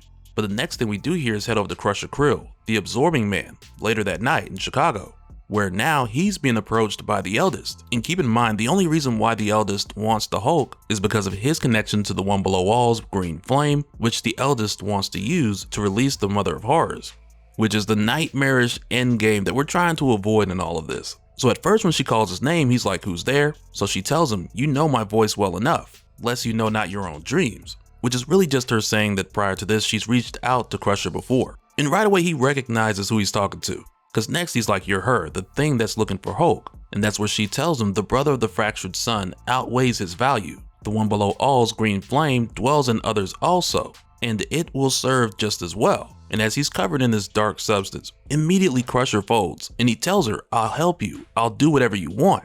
As she says, yes, Absorbing Man, you will. And again, this just goes back to what we saw in Al Ewing's Immortal Hulk, when at the time Krill was given the Bannerman gene enhancement package. It was developed by S.H.I.E.L.D., improved by AIM, and perfected by the scientists at Shadowbase. And really it was set up as a way to enhance Krill's abilities, so he could absorb all of the Hulk's radiation when they send him out into the field. And it had its effects at the time, like turning Crusher Krill red, and it proved to be successful for the most part. But the only thing that Shadowbase wasn't able to account for was the Hulk's connection to the One Below All, which Krill got a terrifying glimpse of when he absorbed most of the Hulk's gamma radiation and Krill's consciousness was taken to the Below place. And at the time, even though he didn't see the One Below All directly, he was given a terrifying message that told him how he would always end up in the Below place, which, come to think of it, is very similar to the message that Varkolak told Hulk about Charlie's fate. And this would be just the first of many events that would come soon after, that would saturate the Absorbing Man with gamma radiation, while giving him deep ties to the One Below All in the Below place. And coming back to the present day, even with everything that's happened to bring Carl Krill back to normal, after the events of Immortal Hulk and Gamma Flight, with the Eldest coming for him here and now, this means that the connection is still there, and she believes that Crusher Krill's connection will serve just as well, which now puts a crazy twist on things, because the green door has been shut for quite some time. So now it's like the Eldest wants to use others to more or less pick the lock, so we gotta stay tuned to see how this goes. Alright, so coming back, this picks up after Banner's return, when we last saw the Hulk tell Charlie to go with Banner to see Doctor Strange, even though before the Hulk has told Charlie not to listen to Banner. But nonetheless, Banner's hoping if he takes Charlie to see Strange, then he'll be able to separate Charlie from the godskin of Lycana, which on one hand makes her crazy powerful, but at the cost of her constantly needing to kill and feed, which at times has led to Charlie completely blacking out, only to wake up sometime later and realize that she's murdered someone. And as terrible as this sounds, and as terrible as it is, Charlie does not want to give up this power. And after trying to hide this dark side for some time, she's now hoping that Strange will give her the ability to control Lycana. Which now brings us to issue 24 with Banner and Charlie making their way to the Sanctum Sanctorum. But when they arrive here and they get ready to knock, it's not Doctor Strange who comes to the door, but instead they see Clea, which right away has Charlie like, Doctor Strange, you're a lot bustier than I thought you'd be. Cause again, all this time they thought they were gonna meet Steven at the door. But even still, with them seeing Clea here, she mentions that she remembers Bruce, or better yet the Hulk, from back when he was with the Defenders. And she tells the two of them that she knows why they've come here. Because with the Eldest calling for all sorts of creatures to go after the Hulk, that hasn't gone unnoticed. And she's also aware of Charlie becoming a skinwalker and donning the godskin of Lycana. But she's under the impression that both Charlie and Bruce have come here to get it removed and restore Charlie's humanity. But immediately Charlie's like, no, that's what Banner wants. I'm strong now. I'm never giving that up, not for nothing. And right here, Clea tells them what we've heard before, because she says Lycana's godskin gives great power, but in the end she devours prey, servant and vessel alike. Lycana's children too will never stop hunting you. And Charlie knows this, though she's not bothered by it the least bit, so she asks Clea if she could just help her control it. And right there Clea just says how alike the two of you are, to where after that Clea invites them in. And I mean, on one hand you could say that there are similarities between Charlie dealing with Lycana as well as Bruce and the Hulk, but in the case of Charlie I'd say the vast majority of it is very different, because she wants this power. She's always wanted to be powerful, and now that she has it, she's more focused on not losing it than the lives that she's taken as a result of her not being able to control it. And I'd say that alone makes the two of them very different, even though Banner has tried to control the Hulk before. But let me know what you guys think in the comments. But when Charlie and Bruce go inside, Bruce asks where's Doctor Strange? So Clea tells him that Stephen's in Asgard, which for Strange that goes into the One World Under Doom tie-in, Doctor Strange of Asgard. But while they're here, Charlie notices that some things have been knocked over, so she asks Clea what happened, and Clea just tells her that the Sanctum Sanctorum hosts many occult energies, and sometimes they collide. And after this, as they follow Clea to the lower levels of the Sanctum, Bruce asks if these colliding occult energies are anything that he needs to be worried about, because the last thing you want is for something to attack Bruce, he hulks out, and have that lead to the Sanctum getting wrecked again. So in response, Clea tells him that he can't come down to the lower levels with her and Charlie, because when she gets started, there's a possibility that Bruce could be provoked and the Hulk could come out, so they're not even going to take that chance. And instead, she tells him that Stephen suspected that Bruce's path would eventually lead Bruce and Charlie here. So for that reason, Strange prepared what's basically a waiting room, which they call a drawing room, that'll prevent Bruce from hulking out. So at first, Bruce is like, wait, no one has the power to do that. So Clea explains to him how it works, because she tells him the drawing room exists in its own plane of existence, one in which Gamma has little meaning. I assure you, you will be quite safe inside, and it will keep us safe from you as well. You want the girl kept safe from her fellow skinwalkers and from herself? This is all I ask. Please enter the drawing room, Dr. Banner. So Bruce agrees for Charlie's sake, and just before he goes in, Charlie thanks him for looking out for her, even though the two of them aren't as close as she is with the Hulk, and she really just wants to let him know that she appreciates that he brought her here. And as Bruce heads into the drawing room, Charlie even suggests that maybe after all of this is said and done, they can go and do some sightseeing, see something cool, since Charlie's never been to New York before. So Bruce is more or less like, okay, yeah, that would be different than running for our lives all the time. And he tells Charlie, sure, I'd like that. But when Bruce goes into the drawing room, it isn't too long before he realizes that something is not right. And make no mistake, this room definitely works as advertised, because in this plane of existence, Gamma works differently, so Bruce is not able to hulk out. And it's not long before Bruce realizes that walking in this room was a huge mistake, because suddenly he sees a familiar figure moving behind one of the chairs, and after that he sees something coming out the walls, and before you know it, Bruce is surrounded by werewolves. So Bruce starts banging on the wall and trying to tell Charlie to get out of here, it's a trap. And keep in mind, Bruce cannot hulk out in this room, so he's on his own here. And this is where these werewolves tell him that Charlie can't hear him. And they go on to say, time to pay for what you and the girl done to Lycana and us. And as Bruce is just like, Hulk, help? These werewolves tell him, not as smart as people say, are you? We told you, there is no Hulk here. As they go on to tear Bruce into pieces and eat him alive. And back over with Charlie, it's not long before she realizes that something's not quite right. Because as she heads down to the lower levels of the Sanctum, she tells Clea like, hey, you know, when we were talking, it sounded like you knew a lot about Lycana already. So Clea tells her, I do, indeed. So Charlie's like, okay, what we doing next? Training montage or something? And that's where Clea responds, saying, I suppose that's what Clea might have done. Yes? So right away, Charlie's like, what do you mean that's what Clea would have done? I thought you was Clea. Just before this person who's definitely not Clea shuts the door, and she tells Charlie, the witch Clea looks human, but she is not.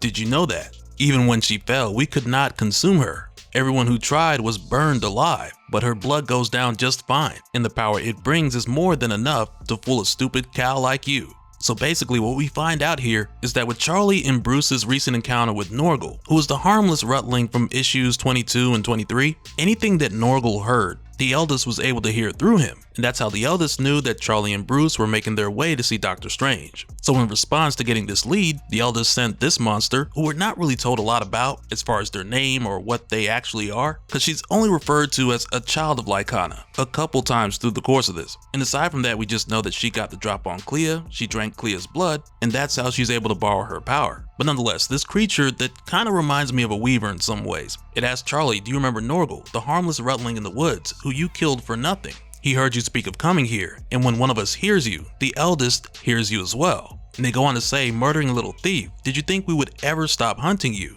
We would never have stopped hunting you. You were not the first to take the god's skin by force, but every vessel of Lycana gets one cycle of the moon, and no more. That is the law. So once again, we're getting references to this law, like Norgal had mentioned before, as well as more information about how Lycana usually operates. But in the middle of this, the werewolves come back, and they're all basically like, yeah, get the god skin and we're done here. But she just looks at him like, wait, you're back? Banner's dead? And the werewolves are like, oh yes, split open from belly to brains, not a morsel left behind. Pity you missed it. And it's hilarious, because these guys, they don't realize what they've just done. Because right here, she's just like, what? Tell me you didn't eat him. Like, tell me you left his remains behind. Yes, unconsumed. And that's what the werewolves tell her, like, no, we ate him. He's gone, sister. Nothing to worry about. But not even a second later, they have something to worry about. Because it's here where the consumed and dismembered pieces of Banner's body begin to hulk out from inside of them and come back together. And this just has the main monster just terrified, because she's just like, idiots. You are not to consume him. Even dismembered, the fractured sun cannot die. Which is one of the craziest things about this whole fractured sun situation. Because a huge part of what brought the eldest back in this series is the fact that the green door is shut, which before is what allowed Bruce and other Hulks to die and make their way to the below place, but also return from the dead by walking through the green door. And this idea even falls in line with what we saw in Immortal Hulk, where Brian Banner was trapped in the below place for a while, and also what we saw with the leader, which was a crazy twist with the connection between the leader and Brian Banner, with how the leader was manipulating Brian through Bruce's whole life. Like, I'm still not over that plot twist. But during Immortal Hulk, when the leader figured out how to manipulate the green door, at the time he threatened Jennifer Walters with the idea of if she were to die again, she wouldn't be able to come back. Because if she died again, he would allow her to come through the green door and enter the below place, but with the creation of the red door, she wouldn't be able to leave after. And so once again, after Immortal Hulk, after Starship Hulk, and going into this series, with the green door being shut, there was always this question of what happens now when Banner dies, because it's not like he's getting through that green door. And it's possible that even now, other Hulks are trapped in the below place, like the other fractured son who's been gone for some time. But it's like now with Bruce, we're seeing that he's basically being rejected by death. So instead of going through the whole cycle of the green door and the below place, the Hulk just comes right back. And as of right now, I'm not really sure if this is heading more in the direction of like a Deadpool insane healing factor thing, or like when Thanos was rejected by death. I'm not sure. But either way, it's crazy to see how it plays out in this series. But with the Hulk reassembling, this thing tries to hurry up and get the God skin from Charlie. But Charlie's just like, too late, Frico. He's coming. And he's the strongest one there is. Which has also been an ongoing thing in this series, because we've often seen the Hulk say he's the strongest one there is, but throughout this series there's been this lingering warning of someone or something else that's even stronger. But I'm gonna tell you right now, whatever or whoever else that may be, this monster definitely ain't it, because when the Hulk goes after her, she's basically fighting for her life the whole time. And a lot of this is really her making an attempt to create some space so she can head for the exit, but leading up to that she just goes on about how the Godskin is ours, and the witch is ours as well. Just before she tells the Hulk that the eldest still lives, because what happened back in Vegas, that definitely wasn't the end. And just after this, she tries to jet out of there while saying this is not over, because I think more than anything she's running out of the power she stole from Clea. But as she tries to jet out of there and return to the eldest, Hulk just grabs hold of her ankle and slams her on the ground, only to hurl her to the top of the sanctum and right into the window of the world. But she's not able to just go through because the window's sealed against supernatural threats. So she's calling out to the eldest like, eldest, please let me out. So with the Hulk being such a nice person, he gives her a hand and he gets her through that window as quickly as possible. And it's just like, man, the Hulk really don't care. Like, he really just sent her through the window of the worlds. And after doing this, the creature goes back to its regular form, which now looks more like a vampire. So Charlie asks, what did it mean earlier when it said that Doctor Strange was far away? And this is where Charlie and the Hulk get an answer from someone else with a Norse accent. when they hear a voice saying, "Strange is in my lands, creature," just before they're struck by lightning. And that's what this voice goes on to say, "I thought us allies, Hulk, yet now you protect this foul creature, born from the defiled bones of my kin. Surrendered the beast named Lycana, lest her fate be yours as well." And that's when we see that it's none other than Thor, because I mean, who knew? So yeah, now that this sets up things to where Thor is going to be coming after Charlie, we all know that the Hulk's going to protect her, which means another Thor versus Hulk match is coming. Though I doubt Thor is going to be hulking out this time. But then again, you never know these days. Alright, so coming back, this picks up from what we saw when Bruce stepped right into that trap at the Sanctum Sanctorum that ended up getting him eaten alive, which turned out to be another attempt from the eldest to take back the Godskin Lycana from Charlie. But like we saw before Bruce and Charlie were able to leave, they found themselves getting confronted by Thor, who made his way here looking for Lycana specifically. And because when Thor first arrived, he'd mentioned Doctor Strange is currently in Asgard, this just had Charlie, who at first was just freaking out because it's their first time meeting Thor in person, but this had Charlie like, okay, great, we came here looking for Doctor Strange so he could help us out, only to get ambushed by another skinwalker, but since you say he's in Asgard, great, you can just take us to him. But the problem here is that Thor has a very different perspective on this whole Lycana situation, and that's why he responds to her here saying, "Lie not to me, Valraven. I remember you very well. When last we met, then too did you wear the face of a girl you had slain. I thought I slew you then, but happily I will break thy bones again." So as you could imagine, for Charlie, as a fan of the Avengers, she's kind of like, just like, whoa, wait a minute.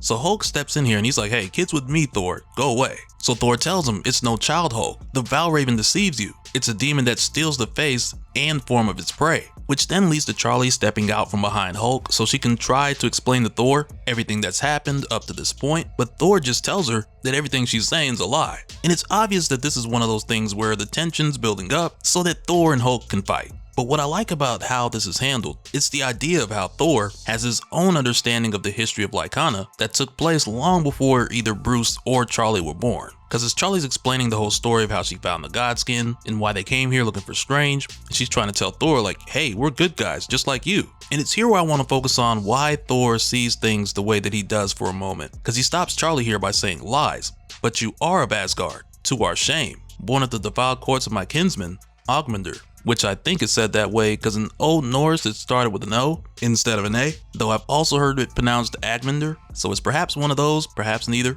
But he's somebody we'll talk more about in a little bit. But Thor says here, "You will return with me to Asgard for judgment, and we will learn the truth of your words." Which again, this is where I want to talk a bit more about why Thor believes what he believes according to his history with the creature, which is just adding on to the pieces we know so far, because there's moments throughout this issue that give us a little bit more. So I'm just going to clump it all together right here before we go any further. Because one of the first things we're shown is when Thor's kinsman Ogmundur was killed by a frost giant, because this happened under the watchful eye of a particular raven. And we're told here things like a noble name, great deeds in song, for these alone we leave behind. Let shriek the hawk, let roar the beasts. Within our flesh, the wolves of Odin cry. And a lot of it just boils down to everyone's gonna die at some point. But just after this, because dude's body was thrown a considerable distance from the actual fight, instead of immediately going after him, Thor had to stick around and finish the fight, since Ogmundur had already been considered to be dead at this point. And after his body was discarded, the raven flew over to him and it started feeding on his flesh. And once again, this is delivered to us in a very fast and loose way, because we get a few words from Thor outside of the images that were shown, where it's mainly talking about how everybody's gonna die at some point, and when that time comes, they will know eternity. And in this case, it's immortality, as opposed to him waking up in Valhalla. But as Thor described, this demon was born of the defiled corpse of his kinsman, and as years went by, there would be stories of this creature that was a great wolf the size of a bear, with wings like a raven. And over that time, Thor got really good at finding the Valraven, as we're shown in another brief flashback that takes place many years after Ogmundur's death. Because it's here where Thor stops in a small village for some mead, where someone asks him, "Warrior, what brings you here?" So Thor responds saying, "Fire, mead, and stories of a Valraven." And when he says that, random people start chiming in, because one guy's like, "It's a beast from hell, and it'll have them all by the end," because the Valraven had taken his wife's cousin. And the guy next to him says, "It took my apprentice, not a man grown, drug off in the night, trail of blood all the way to the door." And as more people share their experiences and just say what they know, another guy's like, "Arn seen it with his own eyes. A great wolf the size of a bear, with wings like a raven's," only for another guy to chime in and basically discredit that by saying, "Fie, old Arn is half blind and all fool." But that same guy keeps going, because he's like, "I heard it takes a man's shape when it wants clothes. or when it wants to get close. And he makes the suggestion that it would probably look like a great brute of a warrior. So right away Thor sees what this guy's getting at. So he tells him, I am no Valraven fellow, but I'll tell thee how to find one. Seek a mane of hair like a beast's fur, so thick the rain rolls off it. My kinsman Ogmundr had such hair, though he be dead now many years. Find a head of hair like Ogmundr's, and though its owner be a child or an old beggar or a comely young girl, thou'lt have thy Valraven. And as Thor's saying this, he's staring at the girl next to the fire because he knows it's her. So she tells him, my mother spake of thee, a warrior of great strength. Rage, as it changes into its true form and tells Thor, and appetites, I will wear thy pretty skin into Odin's halls and greet all my father's kin. And it's crazy to see this backstory for Lycana, and we know this is Lycana mainly because the voice is the same. But much like most of the creatures in this series, there's a slow drip feed for Lycana's history. So in time we'll see if we get more. But now with the addition of the Valraven story, it's like Thor's here saying, trust me, I know what I'm talking about. Because whenever Marvel's retroactively inserted an ancient evil, Thor just jumps up like, oh, I remember this one. You can count on that. But Hulk's not trying to go back and forth with Charlie about this. So he just tells her that they're leaving, that she's stupid for trying to make it make sense for Thor, and that they shouldn't have listened to Banner and come to the Sanctum Sanctorum. But when Hulk grabs Charlie so they can leave, Thor grabs her other arm, because he's like, the Valraven is no child, and he's taking it to Asgard. So of course the Hulk takes that as his cue to punch Thor and literally send him flying down the street and through a building. Because as we know, both Hulk and Banner feel responsible for Charlie, since she fell under this curse on their watch. But it's funny how when Charlie sees the Hulk hit Thor this hard, her response is priceless. But Hulk is just like, let's go. And it's not long before Thor comes back at the Hulk like a bullet. And it happens so fast because in one moment Charlie's trying to tell the Hulk, and before you know it, Thor's already back. And the crazy thing is when Thor gets back, he hits the Hulk with this combo that's like a pop-up, hammer, lightning. It's insane, and it takes the Hulk so far from the Sanctum. And I'm talking about well past the Statue of Liberty, out over the water. It's crazy, and with doing this, Thor sends Hulk to the bottom of the ocean by smacking him down in that direction first, only to then smack the Hulk around some more with the waves, just before parting the waters so the Hulk would land on the ground beneath. And Thor tells Hulk here, you have changed of late, old friend, untethered from Banner and of mankind. The fracture serves you ill. I do not call you my enemy, Hulk, not now, but the Valraven is mine to deal with. Do not follow us. I will forgive thee when the beast is dead. And at this time, Charlie, who's still catching up to the fight, it's clear to her where they are because of the huge storm clouds, but as she makes her way there, she does her transformation, which leads to her heading straight for Thor. And when Thor sees her approaching, he's looking at her like, okay, you said you were no monster on the roof, but all he sees right now is the same creature he faced so many years back. And when they reach each other again, Charlie tries to de-escalate the situation, because she's basically like, look Thor, I have no beef with you, I'm just looking for the big dog. Which very much sounds like someone who wants no problems. But for Thor, he's still convinced that nothing's changed. So he's like, spare me your mockery as if you care for him. A Valraven knows only lies and hunger. So again, it's like he's not at all convinced about anything that Charlie's told him. And there's also this element of Thor being a bit emotional about this. And I mean to the point where he's just like, this thing is a constant reminder of the dead homie. So it's like he just wants to take it to Asgard, to be judged, because its very existence pains him. So right here, Thor tells Charlie, if you claim to be more human than beast, then come back to Asgard, and we will find the truth of it. And when he tells her, or else, they both hear a rumbling coming from under the water, just before the Hulk pops up out the water and smacks Thor with an old ship. And it almost sounds like I'm saying something else, but I'm saying old ship. But nonetheless, when Hulk pops out the water, the look on Thor's face is just like, old ship. And briefly, these guys are exchanging hits, only to then find themselves landing on the Rainbow Bridge because the Warriors 4 are here. Kinda. Because when Thor looks up, he sees Fandral, Hogun, Volstagg, and Sif.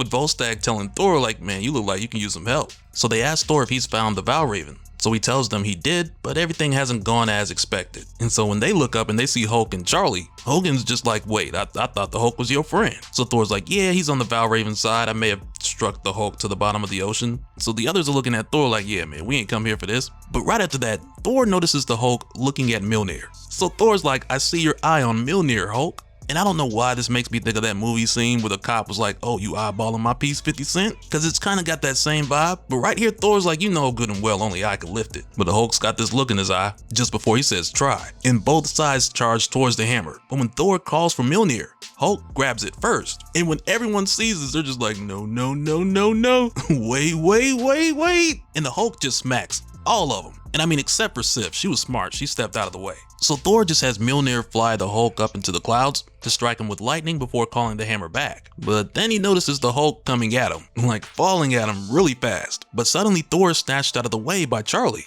And it isn't until this happens where Thor starts to rethink things. And it's the same for Volstagg and the others too. So Charlie goes on to tell them how they're not the monsters, they're the good guys. And she goes back to her human form to show them, just before she turns around and asks Hulk, like, we are the good guys, aren't we? So Hulk just kind of looks at her here for a second before he tells Thor and the others, she's not what you think, and you can't take her, stay away. And as they leave, Hulk tells Thor, come after her again and we'll see who's worthy. And that's where Charlie asks Thor, since he's going back to Asgard and that's where Doctor Strange is, she asks Thor like, hey, could you tell Doctor Strange we're real sorry about the house? And just after that, they leave. Well, wait a minute, why is the Hulk built like, you know what, never mind. But after this experience, now Thor's like, perhaps I was hasty. Perhaps it is not the beast I faced of old. And Sif's just like, she wears the same skin, but no longer driven by hunger alone. Or at least she desires to be. So for the time being, Thor and the others, they lay the conflict to rest. And later that night, when we head back to the Sanctum Sanctorum, we find Clea, who's managed to get herself free after being bested by the Elder's goons,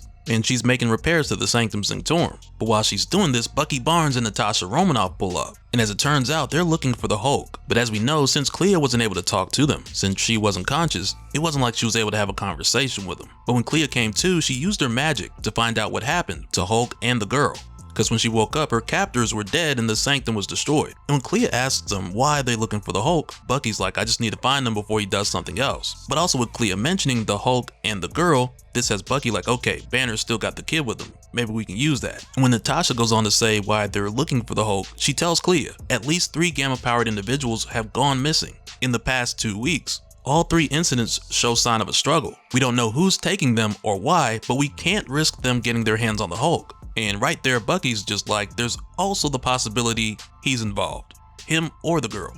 And for Clea, what she does know from what she's seen, the Hulk is protective of the child. So she tells them if they want to gain the Hulk's trust, then they should befriend the girl. So yeah, going forward, even though Bucky and Natasha don't know much about Charlie, and as it stands, they're really just trying to find out how significant she is in all this, but I can only imagine as they learn more about Charlie and the Godskin Lycana, as well as Charlie's pending murder charges, this could turn into a situation where they see her as a threat nonetheless. Alright, so coming back, this picks up after the Hulk vs. Thor issue that left the Sanctum Sanctorum in pretty bad shape, though it wasn't all their fault. But at the time when we saw Clea handling the repairs, she was soon after met by the arrival of Natasha Romanoff and Bucky Barnes, who at the time came here looking for the Hulk and Charlie to find out if they had a connection to the disappearance of 3 gamma-powered individuals, because they don't know who's taken them or why. All they really knew is that finding the Hulk was their best chance at getting to the bottom of this, which is what led them to the Sanctum and having this conversation with Clea. And aside from that, with them knowing that the Hulk has some kid with them, the only information or advice that they were able to get from Clea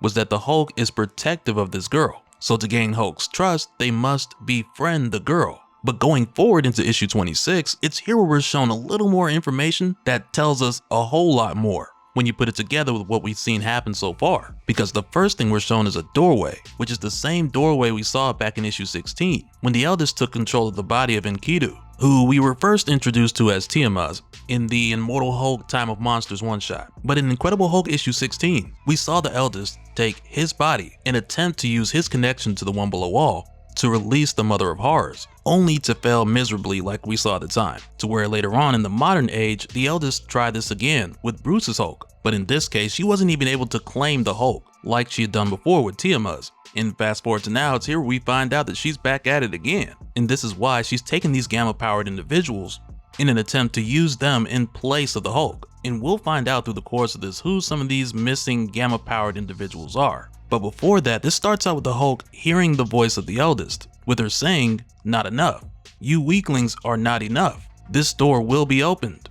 If none of you have the strength, I will find one who does. And right now with Hulk and Charlie, who are in upstate New York, there's this moment here where Charlie has this deer eating out of her hand, and to her, she takes this as a sign of them being where they need to be. Because since the animals usually run away from normal people, and since they've come up here, the animals haven't ran from them, it's like Charlie takes this as a way of nature saying that they're not monsters, but instead they just weren't in the right place before. But when she shares this sentiment with the Hulk, he just basically gives her a blank stare and he walks away. Which is kind of hilarious. But like we saw before, the Hulk has a lot on his mind when it comes to Charlie and the real danger that she's in. since she's taken on the god skin of Lycana. And on top of that, he's seeing these visions and he's hearing the voice of the eldest, so he needs some space. But when the Hulk walks away, Charlie asks her little Hulk buddy plushie, who I'ma just call the Devil Hulk plushie, the one she got from Magic Mart back in issue 4. But she just asks him, what's his problem, Hulk buddy? What do you think he sees when he gets like that? And so of course she responds for it as well, saying, Hulk, am Hulk, And as you would expect, this is just not very helpful. But even after the Hulk leaves, he still hears the voice of the eldest, with her saying this door will be opened if none of you have the strength. And then it's here where the Hulk hears somebody approaching, which takes his attention just as he hears this person say, we don't have to do this. I just came to talk, with this person being none other than Bucky Barnes. But as Bucky approaches, the Hulk still hears the voice of the eldest, with her saying, if none of you have the strength, I will find one who does. And so with the Hulk seeing Bucky approach while hearing the voice of the eldest, this has the Hulk thinking that Bucky was sent by her. And you really can't blame the Hulk, especially after the whole ambush at the Sanctum Sanctorum situation. But nonetheless, when the Hulk winds up for this punch, man, the look on Bucky's face, it's an expression of pure fear, to say the least. Like the better half of the 1900s just flashed before his eyes. And even though the Hulk didn't connect, you can still tell by the poetry in the background that a hit like that would have sent him back into the early 1940s, back to the old Invaders days. But nonetheless, Bucky pretty much expected that this was going to happen, because he knew when he caught up to the Hulk, it was very likely that the Hulk would want to fight. So Bucky says to him here, I thought you might do this. I loaded up on cosmic irradiated rounds just in case. Cap taught me that the key to fighting a Hulk is preparation. And as soon as he says this, the Hulk steps on a mine that Bucky had put down. That immediately starts a time disruption field, slowing down the Hulk to 1/50th of his normal speed, which basically gives Bucky a brief moment to say what he's got to say. So he starts by asking the Hulk what he meant when he told Bucky that he's with her. Because like we talked about before, Bucky, he's not familiar with the eldest and the whole crazy monster hunt that's been going on this series. But before Bucky's able to get a response out of the Hulk, which I assume would have been also at 1/50th of the speed, I mean if he was even going to answer it, Charlie just jumps on Bucky's back. And at first she doesn't even realize who he is. All she really knows is that this guy's attacking the Hulk, so she's trying to help. But when she notices that this is Bucky Barnes, Charlie completely fans out. Because like we saw at the start of this series, she's a huge fan of the Avengers, with both Captain America and Bucky high on her list of favorites. And at this time, Bucky's already pieced together that he's talking to Charlie Tidwell. But given her paranormal abilities, he's just like, yeah, you don't look much like your yearbook picture, kid. But Charlie just goes on with the fan talk, telling him, you're my hero, Bucky. No BS. You and Cap are my actual heroes. I wanted to be you since I was a little kid. But when Bucky tells Charlie what he knows about her, he's just like, I saw Clea Strange last week. She said you'd fallen ass backwards into some powers you don't understand. And that just had me like, yeah, Bucky, that sounds about right. But after all this back and forth, now the Hulk's free. And man, when the Hulk grabs Bucky from behind and he tells him, I'm gonna smash you like I smashed her. Listen, that's not something you want to hear from anybody, let alone a Hulk. And mind you, Bucky's still trying to find out who her is. He doesn't know who the Hulk's talking about. He doesn't know who she is or how she got smashed. All Bucky knows is that he don't want that. But Charlie, she knows what's going on, so she tries to tell the Hulk to stop and that Bucky's not with the eldest. But at this point, Bucky, he's in full let me tell you something mode. He's like, come on man, listen. So he says here, 4 gamma mutates have gone missing in the past 3 weeks, Hulk. You know anything about that? I don't know if someone's kidnapping them or killing them or recruiting them, but it's not just bad guys. Doc Samson's missing, and so is your son, Scar, which right there tells us that an additional gamma-powered individual has been taken since Bucky's left the Sanctum Sanctorum. And if I had to guess who the others were, I'd say it's probably Betty and Crusher Krill, since we've seen the both of them in this series. And I mean, in Krill's case, we literally saw him get abducted, so that one's pretty obvious. But as far as Betty, we've seen her working with the eldest from the beginning, so I wouldn't put it past the eldest to just change gears from using Betty to get to the Hulk to using Betty as a substitute key to free the Mother of Horrors. So the eldest has been busy, and even now the Hulk knows what Bucky's saying is valid, just based on what he's seen. So Bucky tells him, to be honest, you're not the one I came for. Let me talk to Banner. Only for Hulk to tell him Banner's gone. Go away, or you're gonna need more arms. And then man, I'm just gonna tell you right now, on behalf of James Buchanan Barnes, don't appreciate that tone, man. So after that, Bucky gets ready to leave, and he tells Charlie good luck, and that it's none of his business what she's doing here. But then he gives her a warning by letting her know that Hulk's partners usually don't come out so good, because being the strongest isn't the same as being invincible. And just before Bucky leaves, Charlie chases him down, and he entertains the conversation for a moment. And I would say for Bucky, it's likely that he's doing this because for one, it'll help with the investigation, but also there's a chance that he's taking a bit of Clea's advice as far as befriending Charlie, because he may need either the Hulk or Banner at some point down the line. But it's here where Charlie stops Bucky to tell him, I know the Hulk can be a jerk, but he got me out of a real bad spot with my dad. He saved my life a bunch of times. We go on adventures together, help people like you and Cap. He's a hero no matter what people think, no matter what he thinks even. So Bucky just tells her that's not what I saw back there. I saw Hulk without any hint of Banner in him. Neither of them will admit it. But Hulk and Banner need each other. A Hulk without Banner is just a monster. You and Hulk are in real danger right now, and Hulk's got no understanding of danger. Whatever's coming, you'll need Bruce Banner. And as Bucky leaves, he tells Charlie, you said I was your hero before. If that's true, I want you to really listen. Breaking up a team can be hard, but if you find yourself going in a direction you don't like, get out of there. Take it from me, there are worse ways to bust up a team than walking away. And later on that evening, you can tell that Charlie's still thinking about her conversation with Bucky. And I mean more so on the part where he told her that she fell ass backwards into some powers. Like she ain't forget about that. But while she's here with the Hulk, there's this moment where she tries to reach out to Banner. Much like what we saw back in issue 22 when her and the Hulk just left Vegas. When we saw Banner communicate with Charlie after the Hulk had taken over. And when Charlie tries this, it actually works, because she's able to travel to the Hulkscape and get a response from Banner. And when he asked how did she get here, Charlie tells Bruce what he had told her before about monsters being able to find each other, but also she'd figured if the War Devil was able to get in here, then she could find a way too. Because that was part of some of the crazy stuff we had seen between issues 7 and 8, with the War Devil possessing the different military veterans and going after Banner, and for a brief moment even getting to the Hulk. So yeah, just based on what we've seen so far, this telepathic monster network that we've seen Bruce, the War Devil, and the Eldest use, there's definitely levels to it. And really, I haven't thought about it until just now, but it's almost like the War Devil was better at this than the Eldest, even though she's definitely more powerful. But I think that has more to do with the War Devil's effectiveness leading towards grief and hatred, while on the other hand with the Eldest, as powerful as she is, and even though she can speak through this monster network,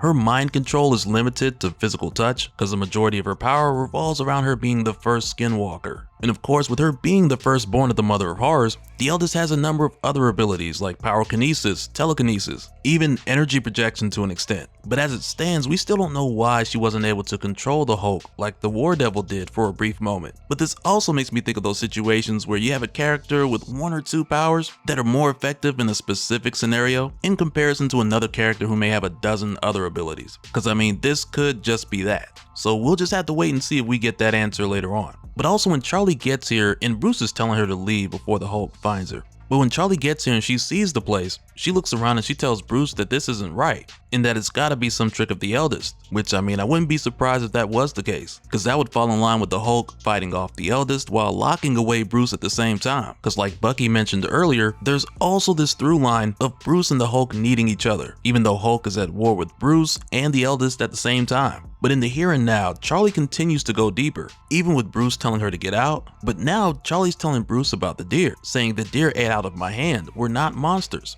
We were just in the wrong place before, which right there tells you that she's not sure about this. Because when she first got here, she's talking about monsters can find each other. And now she's saying we're not monsters. So she's going back and forth quite a bit. While at the same time, she's trying to tell Bruce that the Hulk isn't a bad person, because ultimately she's come here to get Bruce out. But what ends up happening is she goes deeper in, and Bruce is still telling her to leave before the Hulk sees her. But what ends up happening is Charlie, she sees Bruce suffering, and her whole experience in here is done in a very abstract way. And also the entire time that she's here, the art's different, but not long after she sees Bruce, she falls to the ground with a bunch of these demons, just moments before she's found by what she believes to be the Hulk. And after seeing all this, now Charlie's like, okay, well, maybe the Hulk is a monster. But at the same time, with her not being aware of what she was actually doing physically in the real world, she's woken up with half of her face on fire because this whole time she had got too close to the flame. So of course, Hulk's looking at her like, what the hell's wrong with you? But the crazy thing is, now Charlie has that same burn scar on her face that her father had given her before, which was gone after the Eldest brought Charlie back, only for Charlie to get scarred again. So in a lot of ways, it's like the story saying that people can't change, or at least that's what Charlie's being led to believe. Because when the Hulk tries to help her, she tells him to stay back. She tells him to get away from her.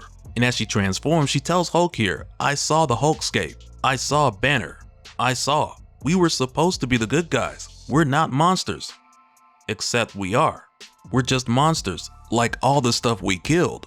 We're just like them. And with switching to her god skin-like kind of form, it's a bit more vicious this time around with her having the additional spikes and tendrils, and she just takes off here, leaving the Hulk while saying, I don't want to be like them. Cause now for Charlie, after she saw what Bruce was going through, on one hand that has her thinking the Hulk is a monster, because she's asked the question before about what happens to Bruce when the Hulk shows up and Bruce goes away, only to not get that question answered. So for her to recently see what she saw and now believe that this is what the Hulk has been putting Bruce through, you can imagine how she feels betrayed in a way. And since Charlie really doesn't know what to do here, she just takes Bucky's advice and she gets out of there, because she doesn't like where this is going. But also going back to what I mentioned earlier about Charlie going back and forth between saying that they're monsters and that they're not monsters. Because of that, it seems like there's some things Charlie's gonna figure out on her own, especially with her noticing the Elder's influence inside of the Hulkscape. So I imagine that she's gonna figure some things out and find a way to get Bruce and the Hulk back together. Alright, so coming back, this picks up just after Charlie had traveled to the Hulkscape in her attempt to reach out to Bruce, which only led to her discovering how twisted the Hulkscape is, which then caused her to go from saying we're not the monsters they say we are, to her saying we are just like the monsters we've killed, to where after that she took off, leaving the Hulk by himself. And throughout issue 27, I want you guys to keep in mind what Charlie told the Hulk here, because this one really hits different when you know where the Hulk's at this point.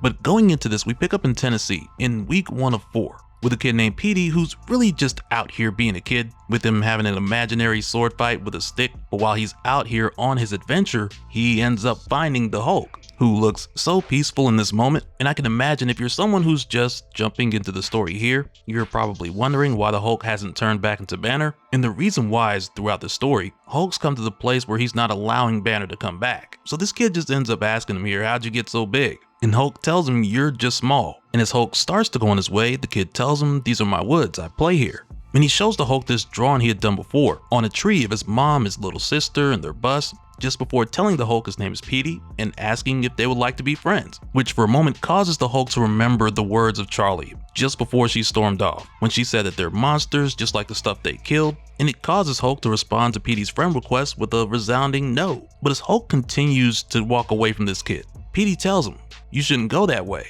It goes by the falling down tree. You shouldn't go there. So next, Hulk asks the question that I think most of us would have asked from the jump, because Hulk just looks at him and he's like, why are you by yourself? So Petey tells him, our bus is close to here. We live in it. Me, mama, daddy, and baby sister. And he goes on to explain his situation to the Hulk by letting him know that his dad builds stuff. So when his dad gets a job in a new town, they use their bus to go there. But sometimes when his dad gets angry, they gotta leave again. And as soon as this kid mentions the part about them having to leave when his dad gets angry, this has the Hulk curious. So when Petey hears something and he's like, oh, that's mom, gotta go. And we'll make more sense of the mom thing in a moment. But as Petey rushes back, he tells Hulk, you can stay in my woods, we're friends now. I won't tell nobody. Just don't go by the falling down tree. But instead of just staying there, the Hulk follows this kid back, out of concern. And of course the Hulk's footsteps are anything but silent. So the kid's mom asks the dad what's that booming noise, because they hear the approaching boom sound of the Hulk just walking around. And the dad responds to her saying, hell would I know, nothing to do with us. But even with the Hulk taking a look at Petey's whole situation here, Hulk doesn't notice anything too abnormal, so he just leaves them be. And after this, when we jump over to week 2, we find out that Hulk and Petey have been hanging out in Petey's forest, and while the kid's just tossing his ball up against the tree and catching it, he asks the Hulk, are you a hero, like the Revengers? And Hulk is just like, no. And the kid goes on to tell him, if you was, I was gonna see if you can get us a house with a TV in it. Dad just got us a bunch of game stations.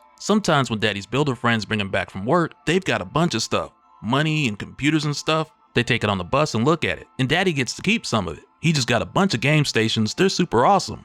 They don't work on the bus because there's no electricity or TV or anything. When we get a TV in the house, mama said we're gonna, but on the next throw, Petey misses the tree and the ball goes flying. And it causes the kid to go into quite the panic for a moment here. So Hulk tells him it's just over there. Get it? You gotta love the way that Hulk talks to children. But Petey tells him, I can't. And that's when Hulk realizes that the ball had went over to the falling down tree. So Hulk asks, why do you care about that stupid tree? But Petey doesn't give him an answer. He drops his head and says, I just wish we had a house with a TV in it. That's all. And now this takes us over to week 3, which is where things escalate quite a bit. Because in week 3, on one particular evening, while the Hulk is just out here in Petey's woods, Banner, who's basically trapped inside the Hulk at the moment, tells the Hulk that he had lied to the kid. And the Hulk more or less tells him that he didn't lie, because they're not a hero. And I mean, technically, Petey asked if they're a hero like the Revengers, so when Hulk said no, he was keeping it 100. But what Bruce is really getting to here is the fact that they could be again, because they both know that family isn't safe with Petey's dad, and they could help them. And this just has Hulk saying help. You mean like how he helped Charlie? Because ever since Charlie decided to tag along with the Hulk, that kid has been finding trouble around every corner. And Bruce responds to this saying here, Charlie's a monster now like us because of us, but she thought we could be heroes too. And Bruce asks here, does she have to be wrong? But this conversation is interrupted by a loud shriek, followed by someone in the distance saying, what do you think? He shot at us. Idiot, Travis is shot. So Hulk goes to check it out, because it's coming from the same place where he saw Petey head back to his family over by their bus, where recently Petey's dad just came racing back in the red truck. And this continues with the mom saying, what do you mean shot? Like he's dead? And the dad says, he ain't here, is he? 2 cop cars were on the highway. We gotta move the bus right now. Get all of that stuff strapped down. We're leaving in 2 minutes. And the mom's like, we can't. The baby's sick. We can't leave now. How will we even find this place again? And that's where the dad says, we ain't ever coming back here. The guy saw my face. This place is burnt for us. And it's right there where the mom's like, well then, we're not leaving. We can't leave Petey. You can't just leave him. And it's here where Petey tells Hulk that his dad's angry again. And that means that they have to leave. And right now, it's right here where things start to click for the Hulk. Because he's like, leave him? And he even asks Petey, what does his mom mean by leave? And things get even crazier with his parents following this. Because next his mom is like, we can't leave him, we gotta move him or tell someone. And Petey's dad just goes off like his mom is doing this because she wants him to go to jail or something. And dude even puts his hands on her. And I'm not gonna show too much here, but the dad ends up giving Petey's mom an ultimatum, where it's like either she can stay here and call her mother, or she can hop in the truck and leave with him. And this leads to Petey's mom saying, I stayed after everything. I stayed, and now you're gonna leave? I won't leave my Petey under that tree. And when the mom says this, man, now it's clear as day. But even still, the Hulk makes his way over to the falling down tree. And even though the Hulk knows what's going on at this point, it's almost like he's taking a look just to get confirmation. And when the Hulk gets to the tree, he takes a look up underneath and he sees this little lifeless hand reaching up from the dirt. And almost immediately, the Hulk hears a gasp behind him, and it's Petey's mom. And right away, she tells Hulk that it wasn't her. And when the Hulk turns around, and you can tell he's pissed, because we've talked about Bruce's childhood, which could have ended this way. But the mom goes on to say here, please don't kill us. I'll keep Ashley safe, the younger daughter. I'll take her to my mom's. I'll tell the police what my husband's done. I'll turn myself in. I'll tell them where Petey is. I can make it right. Please don't kill me. I'm not a monster.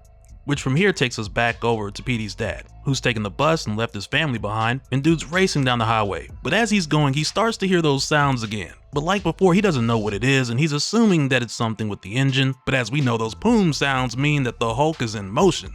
And when the Hulk catches up with this bus, he smacks it so hard that it just goes flying before it tumbles a few times out over into a field. And eventually when it stops, dude is still alive. And his name's Henry, by the way, but who cares? But while he's trapped inside this wreckage, a broken fuel line makes contact with a loose cable, igniting this huge fire. And the next thing this guy sees is the Hulk peel this bus open. And when he sees the Hulk, he's like, no, you're not real. And the Hulk, who is so pissed right now, Hulk tells him he's still out there in the woods. A monster killed him.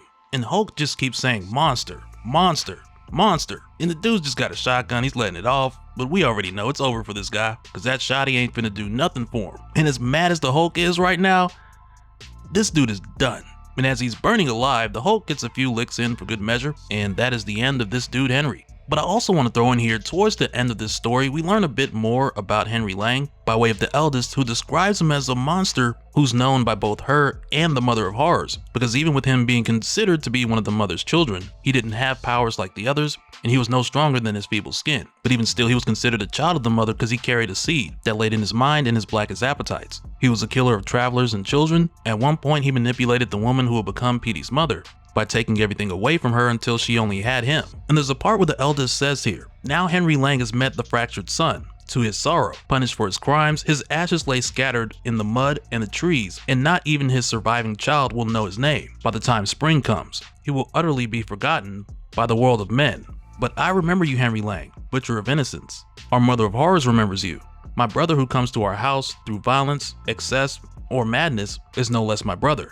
Though you do not live to see our age of monsters, know that it begins before the next cycle of the moon, and that your killer will be the one to usher it into the world. So again, like we've talked about throughout this whole series, this is the eldest who's been trying to use the Hulk as a key to bring back the Mother of Horrors. And even though at the start of this she called for all sorts of monsters far and wide to bring the Hulk to her, which for the past 26 issues has shown us so many monsters, both familiar and unfamiliar, but one thing that we've learned along the way is that there's this huge spectrum between those monsters who are more formidable, those who have heard the call and they've answered, others heard the call and they paid it no mind. Then you have some like Henry Lang, for example, who have the seed, they're connected to the eldest and the Mother of Horrors, but the eldest and the mother could really care less for them, almost as if they don't see much of any value in them. But after this we head into week 4, where Petey's mom, she's done exactly what she said she was gonna do. She got the police involved so they could come and get the body. And for a moment here, while Hulk is talking to Petey, I also want to bring up here, and some of you guys may already know, especially if you've been watching the channel for a while and following my whole coverage, where in that case I guess this will just be a little reminder, but back during Civil War II in the tie-in, The Fallen issue 1,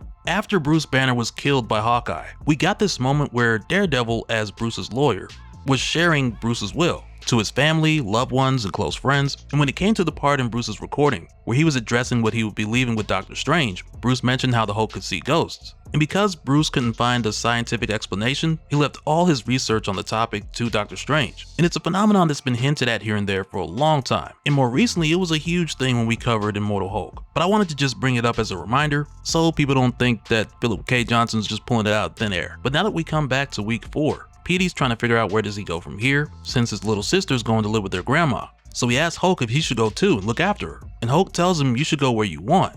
There's no rules when nobody's looking for you. And after that he tells Petey that he was sorry that he was too late to help, but the way the kid sees it, Hulk still saved his baby sister Ashley. And he says to Hulk, that's hero stuff. You can stay in my woods if you want to. Just before handing Hulk his ball, to where next Petey heads over to his little sister, who can also see him. As he goes on to say, I'm gonna go with sister and teach her hero stuff too. So yeah, just going back to what Charlie said about her and Hulk being monsters, it's kind of crazy how it all comes down to what's in someone's heart and the decisions that they make. Alright, so going into this, we pick up with the Hulk who's just chilling underwater. And just to point out a few things here, for one, at this point in the story, Hulk is fully in control, with Banner locked away in the Hulkscape. The second thing to know is for the time being, Hulk is alone, since Charlie had ran off back in issue 26. And for the third, just as a quick reminder, we also know that the Hulk is capable of breathing underwater, as well as how his body adjusts to breathe in the fluids, back when Banner explained the whole process during Tempest Fugit, written by the late great Peter David. And this is something I went more into depth on in the 2.5-hour Maestro origin video, and I have the link for that in the description for anyone who needs to check it out. But during this seemingly very peaceful time when we find the Hulk underwater, he ends up dozing off, only to wake up much later on at a different location, not too close to the beach, where he finds a message written to him in the dirt by Bruce, with it saying, protect Dr. Voodoo. And so Hulk just sees this and he's like, leave me alone, Banner, only danger is you. And now something to keep in mind here is that throughout this whole series, this story's very much been a continuation of Al Ewing's Immortal Hulk, as well as Donny Cates' Starship Hulk series, which was concluded by Ryan Ottley, who wrote and illustrated the last few issues. But from the start of this, with the eldest returning and claiming this as her opportunity to bring back the Mother of Horrors, with the green door being shut, we soon after learned that the Hulk was the key to making that happen. And on top of that, from the start of this series, we've had the Hulk telling Banner how enough is enough and how he'll take over by locking Banner away indefinitely, which makes sense after the extremes of the Starship Hulk situation. But this will become an ongoing process, with the Hulk taking control more often and for longer periods of time. And like we saw while this was going on, after the eldest was released, she called out to the different monsters around the world for them to hunt down the Hulk and bring him to her, so she can use the Hulk to bring back the Mother of Horrors. And now one of these creatures was a fallen angel who went by the name of the Frozen Charlotte, who had ended up killing this girl by the name of Charlie Tidwell and placing her soul in a doll. And I mean, you might have noticed I'm skipping over a lot of stuff here, mainly to highlight the points of interest that are coming back right now, but I still understand how it could seem like a lot for someone just jumping in, so don't worry, I got a link in the description for the full playlist, because we've been covering this series in its entirety. But long story short, at this point in the series, Hulk and Banner took Charlie's doll over to Dr. Voodoo at Strange Academy to get his help, which at the time started with the Hulk smashing through the school, which is why Dr. Voodoo chained Banner up. But this led to Dr. Voodoo not only helping them by sending them to see the Flesh Weaver, but we also find out in the moment here that Dr. Voodoo had done something more. So basically, just think of this as a case of whoever helps the Hulk is an enemy of the eldest, so it would be in Hulk's best interest to get back to Dr. Voodoo and make sure that he's good. But as Hulk continues to go on his own way, We get this moment here where the Hulk sees this guy who's frozen to death on the way up this mountain, and it almost looks like it puts a smirk on the Hulk's face, which is crazy. But along the way, this glowing object appears on his chest, and it makes a cracking sound. And it's here where the eldest says, at last, the seal weakens, fractured son. Soon your flesh will be mine. Because much like what we've seen before, the eldest is constantly watching the Hulk. And without warning, Hulk is blasted off the mountain, only to soon after arrive in New Orleans, which is precisely where he needed to be anyway. And when he gets here, of course everyone has their phones out because the Hulk just touched down. But just after he gets here, he's met by Inspector Francis, who's the ghost detective we first saw back in issues 9 and 10 when the Hulk was going up against the frozen Charlotte. And now when the Hulk gets here, the inspector's like, well, hello again. And he lets the Hulk know that there's been quite the disturbance in the French Quarter, so he's glad that the Hulk came to help. And after that, he goes on to give the Hulk a badge while telling him, there, it's official. You're a Pinkerton man, not a villain alive bold enough to cross you now. But it's one of those things where Hulk just goes with it, and he heads over to Strange Academy with Inspector Francis, who's already investigating a disturbance. And with Inspector Francis, like we learned before, this guy's been dead for quite some time. So as they go inside, he talks about the history of this place, and he tells Hulk here this is the poor old Wiltshire house, constructed for Admiral Thomas Wiltshire from 1872 to 1874, sat derelict from 1966 till coming into the ownership of Dr. Stephen Strange, MD, becoming Strange Academy under the stewardship of Mr. Jericho Drum, answering to the curious name of Dr. Voodoo. And do know, even if the Hulk wasn't here, this guy would have been talking to himself anyway. And now as they check out the place and head deeper inside, they find that there are spider webs everywhere. And the inspector tries to call out for Mr. Drum, but he gets no answer. And as they continue to look around, the inspector notices these bodies that have been constructed or reconstructed using bone, iron, and adipose cere, with the latter usually being referred to as grave wax. And the inspector goes on to say, books on the subject suggest rendered fat from corpse tissue can become quite rigid, durable, though never heard of its use in such a fashion as this. And while they're checking out one of these bodies, just behind them, another one of them starts moving, just before it attacks the Hulk. And now it almost seems like a lot of what they've found here has been repurposed with the intention of either going after the Hulk or another gamma mutate, which is what the eldest started to do after she realized that she couldn't just take the Hulk. But while the Hulk is fighting this thing, there's a moment where he rips out a piece of this thing's guts, and it's pretty nasty. But then it tells Hulk, you dare return here. Very well, you can die here. But the next time this thing throws a punch, Hulk just catches its forearm, crushes it, gives it a headbutt, only to then follow with a punch that literally ends this fight. And now mind you, the whole time during this fight, Inspector Francis had been trying to talk to this creature and say things like, halt, put your hands up. And now that it's literally melting in front of them, the inspector's trying to tell it that it's under arrest. And it's like, nah buddy, give it a rest. But this ends up turning into a pretty crazy reveal, because as this thing is breaking down, it goes on to say to the Hulk here, eldest knew you would come. When last you came here, you sought the aid of Dr. Voodoo. You will find no such favor this time, for you face the greater of the brothers Drum tonight. Because to their surprise, this is Daniel Drum, Jericho's deceased twin brother, who had been practicing mysticism long before Jericho. And now when he shows up here, Detective Francis tries to ask him some questions about the disturbance, only to have Daniel Drum quickly disarm him and dismiss him, which immediately has Hulk like, dude, he came here to help you. Only for Brother Drum to tell Hulk, as my brother helped you? Did you even wonder why Eldest failed to possess you in the Temple of Lycana? My brother placed a protection charm upon your human vessel, Banner. Eldest learned this and came for my brother. I will not make the same mistake Jericho made. I've cast my lot with Eldest and all her kind.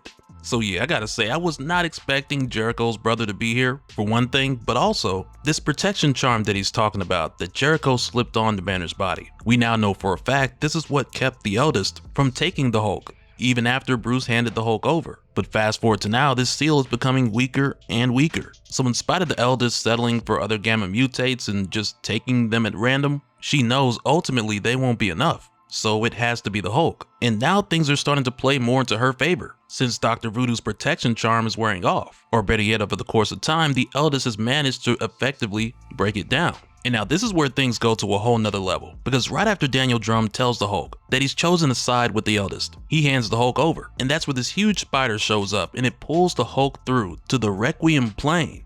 And now from here going forward, to the end of this issue and even over into the next. Out of all the Hulk issues that we've covered, this has to be one of the craziest, because it's here where the eldest ties together the insane history that we've learned about the one below all and the below place, as well as the one above all, and how it all connects to the elder gods, which until now has always seemed like a broken story, because any other time when we talk about the Demiurge, Gia, Atum, or Chthon, we've never been able to properly have the one below all in that conversation. At least not until now, because shortly after the Hulk arrives in the Requiem plane, he sees Betty and he asks her, "Where is this?" And that's where she tells him it's where we come from, the place where the one below all emerged, where the mother of horrors was broken, where Gamma was born.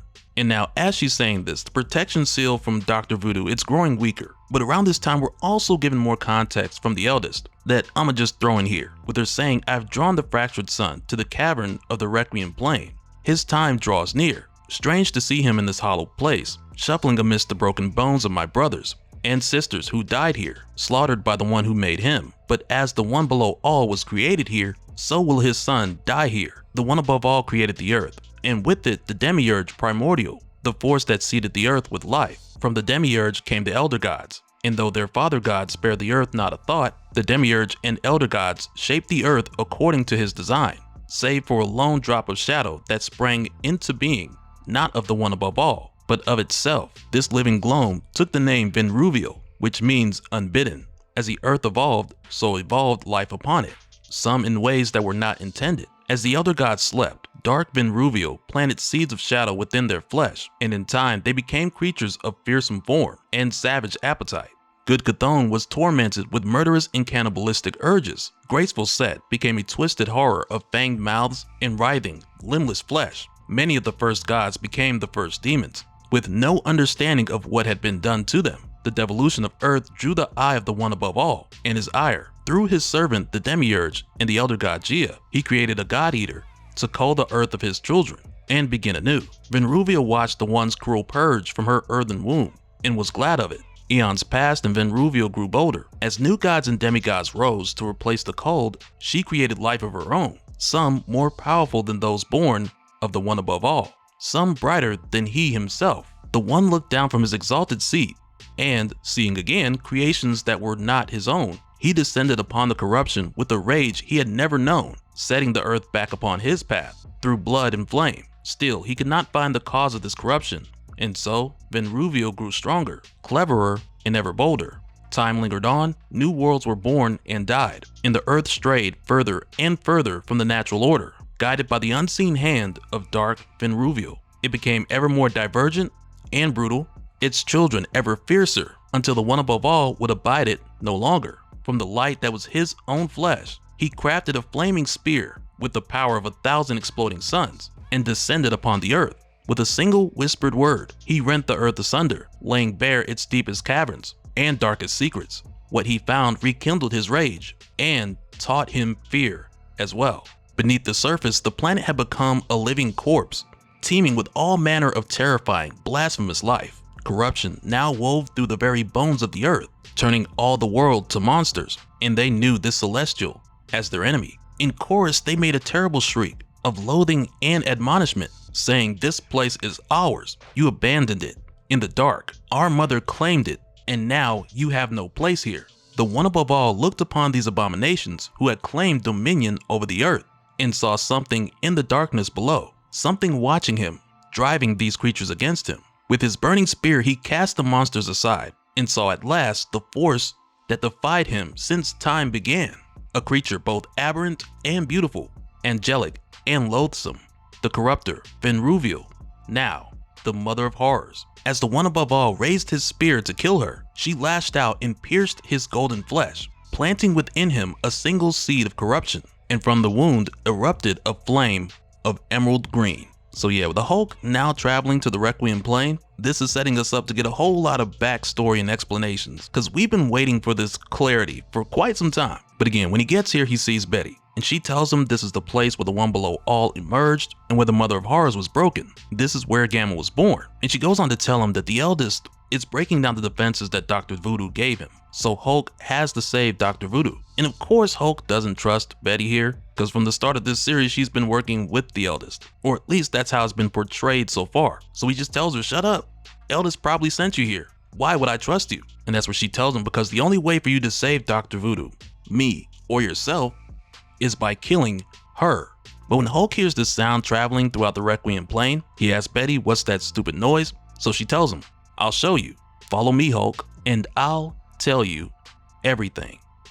So yeah, this one kind of leaves us with a cliffhanger for now, but even still, from this issue going forward, it seems like Philip K. Johnson is looking to reestablish a lot of the Hulk mythos before Infernal Hulk drops in November. Alright, so this continues right where we left off, when we saw the eldest transport the Hulk to the Requiem plane. And in our last talk, I went through the history of what happened here between the One Above All and the Mother of Horrors, since we were given that explanation in the last issue. But we'll talk even more about a lot of that stuff here, because with the Hulk being sent here to the Requiem plane, he's greeted by Betty, who tells him that she's going to explain everything to him. And now, you guys already know, I've had my suspicions about Betty throughout this series as far as what's going on with her throughout all of this, and we get that answer too. But coming back is here where she says, would you like to know what happened here, Hulk? We could ask them. They haven't forgotten a thing. So Hulk tells her here, dead things don't talk, Betty. And that's where she tells him, oh Hulk, you know better than that. The dead talk more than anyone. And lately, we've seen quite a bit of emphasis on that, with the Hulk being able to see the dead, speak with the dead, and in some cases not even know that the person he's talking to has been dead. And some of that continues here as they make their way through, because when Hulk jumps on one of these huge skulls, he gets a glimpse from this creature's memory. But when Betty asks Hulk what did he see, Hulk's just like nothing. And she knows he's lying, so she gives him the history, and she tells him here that's Phylaxel, keeper of lost knowledge. These others were her brother Phylactemin, which I think is how you say it. But also, before we just brush past this, I also want to say there's a reason why we don't really know who this was or who her people were, and that's mainly because all of the dead monsters we see in the Requiem plane, they were destroyed by the One Below All a long time ago. And we're shown how exactly that went down when we go into the history of the Mother of Horrors and the origin of the One Below All. Because next, Betty goes on to tell Hulk they were Beast of Riddles and Jornell of the Iron Lords, and she tells him, go on Hulk, ask her. What did the dead ones tell you? Hulk, what do you see? And this is where the Hulk is shown, the same story that we got before, which connected the Mother of Horrors and the origin of monsters and the One Below All, and wove their histories in with the Elder Gods. But this time around, as it's being shown to Hulk, Hulk only sees the images, so he describes to Betty what he sees. And he says here, I see Earth when it was new, quiet, gods, nothing else, ocean, deep, peaceful, except there's something down there. It's changing things, everything. Pretty things went dark, quiet things got hungry. So she asks him here, what else do you see? And Hulk tells her, another god, the one who made everything. He didn't care about Earth until the monsters came. And now really quick, this part is basically fast tracking the history as far as the One Above All creating Earth, and with it the Demiurge Primordial, who seeded the Earth with life starting with the Elder Gods. And we were told before that the Demiurge and the Elder Gods shaped the Earth to his design, except for one lone drop of shadow that sprang into being, not of the One Above All, but of itself. And we were told before that this shadow would later become Venruvial, and over time Venruvial would plant dark seeds that corrupted the creatures and the Elder Gods, which is what then led to Gia and the Demiurge bringing forth the tomb, who would later become the Demigorge. And this all comes back to that because Hulk says that he sees here another god, the one who made everything. He didn't care about Earth until the monsters came. He made a monster to kill all the others. It was over. But the thing in the dark was still there. God opened the ground and found her, which now brings us to the One Above All's discovery of Venruvial. And like we were told before, the One Above All wasn't familiar with this darkness. So at this point, when he cracked the Earth open to see what was going on, this immediately made me think of that dude looking at that server rack. I'm like, what is going on in here? This some One Above All tech support. But again, going along with the story that we were given, the Hulk sees Venruvial put darkness in the One Above All, which is how the One Below All was created. So as Hulk continues to describe what he's seeing here, he says the Mother of Horrors, or Venruvial, made the One Below All. And Betty tells him, yes Hulk, she corrupted God himself. That's when Gamma was born. The One Below All went into the dark and killed all her children he could find. And then he hurt her worse than anything's ever been hurt. When he couldn't hurt her anymore, he roared so loud that the world ripped apart, and they knew bad place opened up inside, hard and cold. That's where he put her, behind a door no one could open but him. The things that lived down here built a city around it. He hung the heads of her immortal children across the city. That's the sound you heard.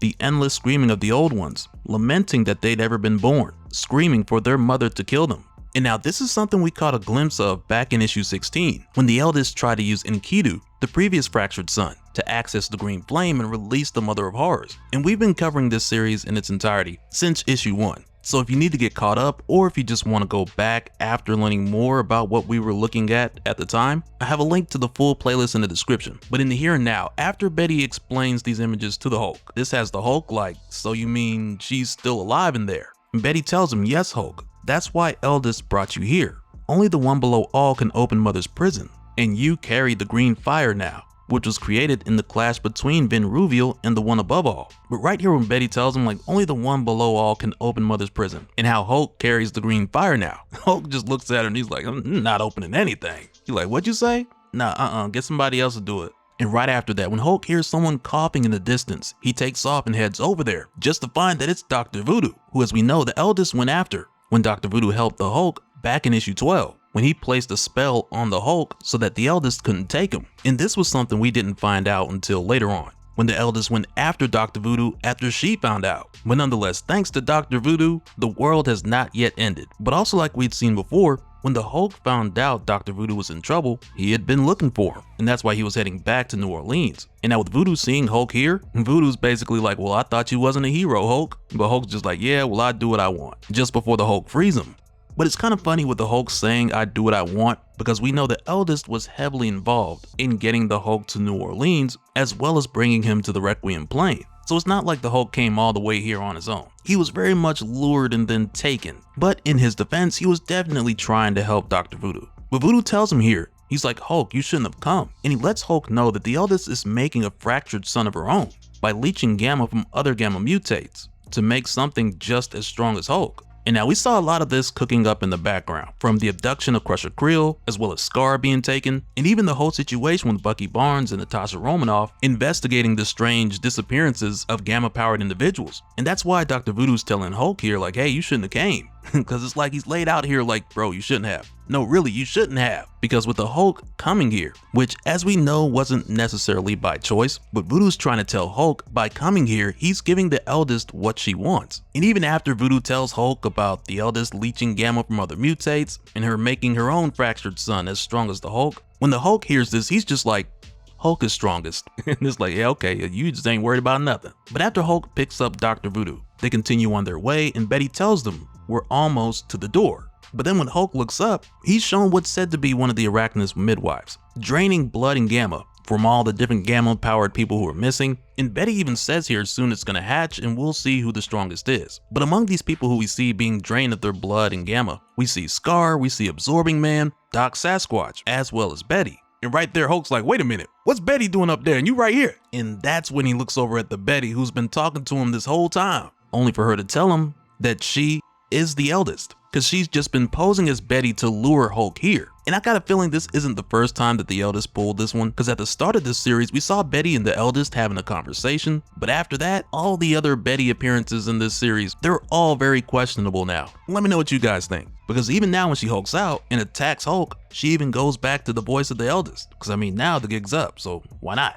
And I'll even say, man, seeing Doc Samson or Doc Sasquatch here, and I mean as well as Scar, it all kind of takes me back to the Gamma Flight days, which really wasn't that long ago, but I mean it feels like forever. But then it's right here where the eldest shoves the Hulk onto this huge spider, so it can drain his blood and gamma too. And when she does, we can kind of see what's forming inside of the spider, as she tells the Hulk, with your blood in my vessel's veins, I will be stronger than ever you were, and our mother will be freed.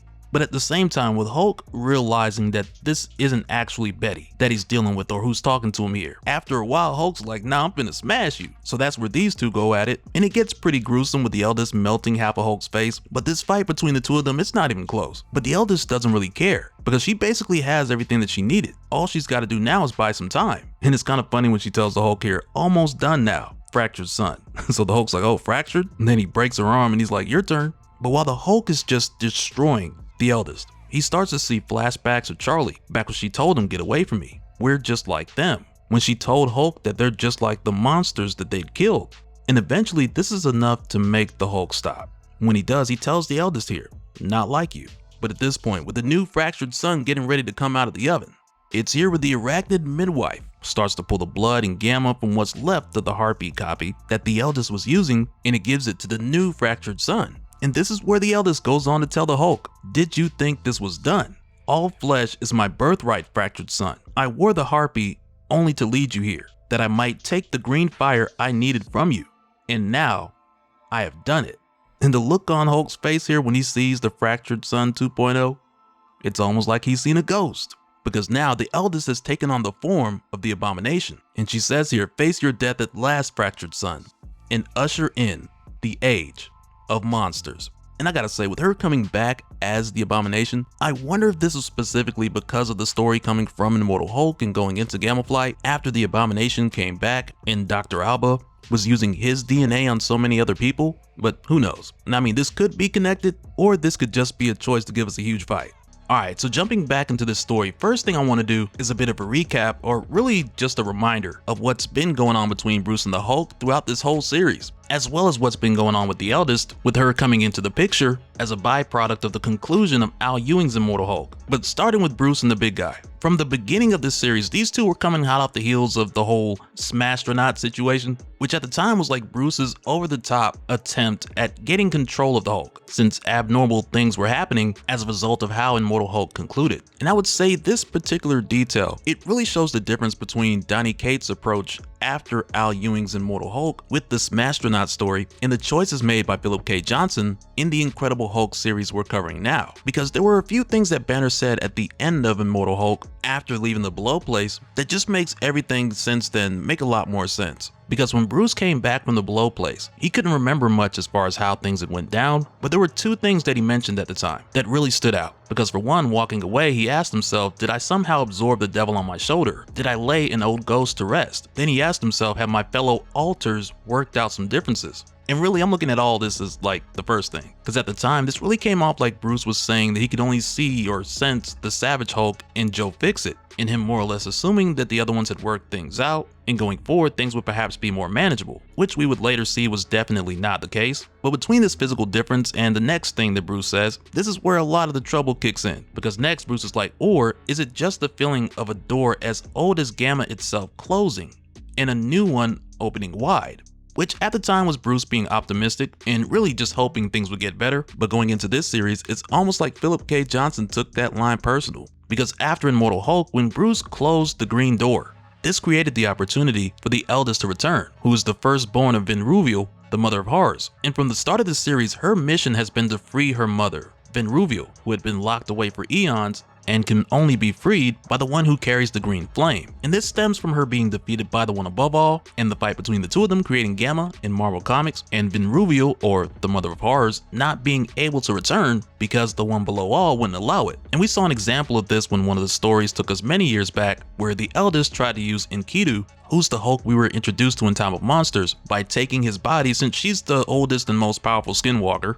But she tried to use him to open the door, only to be stopped by the one below all. And fast forward to the modern day, after Bruce quote unquote absorbed the devil on his shoulder, Bruce and his Hulk were now the only thing standing between the eldest and her freeing VENOM. But when she tried to do the whole skinwalker thing on the Hulk, it didn't work. And we later found out that this was because when Bruce went to go see Dr. Voodoo, he put a spell on them, and more specifically, Bruce, that wouldn't allow the eldest to just take control of the Hulk.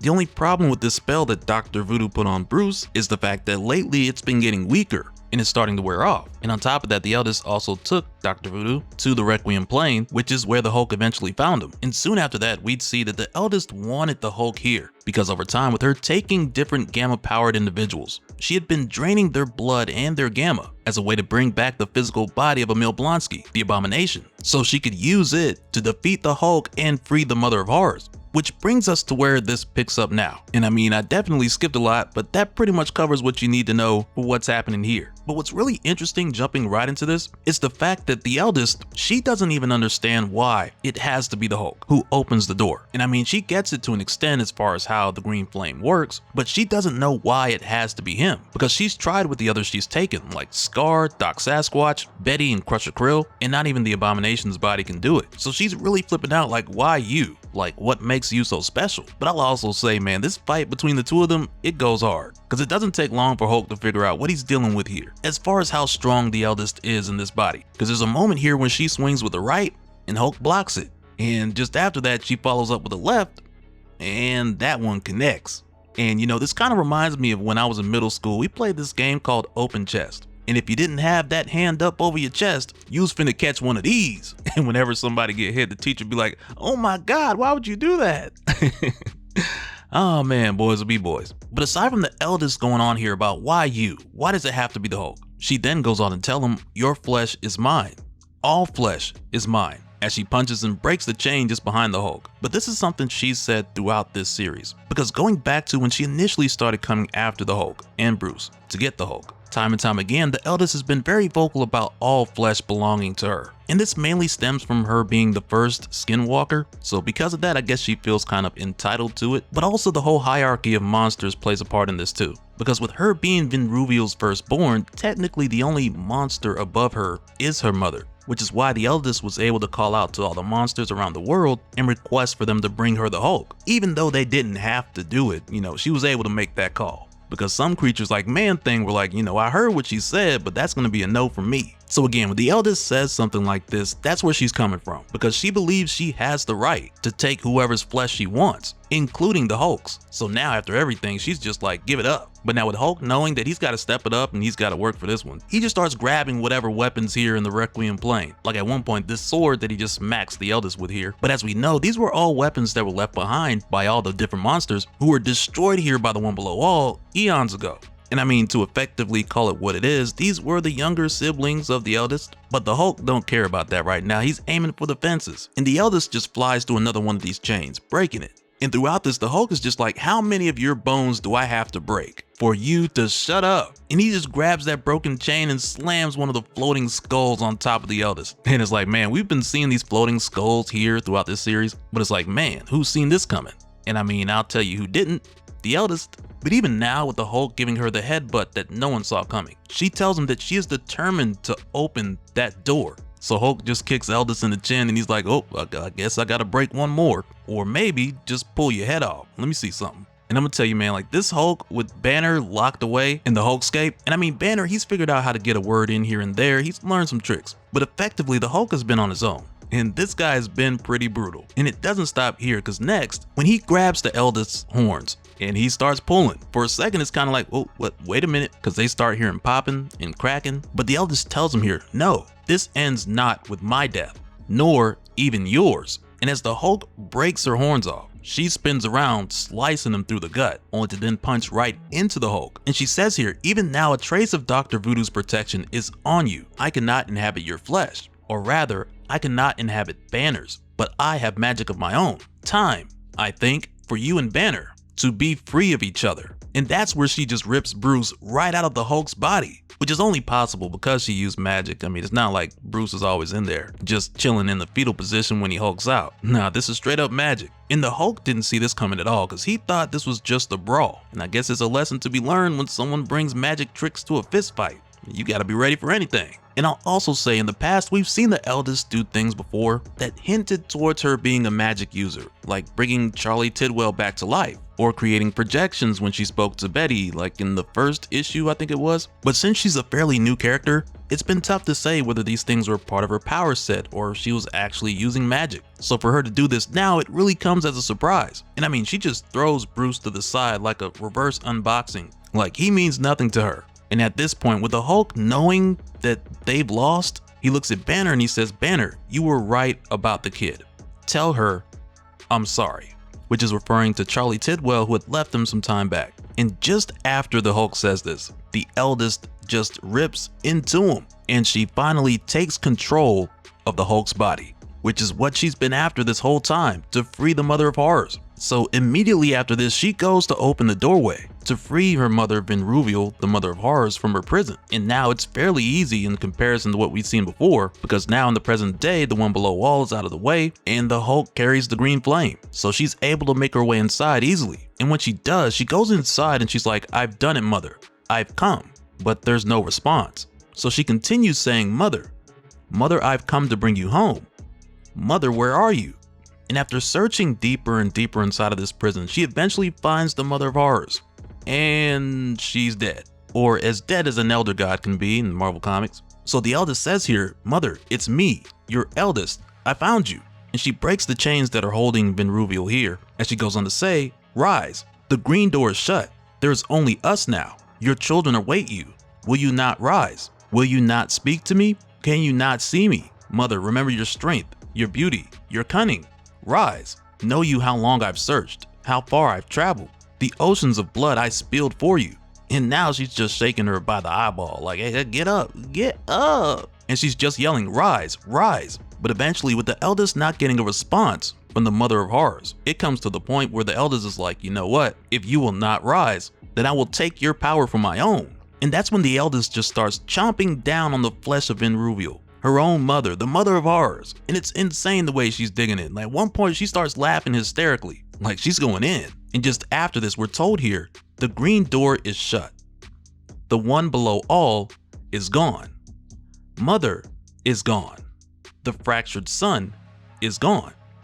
All that remains is Hulk, as we see that hand punching out of the prison. And now it's much bigger than it was before. It was looking crazy before. But yeah, these are the events that lead us straight into Infernal Hulk, as well as the beginning of the Age of Monsters. And we also get some really interesting text towards the end, with it saying how Banner was unique, being able to bear this burden, or bear this weight that few immortals could have. And there's a moment where the eldest is like, I wonder if his friends, the other heroes of this time, if corrupted, would they burn as brightly as Banner? And for me, when I hear that, I'm thinking three things actually. Because for one, this could just be the eldest going forward and doing what her mother would have done. Or two, she could be testing the other heroes to be looking for another upgrade. Or three, Infernal Hulk could be where we find out what all Banner and the Hulk absorbed at the end of Immortal Hulk. Because to me, this will be the perfect time to solidify the Hulk as the new one below all. And it creates an opportunity to bring back some Hulks who have been gone for a long time, like the Devil Hulk, who deserves better because all he wants to do is protect Bruce. But yeah, if you enjoyed this video, be sure to drop a like or a hype, and let me know if you guys are excited for this new Infernal Hulk series coming in November, because Philip K. Johnson's coming back to write it, and I think he's gonna keep cooking. Let me know what you guys think. And so now real quick, I want to give a special shout out to all the patrons. Thank you guys for all of your support. And for anyone who's new here who wants more information on how to support the channel, I got a link below where you can go to patreon.com/dopespill. But that'll do it for this one, guys. Let me know your thoughts down in the comments below, and we'll do it again on the next one. All right, later.